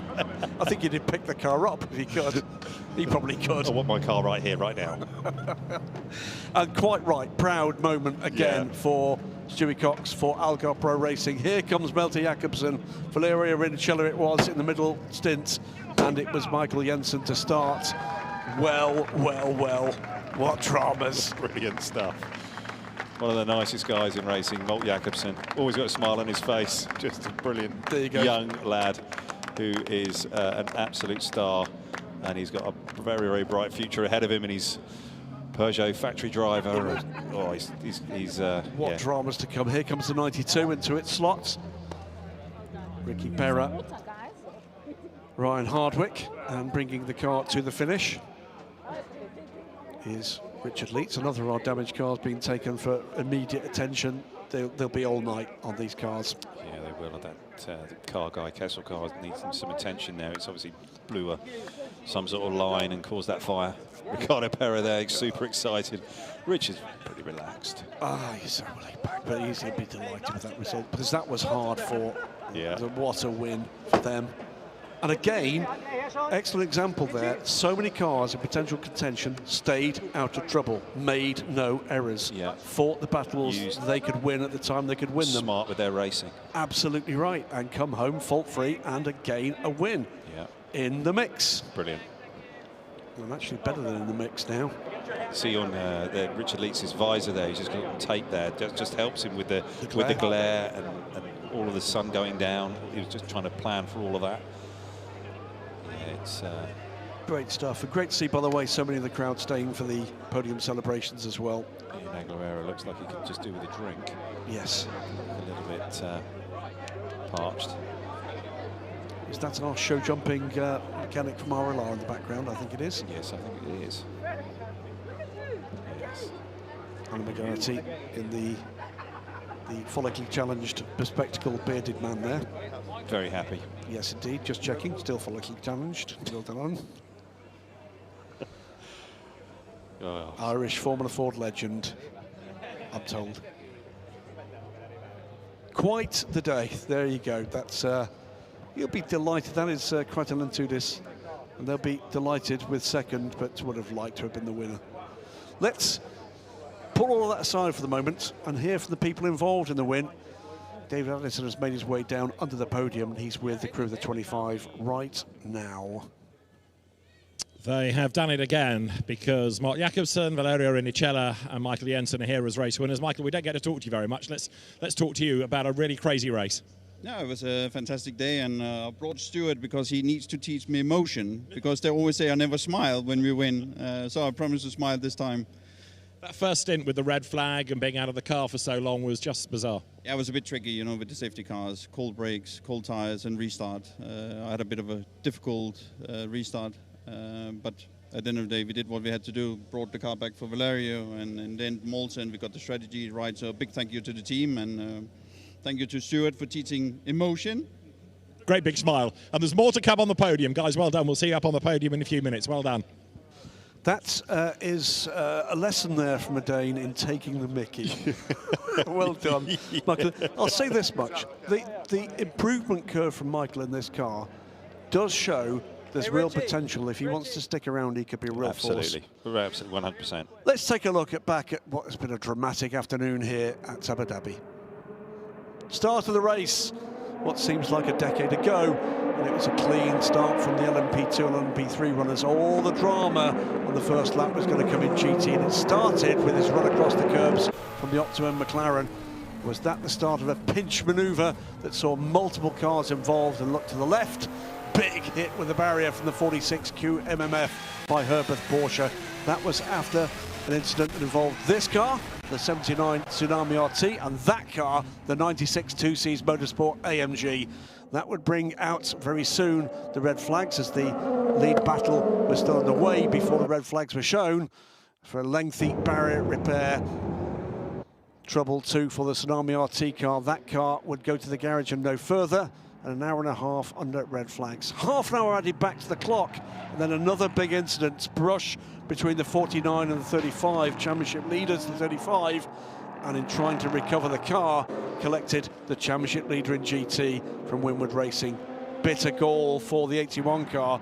Astoundingly, the 35 car would rejoin the race after major bodywork repairs. All sorts of dramas in LMP2 throughout this race, all the way up and down the order, and in LMP3 as well, side by side here, with the damaged 49 of Mark Patterson, the RLRM Sport car here making their way by, and then bloody clumsy stuff, I'm afraid, from the EBM Aston Martin. That would see a fire in the 57 car, ending the race for the car that won race 1 at Sepang. At this point, the number 9 AMG taking position from the number 92, and great stuff side by side with the LMP2 cars, the 25 and the 91. On and on it went. Alex Malikin under pressure from Matt Bell and Ollie Caldwell, and it was an Orica either side. The Pure Racing car, the meat in the sandwich. Jonas Reed and Harry King and Harry King to the outside of the bank turn 10 and took a position in fine form. Great battles throughout. Number 20 car and the number 11 car the next to battle away. And then a battle at the front of GT between the number 92, eventual winners, and the number 2 from Climax Racing that eventually would lose out to drive time and a need to pit stop. Drive-through penalty for the number 22 car, and then a final splash of fuel for the 25 would play out the final dramas here. Or was it? Big fuel save from the sister number 20 car.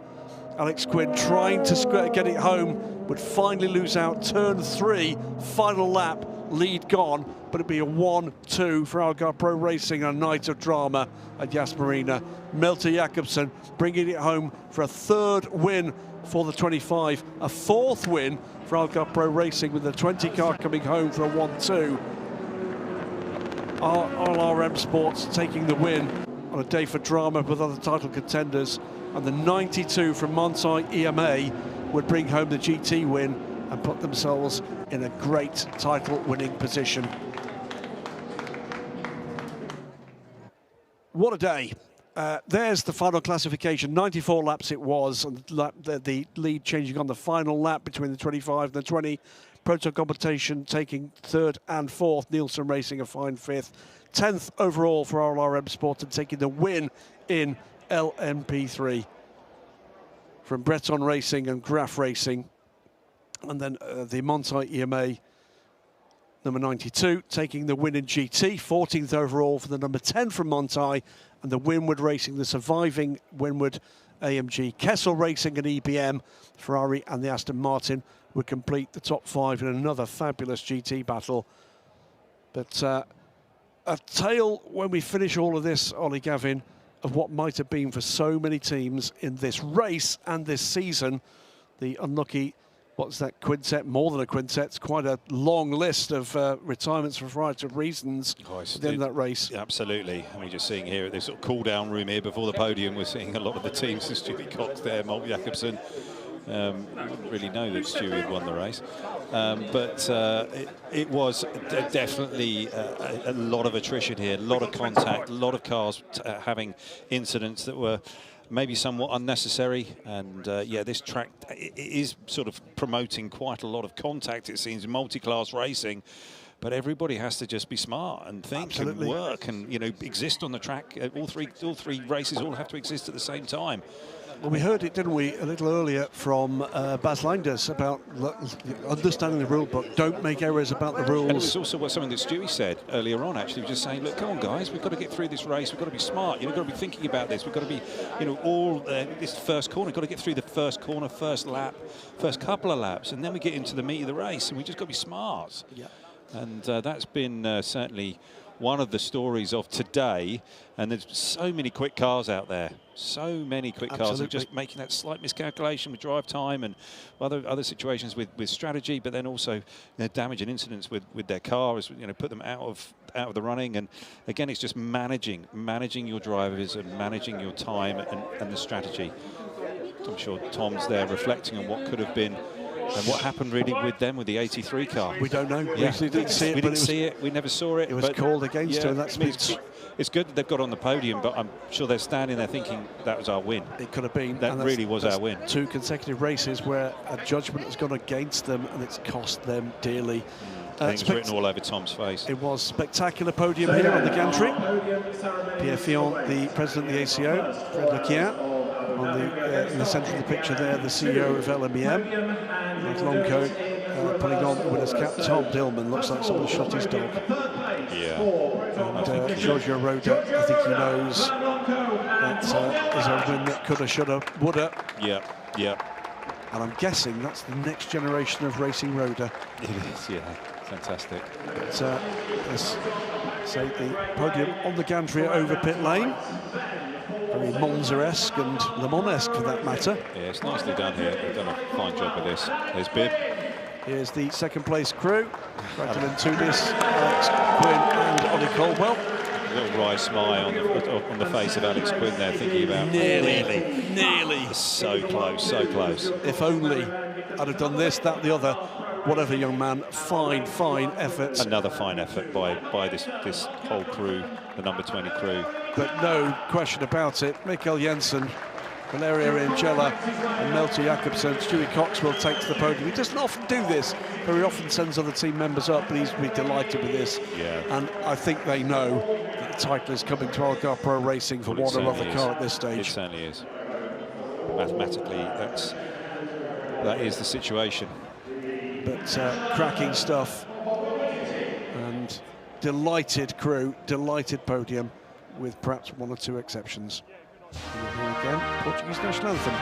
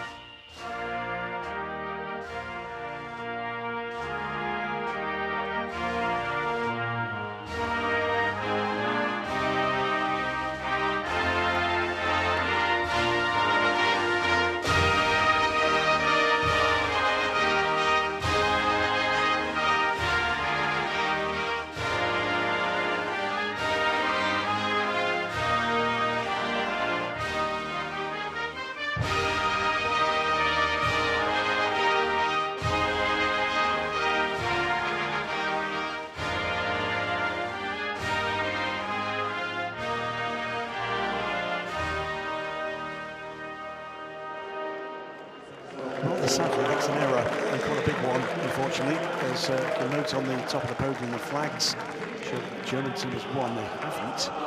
And that was indeed not the anthem of Portugal, it was the anthem of Germany. So a bit of an error there.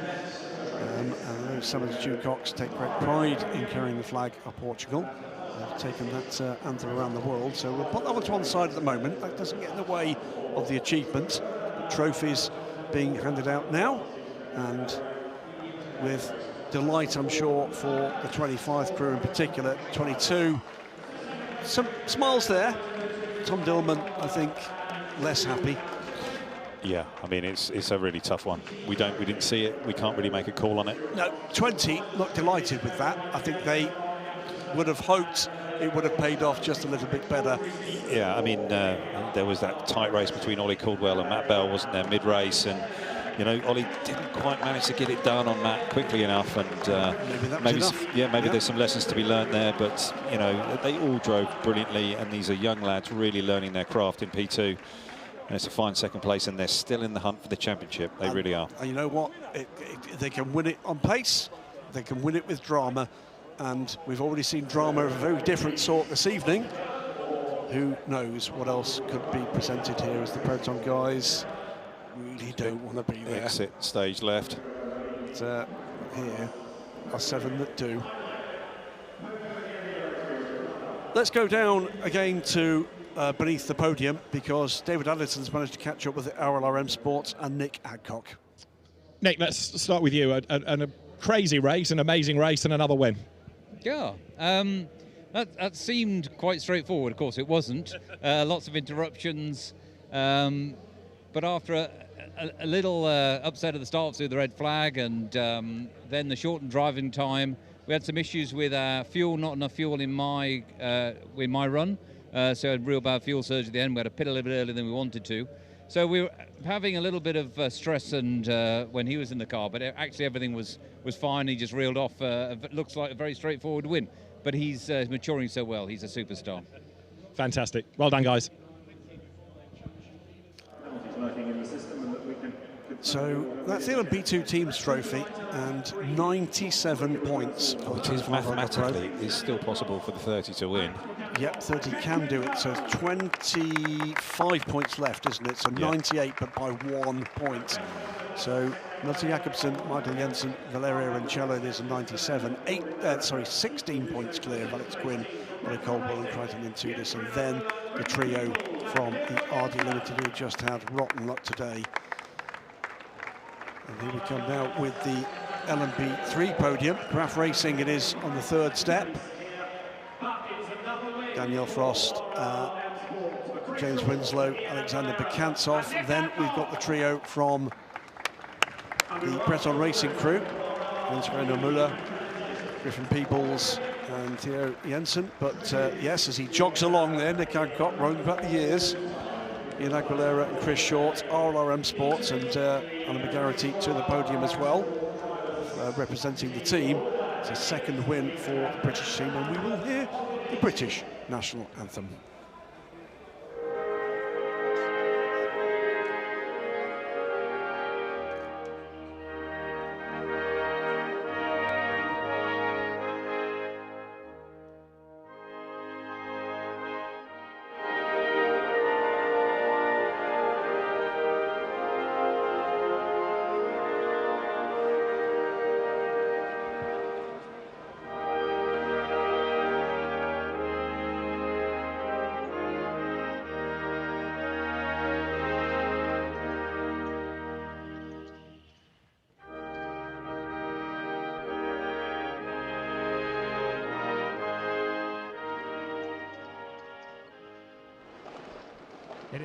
Well, there's not many things I'm sure of.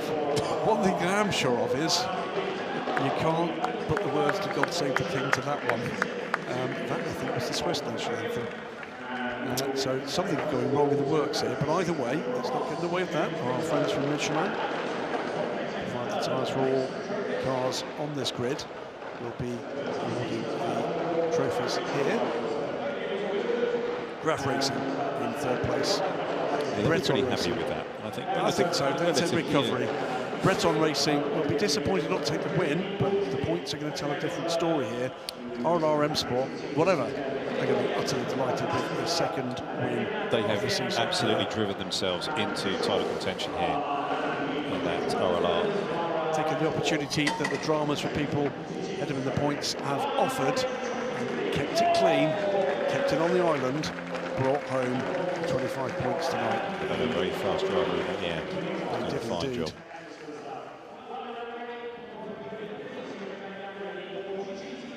Let's go down again to David, who's been hot-footing around the paddock. Fine performance from him, as well as the guys on track. He's with Ryan Hardwick, one of the winners of GT tonight. For Richard Lietz, Ricardo Pera, Ryan Hardwick, it is a GT win. Ryan, let's talk to you, because that was quite some race. Yeah, that was quite some race, all right.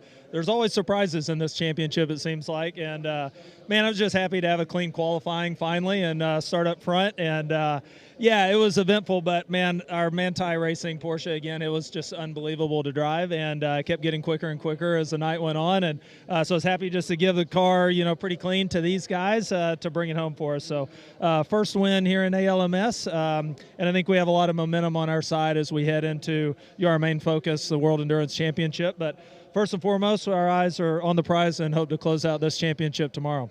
Excellent job. Well done, guys. Great stuff there from Ryan Hardwick. This is the LMP3 points. 10 points separate the top three. Breton Racing Ultimate drop back as a result of that problem for them. RRM Sports also in it, and also High Class still in it mathematically. So 4 cars can still take it with 25 points still on offer. Jens-Reiner Müller, Theodor Jensen, another double Danish offering there, are the two men standing from the full season. So again, going to the wire. Great stuff.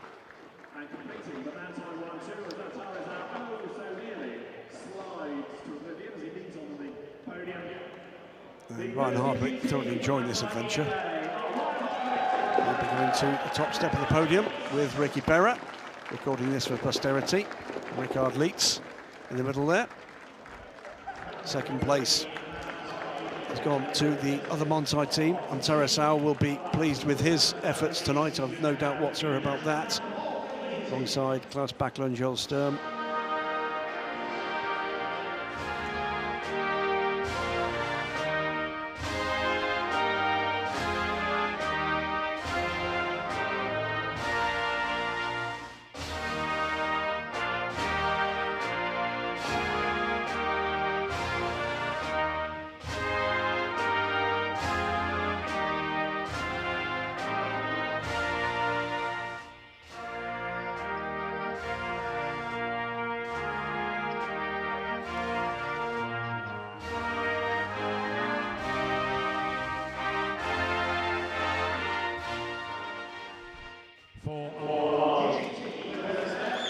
So they complete the call on the podium.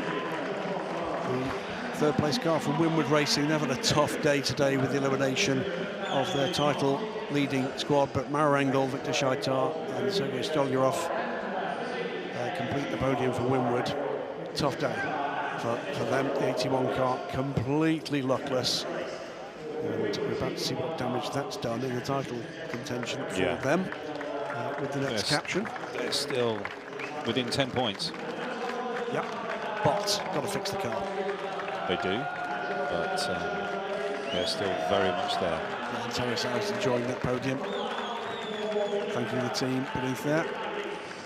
One of the real characters of the Asian Le Mans Series, Antares, isn't he? Yes, he is. A lovely man. Always smiling, always happy. On the podium, of course. And that is the penultimate podium celebrations of the season. Here comes the points. It is Montaïme that take the lead in the championship, the 92 car, equal on points, the 81 Winward AMG and the number 10 Montai car. And they're the three that remain in points contention here. And beyond that, it's a lot of tales of what might have been for this season so far. Ricky Perra, Ricardo Leitz and Ryan Hardwick lead Gabriele Piana and Renat Salikov, with Antares Al Jolster and Klaus Bachler also in the mix. There are other cars that could come out and win this tomorrow. Absolutely, and let's see what happens with the BOP overnight and see if there's any adjustment to that. Yeah, well, we've got another Winward AMG that won a part to play in this, the 16 car too, the Kessel racing car. The EBM Aston Martin's been really strong here as well this evening. And error-free performances anywhere there, and it could be a completely different result. Completely, absolutely. And it's been action-packed over this 4 hours or extended. It's not quite been, it's been 4.5. It's felt like quite a long afternoon. We go from here after this weekend to the World Endurance Championship with a 10-hour race at Qatar, and I don't think it's going to feel quite as long as 4 hours as felt here. But it's been nothing short of delightful to see the different ways in which the same cars and the same rule book can produce completely different results, completely different dramas on and off track.